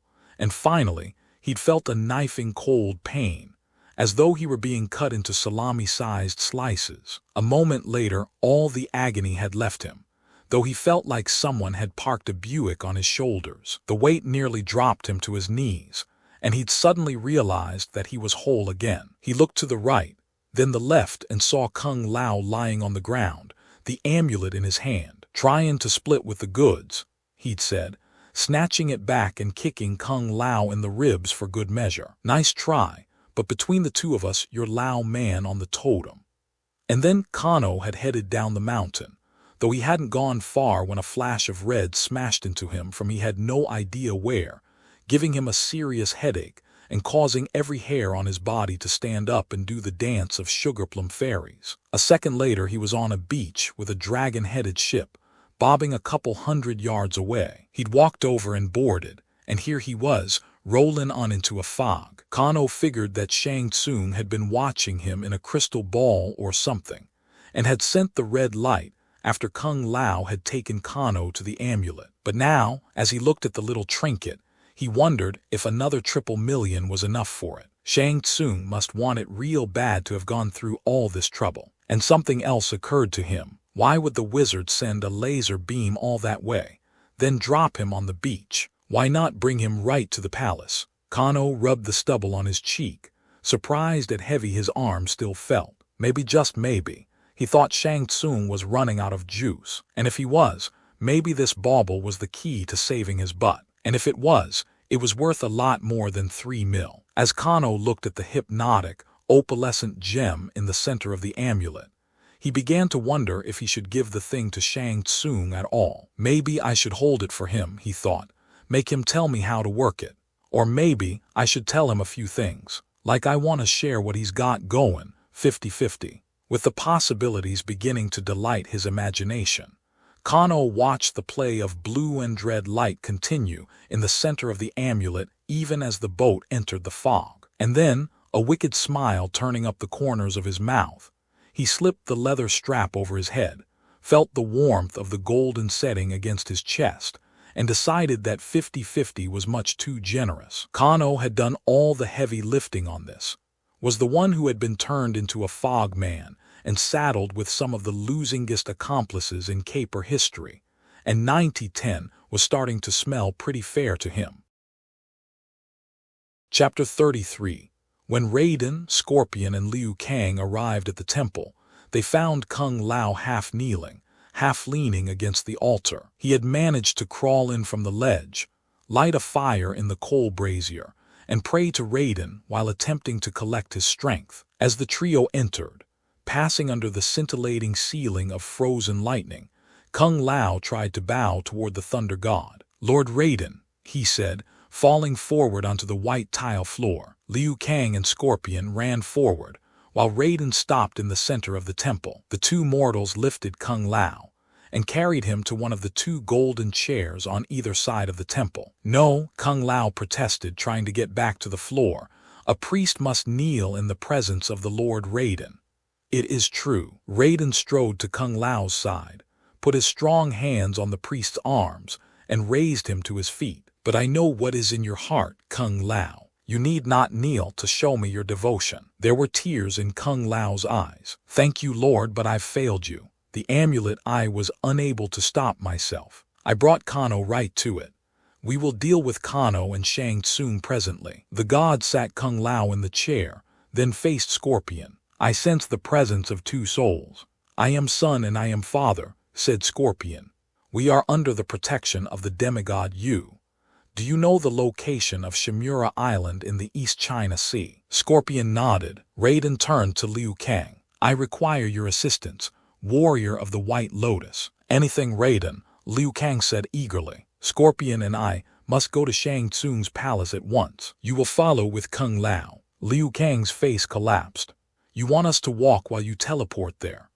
Raiden and Scorpion vanished, the god in a flash of lightning, Scorpion in a blackening wave. "I guess so," Liu Kang said as he looked at the space that the two figures had occupied a moment before. "Why couldn't they take us with them?" "Because our bodies would not survive the journey through limbo," Kung Lao said. "It is a place for gods and the immortal soul, not for the likes of us." He rose, gripping Liu Kang's arm to steady himself. "But though Shimura Island is far, we can get there today soon." "How? Is there magic you can use?" Kung Lao said. "There is. It's a weapon that Shang Tsung gave us without realizing it." So saying, the priest hobbled toward the altar and once again knelt beside it. "Join me," he said to Liu Kang. The warrior walked over and dropped to his knees. He watched as the priest shut his eyes, crossed his hands in front of his chest, began rocking back and forth slowly, and recited passages from the sacred scrolls of light. "It is said that those who believe in the divinity of Raiden will exhale the breath of 7 colors, all the humors of which humans are capable. Forgive me, Holy One," Liu Kang said quietly, "but do you really think that's going to help us now? That while sitting still, they can see into all 8 points of the world and even to things under the ground, that in a dark room or on the blackest night, they are their own light?" Kung Lao bowed his head lower, scrunching his mouth with disgust. Liu Kang did likewise. "I still don't get this," he said. "Raiden left without us, to protect you from harm. Why would he help now and how?" The skies began to grumble, and Liu Kang's eyes shifted from side to side. "It comes," said Kung Lao. "What does?" "The key." Liu Kang said impatiently. "The key to what?" "The transformation," Kung Lao said as the altar, and then the walls began to shake, the floor began to crawl, and finally the frozen lightning of the temple ceiling began to sparkle and pop before exploding, drowning out words in Fenga spoken by Kung Lao. Chapter 34. Upon arriving at the palace with Shang Tsung, Sonya found herself gripped tightly by countless pairs of hands. Some of the hands were pale, some of them monstrous, but all of them were strong, and they'd lifted her from the ground before she was able to defend herself. Though she made no sound, neither screamed nor swore, hands were clapped on her mouth, piled forth thick so that she couldn't even move her head. The owners of the hands all wore hoods, and she noticed that the ones who had the ivory-white human hands had black cloaks and seemed to move in slow motion without actually moving slowly, while the hands in white cloaks moved normally, though their flesh was amber and cracked, like the floor of the driest basin in the hottest desert. Whichever type they were, the hands squeezed so tightly they hurt, and the reek of the bodies was overpowering, some smelling like damp earth, some like spoiled milk, none of them any good. She heard Shang Tsung say, "Take her to the altar of Shao Kahn." And then the crowd of mysterious beings pressed in so close around her that all she could hear after that was the rustle of their cloaks and limbs and the thudding of her own heart. But Sonya couldn't get away. As the vile horde carried her through the palace toward a wide doorway in the back, she was still too weak even to struggle, drained and disoriented by her journey through the red aura that separated the outworld from the mother realm.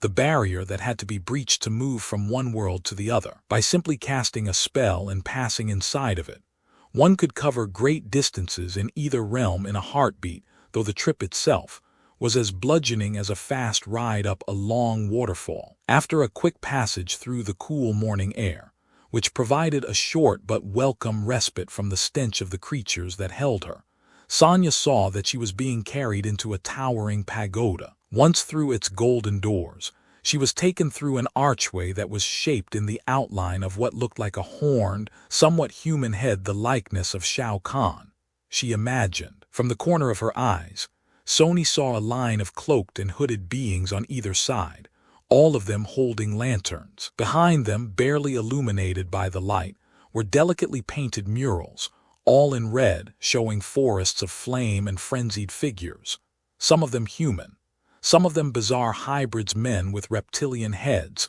women with the heads of fox and deer, children with bat wings. And then she saw the bodies of her former traveling companions, Michael Schneider and Jim Wu. They were lying face up and shirtless on stone slabs. There were ragged holes in their chests, above their hearts. Hooded figures were standing beside them, with sticks poked into the openings. And as Sonia watched them remove the sticks and turn to an unfinished mural, she was sickened as she realized the truth. The sticks were brushes, and the murals weren't rendered in red paint. They were drawn in blood. Sonia had no intention of dying for anyone's art, and as she neared a crowd of figures gathered around an empty stone slab at the front of the shrine, she began to wriggle and kick with a fresh sense of purpose. But the hands held her too tightly, and she could do nothing but watch as they bore her toward a figure in a red robe. The creature did not wear a hood, and as she neared and saw its face, she couldn't help but wonder why not. It was ugly, this bald thing with pointed ears, slanted white eyes beneath devilish eyebrows, small diagonal slits for nostrils, and a mouth that was filled with long, sharp, widely spaced metal spikes for teeth. The mouth comprised the entire lower half of the creature's face, and followed the jawline in such a way that the thing appeared to have a perpetual grin. But there was no laughter in that nasty mouth, or in the evil slope of the eyes. The otherwise human figure looked up and raised its arms. As the sleeves of its robe slid back along its thickly muscled arms, Sonia noticed that the creature's amber flesh was like that of her white-robed captors, though this being had long, thin steel blades that seemed to grow from the back of its forearms. The figure crossed the blades, which touched with a delicate ping, and then he looked at Sonia. "Bring him forth," he said in a gurgling voice that sounded like it came from a Walkman she'd once dropped in a pool. "Yes, Priest Baraka," said another gurgling voice in a white hood. "Bring who forth?" Sonia wondered as there was movement among the lantern holders to the right, and she prayed that Liu Kang or one of the others hadn't been captured.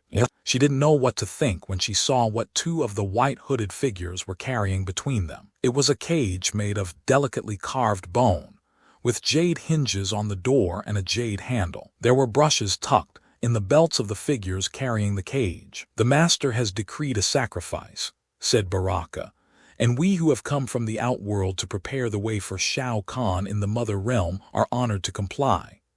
The cage was held near the foot of the slab, and Sonia saw a beautiful white pigeon inside. Sonia had volunteered to take intensive training in modern and ancient cults when she joined the U.S. Special Forces, and she knew that certain groups of 17th century New England witches and modern-day voodoo priests sacrificed pigeons in their ceremonies. She wondered if the ancient cult of Shao Kahn was the source of these other forms of black arts. "Bring her to me," Baraka said, momentarily distracted by her reverie. Sonia was startled when she was suddenly thrown onto the slab. She landed hard and had the breath knocked out of her, and was unable to resist as the waves of hands once again pinned her, holding down her arms and pushing down on her waist. Baraka stepped closer. He looked down at Sonia. "You are fortunate," he said. "So few people get to see their own hearts before they die, but my blades work quickly."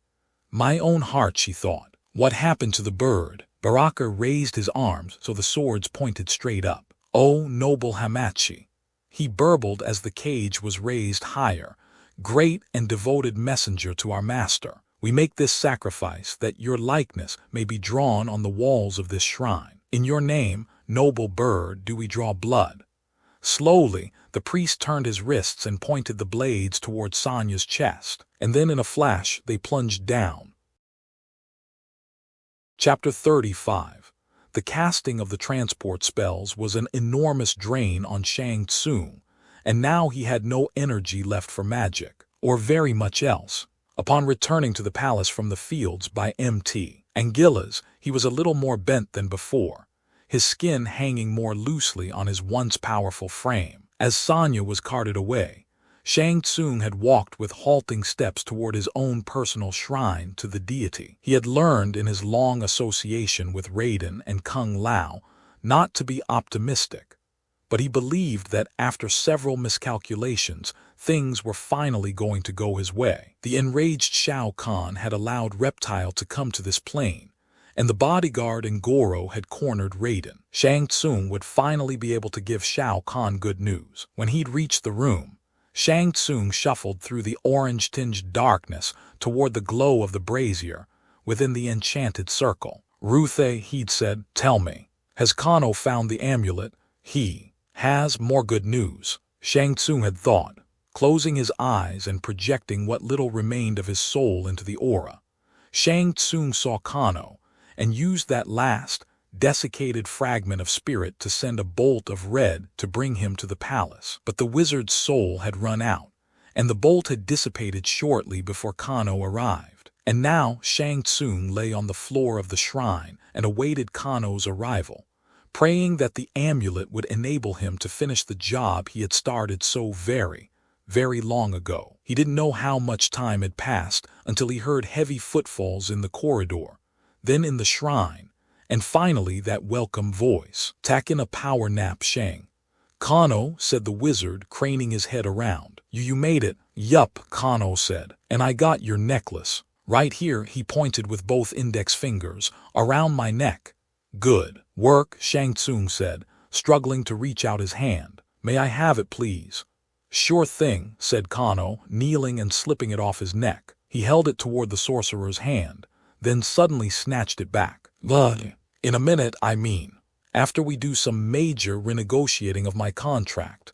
"I don't understand." Kano stood again. "Let me paint a picture. You're lying there on your belly, without the strength T-blink. If I blue pepper up your nose, you'd sneeze and fall apart. Here I am, tight and firm as a new wallet, and holding this amulet that I'd really like to learn how to use. And when I do learn, I'm thinking that out of gratitude to the guy who's gonna teach me, which is you, I'm gonna give you 10. No, make it 15% of everything I get, money, women, countries, other worlds, you name it."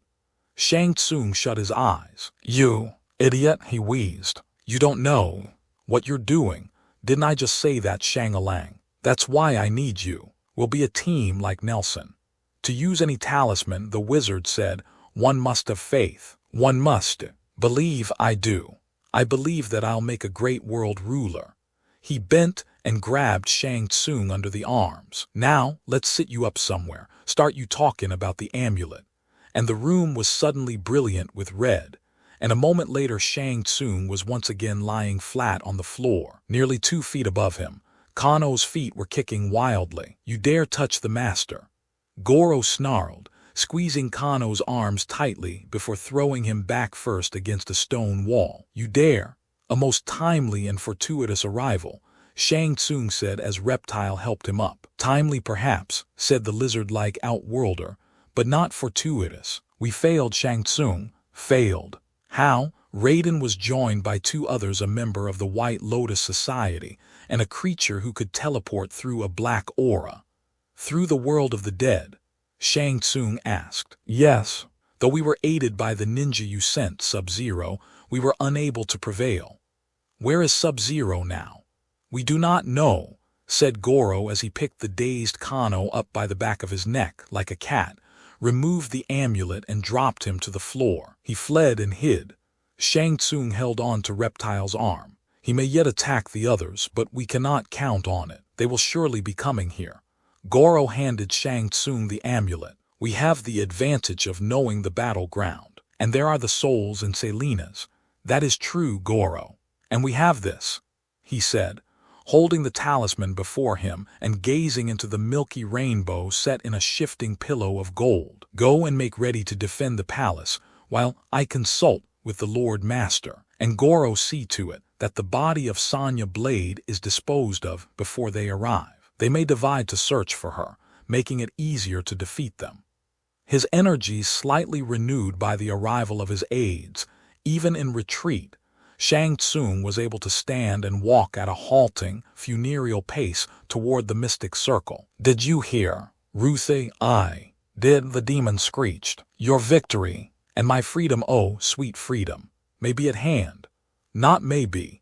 Shang Tsung smiled as he stepped over the circle and slipped the amulet around his neck. "Are at hand. Raiden and his companions may inadvertently help us, my pet. In just a few minutes, I will use the power of the amulet to draw the souls from the living bodies, send them through the aura to Shao Kahn, and at long last, the barrier between the realms will be wide enough for him to pass through.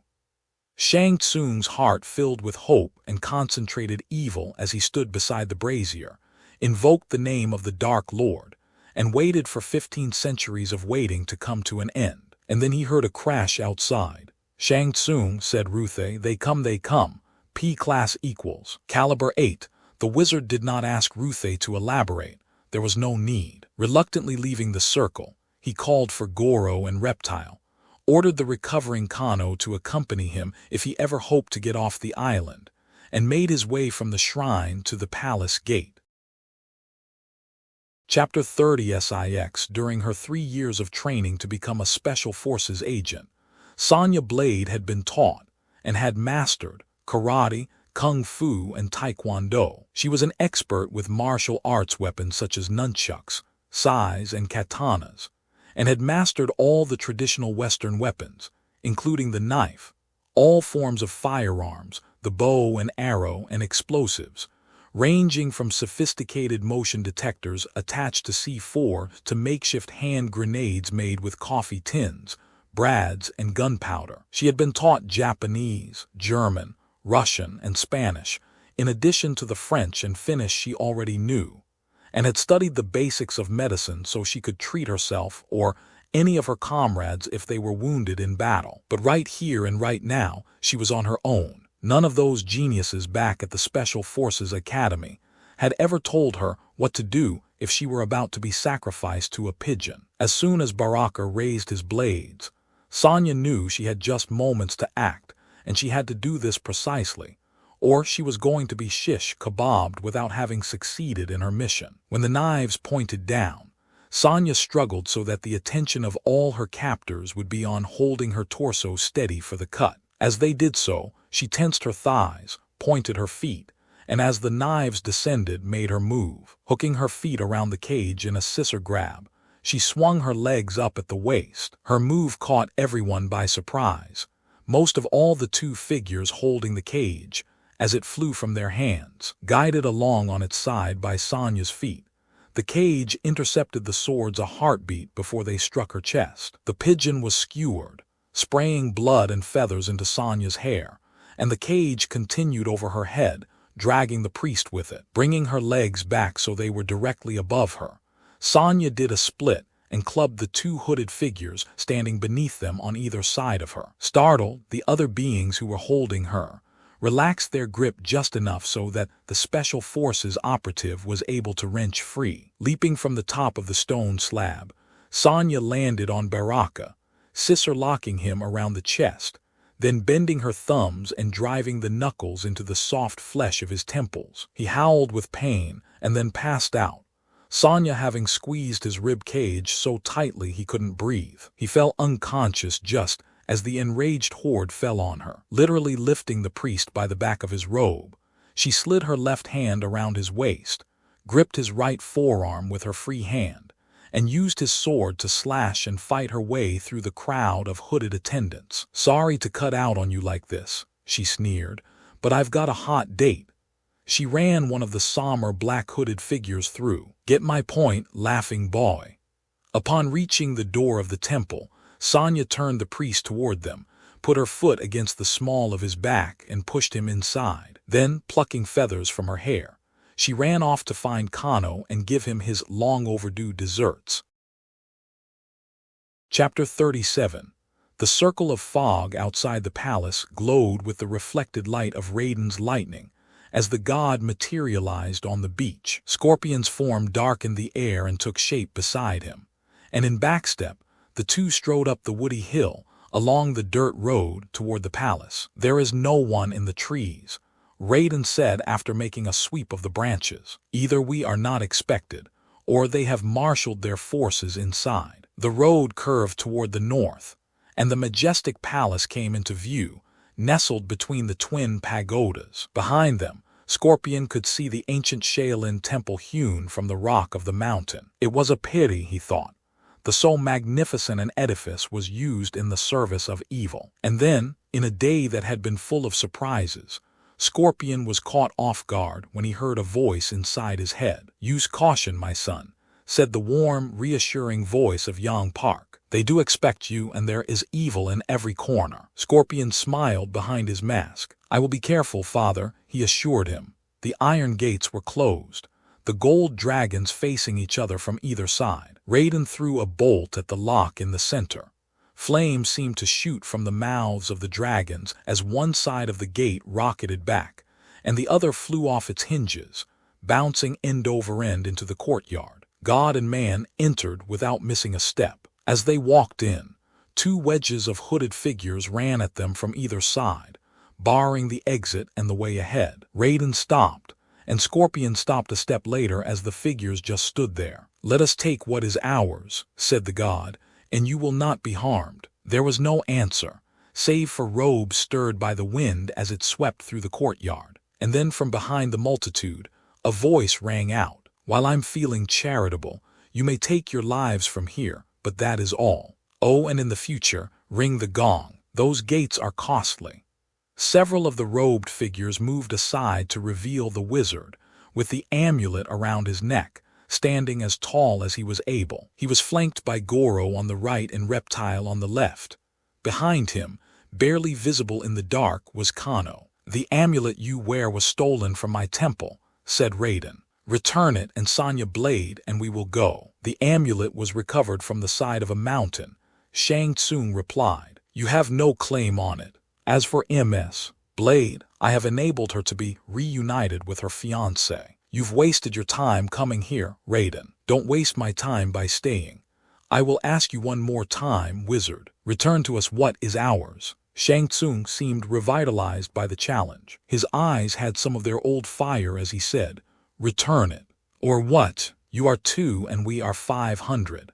Scorpion shouted, "What you do is against the laws of nature. Were you 500 times 500, we would not leave." Shang Tsung put his fingertips on the center stone of the amulet and shut his eyes. "It's an interesting proposition, my friend. Do you think you can back it up?" Beside him, Goro began to chuckle. "With this amulet and just one soul, I can open the portal wide enough to bring 25,000 warriors from the outworld." Scorpion felt a flash of weakness until his father spoke. "He cannot hurt you, Tsui. Trust in your power." And his weakness. The costumed warrior lifted his wrists, so they were facing Shang Tsung. "You talk too much, sorcerer. Let's see your army." Shang Tsung's pale cheeks flushed, and his fingers, which were still on the amulet, began to tremble. "You, arrogant little godlet, will provide the soul that brings them here." The wizard's hands began to smoke, and his eyes fell expectantly to the amulet. The splendid talisman vibrated and shook against his chest, but it was only due to his quaking touch and not because he had tapped its power. The seconds took an eternity to pass as all eyes were upon him, and the promised soul-rending did not take place. Then the quavering ceased, Shang Tsung's spindly fingers having fallen still. The wizard's hand stopped smoking. His wizened features lost what little life had returned to them. And under the uncomprehending eyes of Goro and Reptile, and the blank stares of the devoted denizens of the palace, Shang Tsung, Dark Lord of Shimura Island, Master of the Hooded Hosts, Wizard Chancellor of Shao Kahn, raised his lusterless eyes from the amulet. "It does not work," Shang Tsung said to Raiden. Scorpion said. We all saw. Tell me why, Raiden, Shang Tsung said. I demand to know why. Suddenly, what appeared to be a small, dark, and unusually thick cloud separated from the fog around the island and crawled up the hill. It passed over the courtyard, heads turning as it drifted toward the finial spire of the pagoda and settled on the sloping pent roof below. There, the foggy mass separated into two sections, one of which began to take human form and remained on the roof, while the other rushed toward the ground. The shape on the roof solidified, the lumpy gray contours giving way to smooth flesh and a white robe. It didn't work because you are a fiend who serves an even greater fiend, shouted Kung Lao, his robe blowing in the wind. The priest, Goro, shouted. How is it possible? Dualities, Kung Lao said. He pointed to Shang Tsung. His magic showed me how. Fenga mysticism provided the ingredients, and lightning torn from the ceiling at the Temple of Raiden gave me the means to mix them.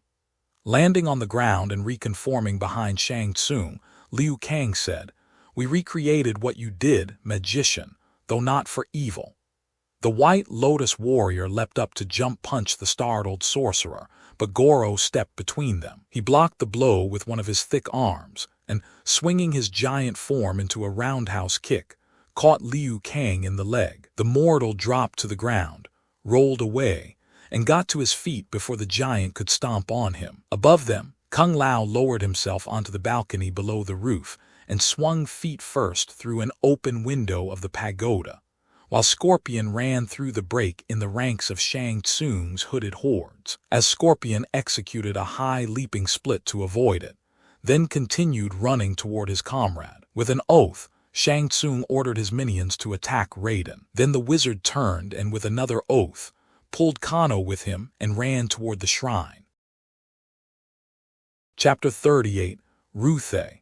Shang Tsung was screaming as he hobbled through the twisting corridors to the shrine of Shao Kahn. Hooded monks from the temple milled around aimlessly, and Baraka was nowhere to be seen. But the wizard couldn't worry about that now. No doubt his loyal priest had been drawn outside by the commotion. Ruthe, the sorcerer cried, after uttering the chant to unbolt the doors. Something has gone very wrong. I'll say, Kano muttered as Shang Tsung gripped his arm for support. I got a feelin' I'll be lucky to get the rest of my dough, let alone a chance to disembowel that fat lug who threw me against the wall. The wizard ignored him as he moved through the darkness with desperate haste, crying for Shao Kahn's regent, hoping that the demon could help where, inexplicably, his own magic had failed. Shang Tsung entered the chamber.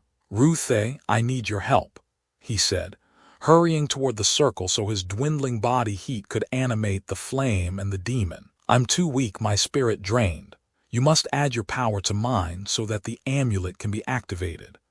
The brazier flared dully, sparkles of burning coal dust filling the air above it. The orange glow grew, and as it did the wizard stopped. Though his eyes were not yet adjusted to the dim light, he sensed at once that something was wrong. There was a strange agitation coming from the area around the brazier, a disquiet that caused the air itself to ripple with a curious mixture of heat and cold. Shang Tsung's gaze went from the flame in the iron dish to the powdery circle on the floor, and he saw at once what was wrong. There was a break in the circle, a slash no wider than a human foot, but that would have been enough to jeopardize the spell, not only weakening Shang Tsung's contact with the Outworlder, but endangering all the other realm beings on this plane. If any more of it were destroyed, Shang Tsung's eyes wandered round the circle and settled on a sight that caused his heart to ache. Ruthe was no longer a mad, amber ring floating above the circle.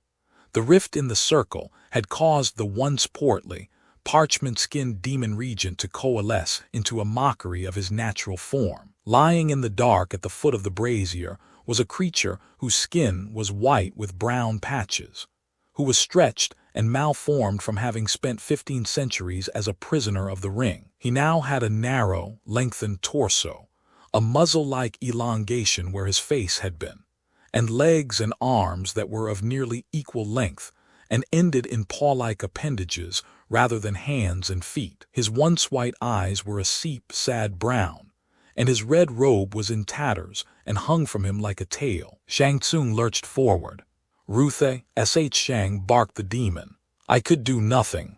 I tried to call you. Who has done this?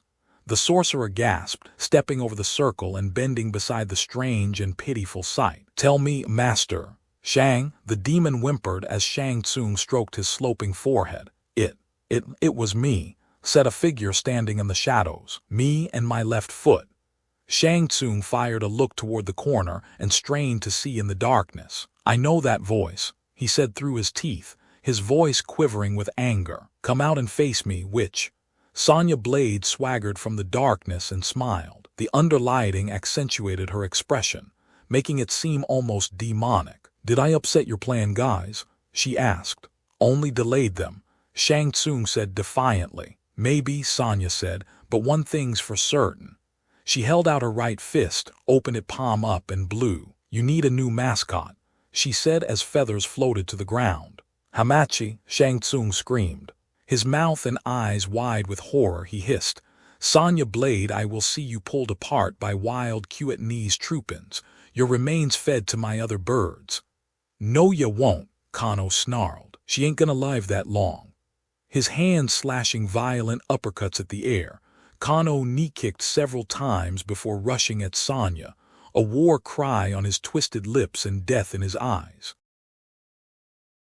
Chapter 39. Kung Lao found the pagoda deserted, all the servants of darkness having been summoned to the courtyard, or, he saw as he exited the tower, to what looked like an interrupted ceremony in the temple. Not that it mattered.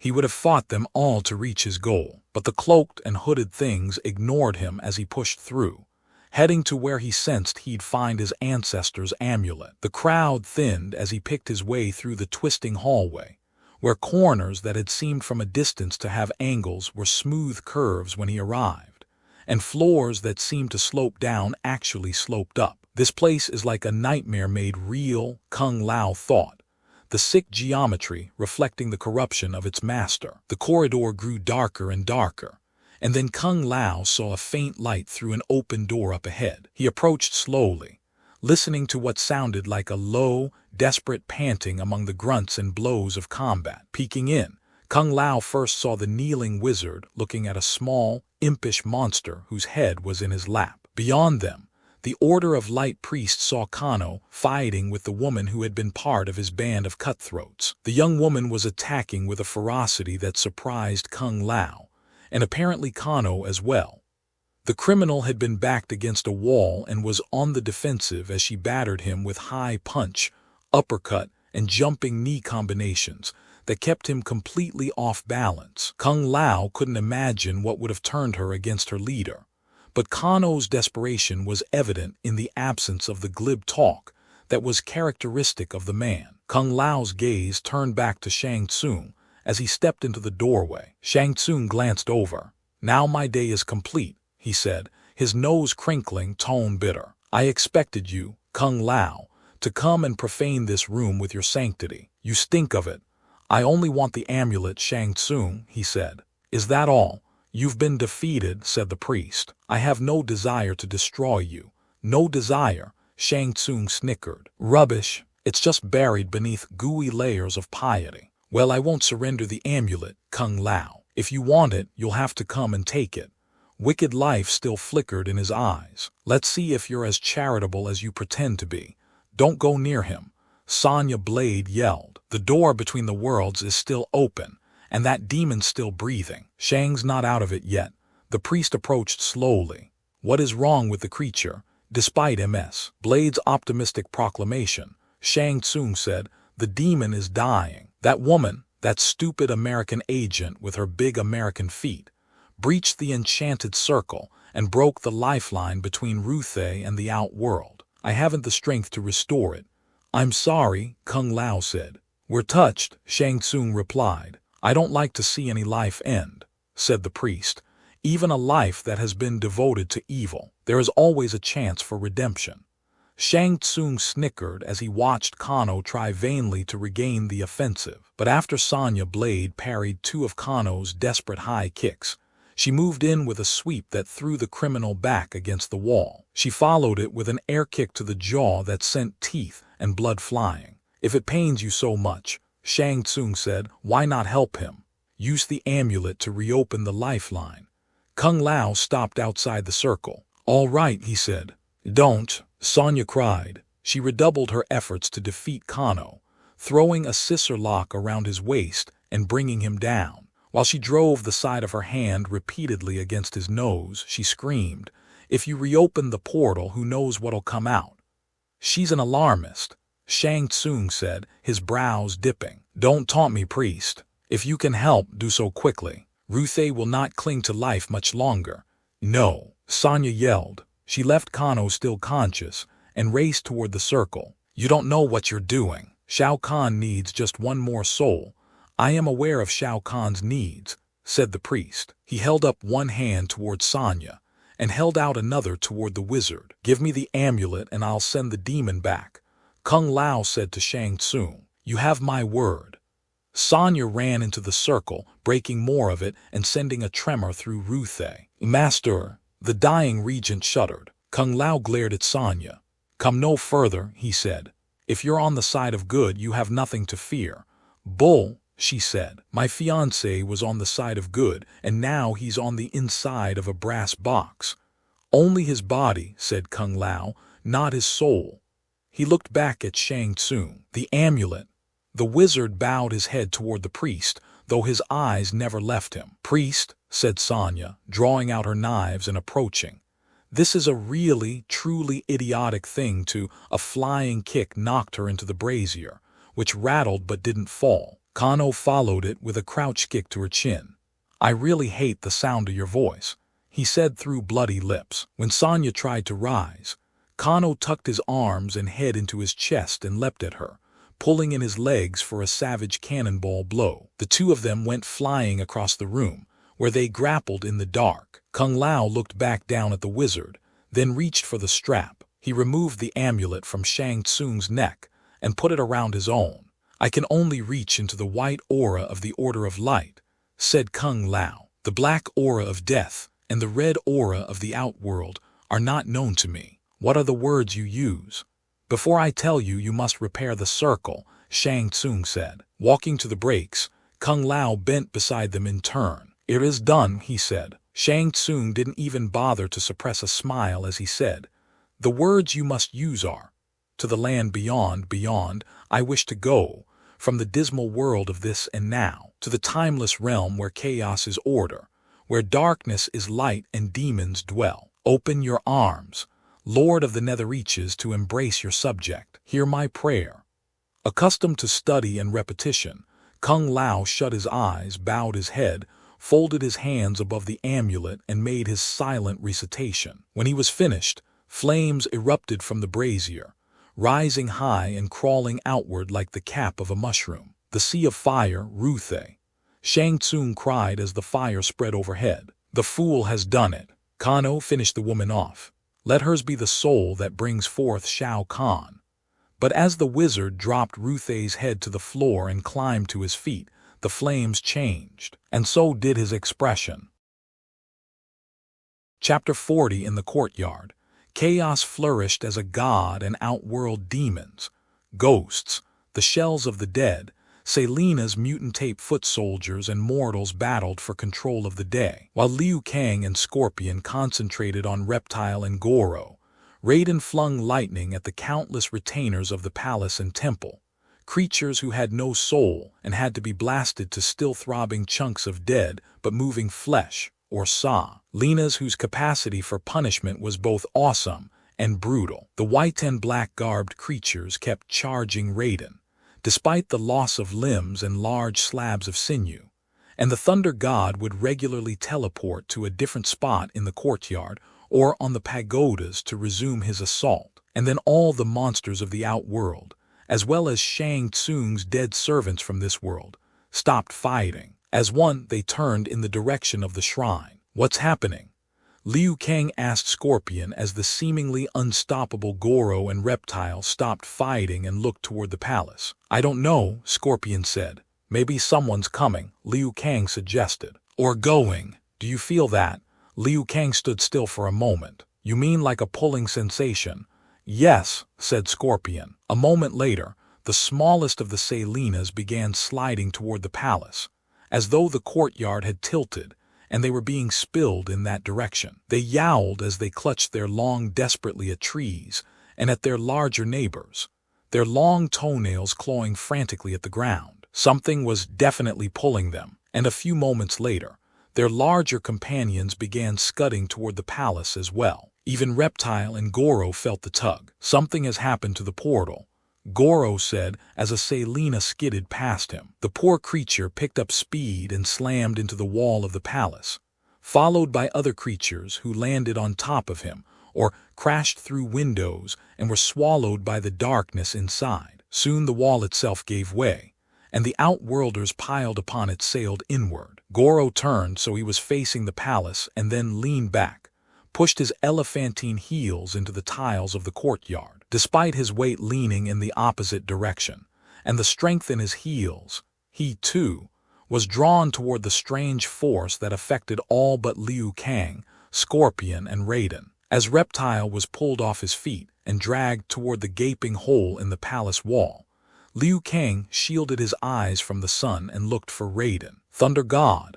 he shouted when he saw the deity standing by the gate, creatures flying away from him. "What is happening?"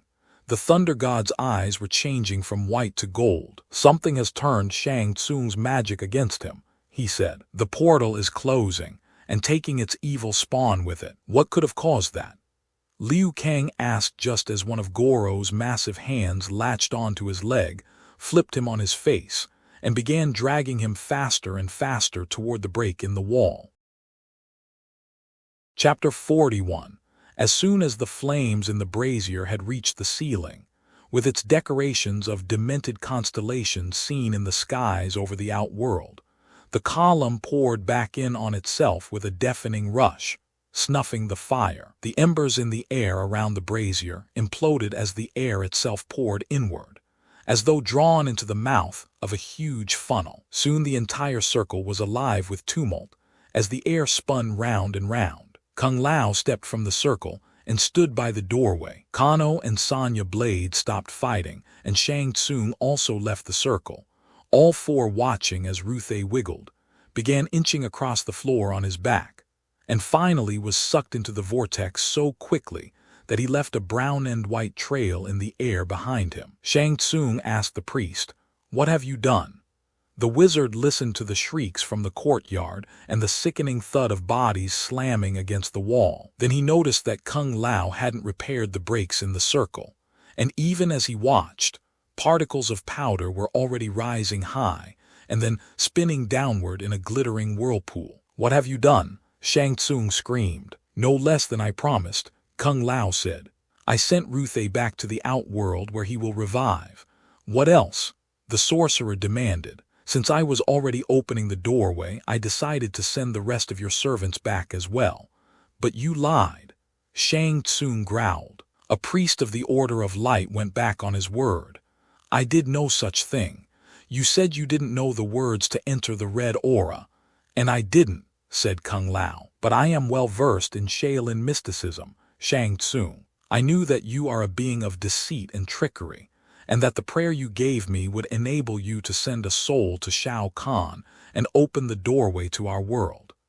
There were several heavy splats against the outside wall of the shrine. The wall began to bulge inward. "I simply spoke the prayer backward," Kung Lao said, "which is the common way to reverse an occult process. By keeping the circle unclosed, I have enabled all of your guests to return home."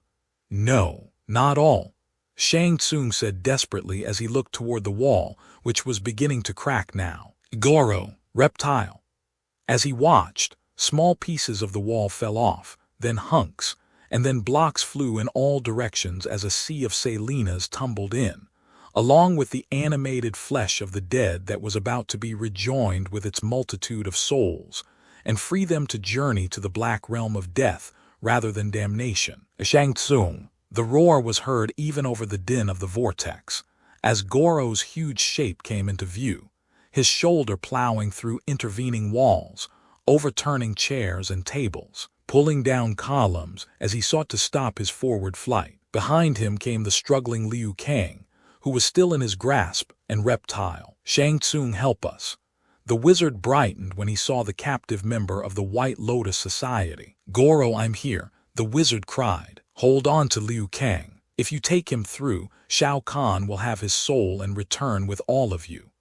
As the giant was drawn into the shrine, Raiden and Scorpion both materialized in the room, facing Goro, their loins girded. No, Shang Tsung cried. You won't stop him. With the last of his strength, the wizard stepped back into the screaming whirlwind. His long, white hair and rich robe were whipped round him as he stood there. Lord Khan, take the last of my soul to send these two elsewhere. Let my failure be your triumph. Send the red lightning too. Suddenly Goro and Reptile stopped moving. Shang Tsung's hair and robe settled around him in peaceful disarray. The wind stopped, and the dust of the circle settled to the floor like fine snow. And Kung Lao took his fingers off the amulet, which glowed with cool fire. Shang Tsung, said the priest, there will be no more souls sent to Shao Kahn, not even yours. The door to the outworld is closed. There was a moment of thick silence. It was broken when Kano stood. In that case, I'm out of here, he said, vaulting through what used to be a wall and disappearing into the sunlight. Chapter 42. Despite her painful wounds and bloodied jaw, Sonya Blade got to her feet and ran after him. Raiden and Scorpion faced the dazed Goro and Reptile, while Liu Kang managed to free himself from the loosened grip of the Outworlder and join his comrades. It's over, wizard, Kung Lao said to Shang Tsung. Shang Tsung managed to put a little smirk on his long, shriveled face. For now, no, said Kung Lao. You have killed. This is my island, said the wizard. My laws. I've broken none. There are other laws, said Liu Kang. Laws of honor and decency. I have lived for over 1,500 years, my White Lotus sprig. Don't dare lecture me about honor and decency. I have seen them take many forms, be interpreted in many ways. Some people say that the decent are merely those who have accepted what is, while the indecent are those who try to change it. Shang Tsung looked at Raiden. Others say that decency is worshipping one god, while indecency is the worshipping of another. Who is to say what's right? The winner, said Scorpion. And from where I'm standing that looks like us. Does it? Asked Shang Tsung. Have you accomplished what you set out to do? Have you destroyed Sub-Zero? Show me his heart. Scorpion said nothing. Has Sonya Blade captured Kano? Does Shao Kahn still wield supreme power in the outworld? Shang Tsung smiled. You have won nothing, little man. You've merely delayed me. I have time and I have resources, and I will find a way to get what I want. Liu Kang sidled up to the Thunder God. Raiden, will you permit this villain to go free? The deity said, we have no choice. Liu Kang said, but they are weak. We can beat them, all of them. Were we to take their lives or break Shang Tsung's law, said Raiden, we would be no better than they are. I can live with that, said the White Lotus warrior, as long as they are out of circulation. Raiden said knowingly, we have not come this far or fought so hard to remake the world to our taste, but to stop them from doing the same. Liu Kang kicked a chunk of rubble on the ground. But the man is crazy, Raiden. He'll only try this again. You're wrong again, lad, said Shang Tsung. I will not try this again. His eyes went from one hero to the next. I've learned a great deal about my enemies, and I will most definitely not try this again. The next time we meet, all of us, it will be in a more traditional way. Liu Kang threw a series of high punches and uppercuts at the air in front of Shang Tsung, causing the wizard to step back. Mortal Kombat, said the White Lotus warrior with a smug grin. I look forward to that, warlock. As do I, said Shang Tsung. With great effort, the exhausted wizard held his arms toward the break in the outer wall. In keeping with this exhilarating new spirit of détente, he said, I offer you the use of my vessel to return to shore. As for me, I'm tired and would very much like to take a long rest. Goro, Reptile, attend me. Turning, Shang Tsung left the battered shrine, followed by Goro and Reptile. The still disoriented Outworlders stumbled through the wreckage, snarling and hissing at the Thunder God and his party as they passed. When they were gone, Sonya Blade stormed through the shattered wall. I've lost him, she huffed, burning off some of her surface rage by jump-kicking loose bricks from the gaping hole. "This island, it's impossible to make sense of it. This island," said Liu Kang. "Hell, right now even the good guys don't make sense to me." "I saw Kano go around the pagoda," Sonya said, "and I chased him there. But when I arrived, he was behind me. And then he was gone without a trace." "This place is strange," said Kung Lao, "and one is forced to wonder whether it was the soul of the man that warped the island, or whether Shimura itself was evil and infected his soul." "I don't worry about things like that," said Sonya, still livid but under control. She watched Shang Tsung and his demons round a corner in the oddly curved corridor. "But I have a feeling Liu Kang is right. We'll all be returning to this island before long." Scorpion said, "Not unless Sub-Zero is here. I'll not rest until I've found him." "He may find you," Liu Kang said. "He belongs to an evil ninja clan that doesn't believe in waiting for enemies to come to them. Every one of those assassins is worse than the next." Scorpion's eyes grew moist. "Not every one of them," he said. "There was once a noble member of the Lin Kuei, a man who paid for that nobility with his life, but who lives still in his son," Raiden said, uncharacteristic compassion in the golden eyes. Sonya gave one last roundhouse kick to a brick dangling from the top of the breach in the wall, then climbed back through. "Right now," Kung Lao said, "as much as I hate to say it, I agree with Shang Tsung." "You agree with the wizard?" Liu Kang said. "Yes," said the priest with a smile. "In one day I have been a priest, a guide, a living fog, and a warrior. It is most definitely time to go home and take a nap." Raiden regarded the holy man. "There will be time enough for rest," he said. "The long sleep to which all mortals eventually go. Before you close your eyes, there is one thing I wish for you to do." Chapter 43. The village of Wuhu welcomed the return of their priest with an impromptu celebration, the inhabitants rushing into the streets, and after having raided their compost heaps, tossing fistfuls of animal bones at him. Sonya and Liu Kang were walking behind him, with Scorpion trailing them both. The Special Forces agent seemed bemused by the outpouring. "Back in the St. 8's we throw confetti," she said, artfully employing a high block to knock away a pheasant breastbone headed toward her sore jawbone. "There's less chance of getting hurt. It also has no significance beyond the act of the throwing," said Liu Kang. "This is the traditional Chinese way of saying that the people hope he will stay forever, that his own bones will be interred in the soil of Wuhu. Be glad that that is the custom in this village." He grinned. "In some places they throw the skin and viscera."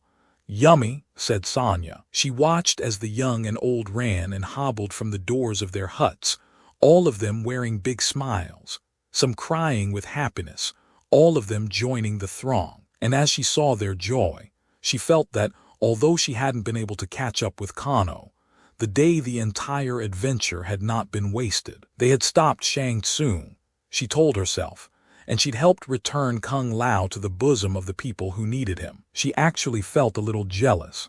"The last time I went home to Austin, Texas," she said, "a whole 2 people came over to talk to me when I was filling up the gas tank. One was a boyfriend I'd hoped to avoid, and another was a girlfriend whose George Strait CD I'd borrowed." "How would a hero's welcome have made you feel?" Liu Kang asked. "Self-conscious," Sonya admitted, "though part of me would probably like it." She high-kicked a tossed drumstick over her head. "I guess it can only happen in places like this, though." Liu Kang nodded. "A small village where it's the wisdom of the local priest that is held in high regard. Not a global village where we hang on every word of radio commentators and television talk show hosts." As the quartet reached the Temple of the Order of Light, Kung Lao turned and faced his people.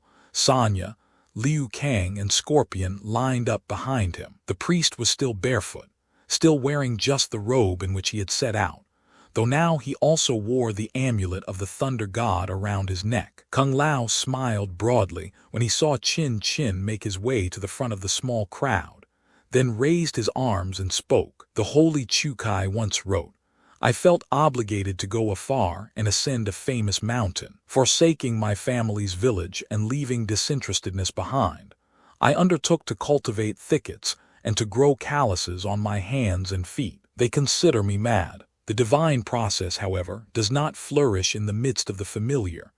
Kung Lao smiled. Beloved people of Wuhu, my friends and I are humbled by your welcome. We have seen the unfamiliar, and have cultivated thickets of righteousness in a field of abomination. But with faith we have triumphed. Sonia expected the people to cheer, but there was only reverent silence. She felt neither strange nor uncomfortable, though she tried to imagine an American politician delivering a tagline like that, and being greeted with nothing more than the affection and continued attention of the people. When we faced the forces of the outworld, said Kung Lao, we were blessed to have at our side the most sacred thunder god, and before he left us to return to his holy mountain, Raiden charged me to do one thing for him. Kung Lao paused, his sage eyes passing over the eager and loving faces of the villagers. His gaze settled upon Chin Chin. The thunder god asked me to select an acolyte, he said, one whom I will personally train to become a priest in the Order of Light, a person who, in time, I will send forth to found a new temple. I ask that you, Chin Chin, be that new disciple. The youth looked as though he'd just seen one of his sheep climb a tree. Master, are you sure you want me? Chin Chin asked. It was Raiden himself asked for you, said the priest. He saw the courage with which you faced Kano's men and knows you will prove worthy of the task. I would be honored, Chin Chin said, but I am an orphan and without siblings. Who will tend my flock? I will. Kung Lao peered into the crowd as Chin Chin and several other villagers turned. All eyes settled upon a young man standing in their midst. He was slender but muscular, and carried a long pole on his shoulder. From the end of it hung a bulging black cloth. The young man had extremely sharp and angular features, thin black eyebrows, black hair pulled into a pair of ponytails, and black eyes that shifted and gleamed like small pools of oil. When Kung Lao turned toward him, the young man held up a hand, palm out, to protect his eyes from the reflected sunlight of the amulet. I don't know you, sir, Kung Lao said. No, most reverend priest. My name is Samo Hyung. I have only just arrived in Wuhu from Kikihar, in the Great Khingan Range. I was a shepherd there, until my village was destroyed by an avalanche. I have come south to make a new life for myself, away from the sad memories in the north, and I would like to be able to do that here and also to find peace by worshipping at your temple. Kung Lao smiled. You are most welcome, Samo Hyung. We would be honored if you were to take Chin Chin's flock. For a price, Chin Chin said. A reasonable one, he added under Kung Lao's reproachful gaze. But of course, Samo Hyung bowed. Though his head was bent, his black eyes pierced the crowd, found Scorpion and caught and held the fighter's eyes. Sonia simultaneously noticed the connection between them and felt a strange chill. Scorpion, do you know that man? She asked. I'm not sure, he said, but I feel as though I've met him somewhere. He must feel it too, Liu Kang remarked, the way he's looking at you. The priest told the villagers to go back to their homes, and as they quietly dispersed, Scorpion hurried among them to talk to the dark-haired stranger, though it was just a short walk from the temple to where the man from the north had been standing. He was gone by the time Scorpion arrived. Moreover, no one had seen where he went. Pretty strange, Liu Kang said as he reached Scorpion's side. You'd have thought he'd want to talk to you. Maybe he recognized Scorpion, Sonia said as she arrived, and didn't want to see him. She regarded her masked companion. Do you have any enemies? Only one, he said gravely. A ninja with hate in his eyes, the power to come and go unseen, and the kind of courage that would never permit a direct confrontation. Sonia said, it sounds like Wuhu just hired a ninja to be their new shepherd. It may very well be, said Scorpion. Perhaps I'll stay a while to find out more about him. After bidding his two friends goodbye, Scorpion headed toward the brick building that served as Wuhu's inn and post office. When he had gone inside, Sonia turned to Liu Kang. And I thought we were serious. We are, Liu Kang said. You were pretty serious back at the island, kicking bricks and timber all over, and you didn't exactly duck those bird bones that came your way. I try to let my anger out, she said. If you keep it inside like Scorpion does, you can make yourself sick. And do you think you've gotten rid of your anger? Liu Kang asked. Or is it like reptiles' venom, the more you spit, the more you make? Sonya looked pained. Ask the priest, she said. He's the one who sees into our souls. All I know is, Scorpion probably won't get a good night's sleep until Sub-Zero is dead. At least I'll be well rested when I find that scum Kano. Perhaps you're right, Liu Kang said, but Raiden was right. The big sleep comes soon enough. Maybe Scorpion knows what he's doing. Speaking of doing, Sonya said, what will you do now? Return to Hong Kong. Liu Kang nodded. I have to find new recruits to replace the 2 men I lost here. I also want to check up on some people who fought in the last Mortal Kombat. See if any of them are still around, if they can tell me anything about it. Raiden may think we won this showdown, but the next time I meet Shang Tsung and his group, I don't want them to be able to walk away. What about you? He asked. Will you stay here and look for Kano? No, Sonya said. I've got to return to the U.S. and brief my boss about what happened here. Jackson Briggs doesn't like to be kept in the dark, and besides, Kano is like a rotten log. He may duck under the surface for a while, but eventually he'd bob back up, and when he does, I'll be there. With me right beside you, Liu Kang said. What do you say we get ourselves some McPheasants and fries and go and start our long walk to the train station? Sonya put an arm around his shoulder. Your treat, my treat. Let's go, she said as they started toward the inn. Behind them, Chin Chin stood alone outside the temple, watching from a distance as Kung Lao was welcomed by his monks. After a few moments, he became aware of a tall figure standing beside him. Did you hear? The youth said to the stranger, a beggar who was dressed in a black wool robe, his face hidden in the shadow of a leather-fringed cowl. I am to become a priest. I heard, said the stranger in a soothing, mellifluous voice. Congratulations. Thank you, sir. Chin Chin's face was radiant. Do you think that my training will include? He hesitated. No. What a fool. I dare not even think it, but he did think it. Wouldn't it be wonderful? He said a moment later, if Kung Lao were to teach me how to use his secret amulet. Think of it, sir. I would use its magic to help so many people in need. The stranger asked, would you? Yes, yes indeed. Then heed well your first lesson, Chin Chin. The boy looked at him. First lesson. In what, sir? In where strength truly lies. The sunlight struck the perfectly formed mouth of the beggar beneath the leather edge of the hood. The flesh of his cheek and chin appeared unnaturally smooth, like glass, almost radiant. I'm sorry, Chin Chin said. I don't understand. The stranger took a step toward the boy. The amulet you covet has no power, he said. Chin Chin's enthusiasm seemed to collapse. What do you mean, sir? Of course it has power. No, said the stranger, moving a strong finger back and forth. The power of the amulet is only as great as the power of the user.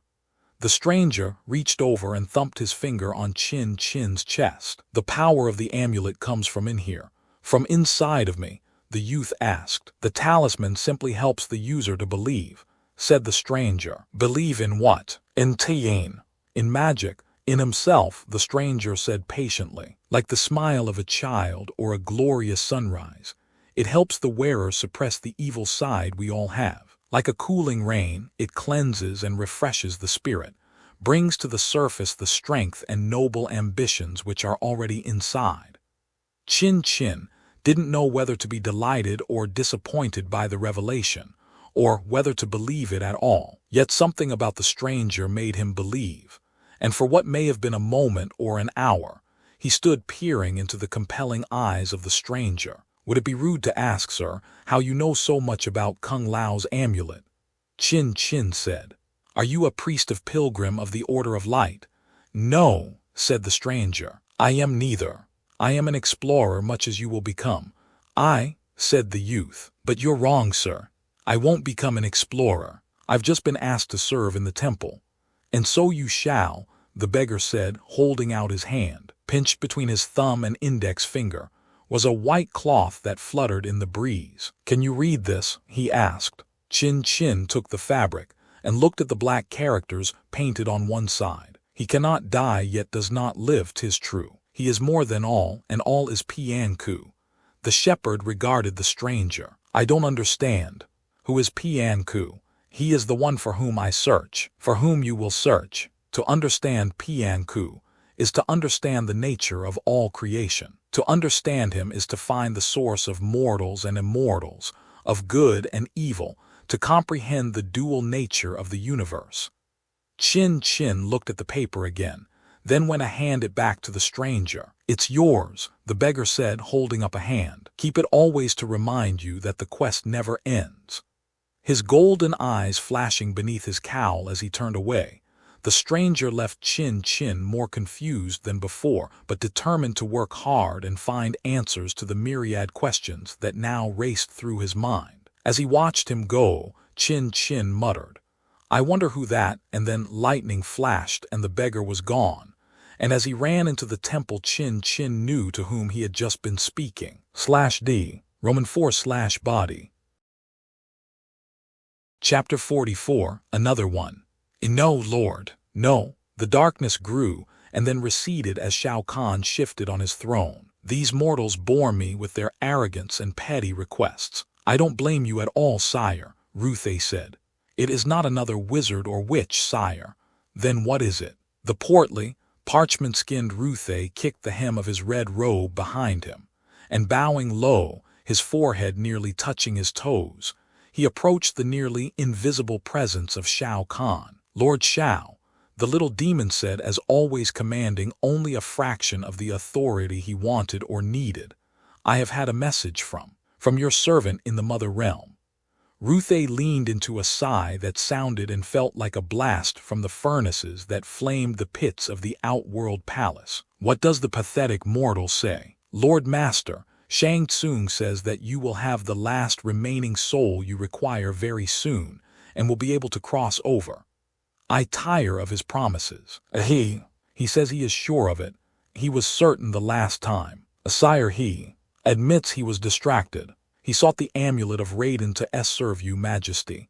Blind Ruthe, Shao Kahn said. He sought the amulet to oppose me, imp. No, Ruthe said. Shang Tsung would not have dared to oppose you, Great One. He knows that were he to try, he could not succeed. That is why he failed, Small One. I cannot be thwarted, not by him, and not by Raiden. Why, yes, Most High, Ruthe said fawningly. I will communicate that to his unlofty deceitfulness. Do so, Shao Kahn rumbled, and tell him one thing more, Flamelet. Anything, Radiance. Tell Shang Tsung that if he fails me again, if he fails to obtain a soul for me in the next Mortal Kombat, I will find a way to enter the contest and take the soul I need, perhaps his, little regent, or if you tarry another moment, perhaps what is left of yours. Ruthe backed away from the throne, still bowing.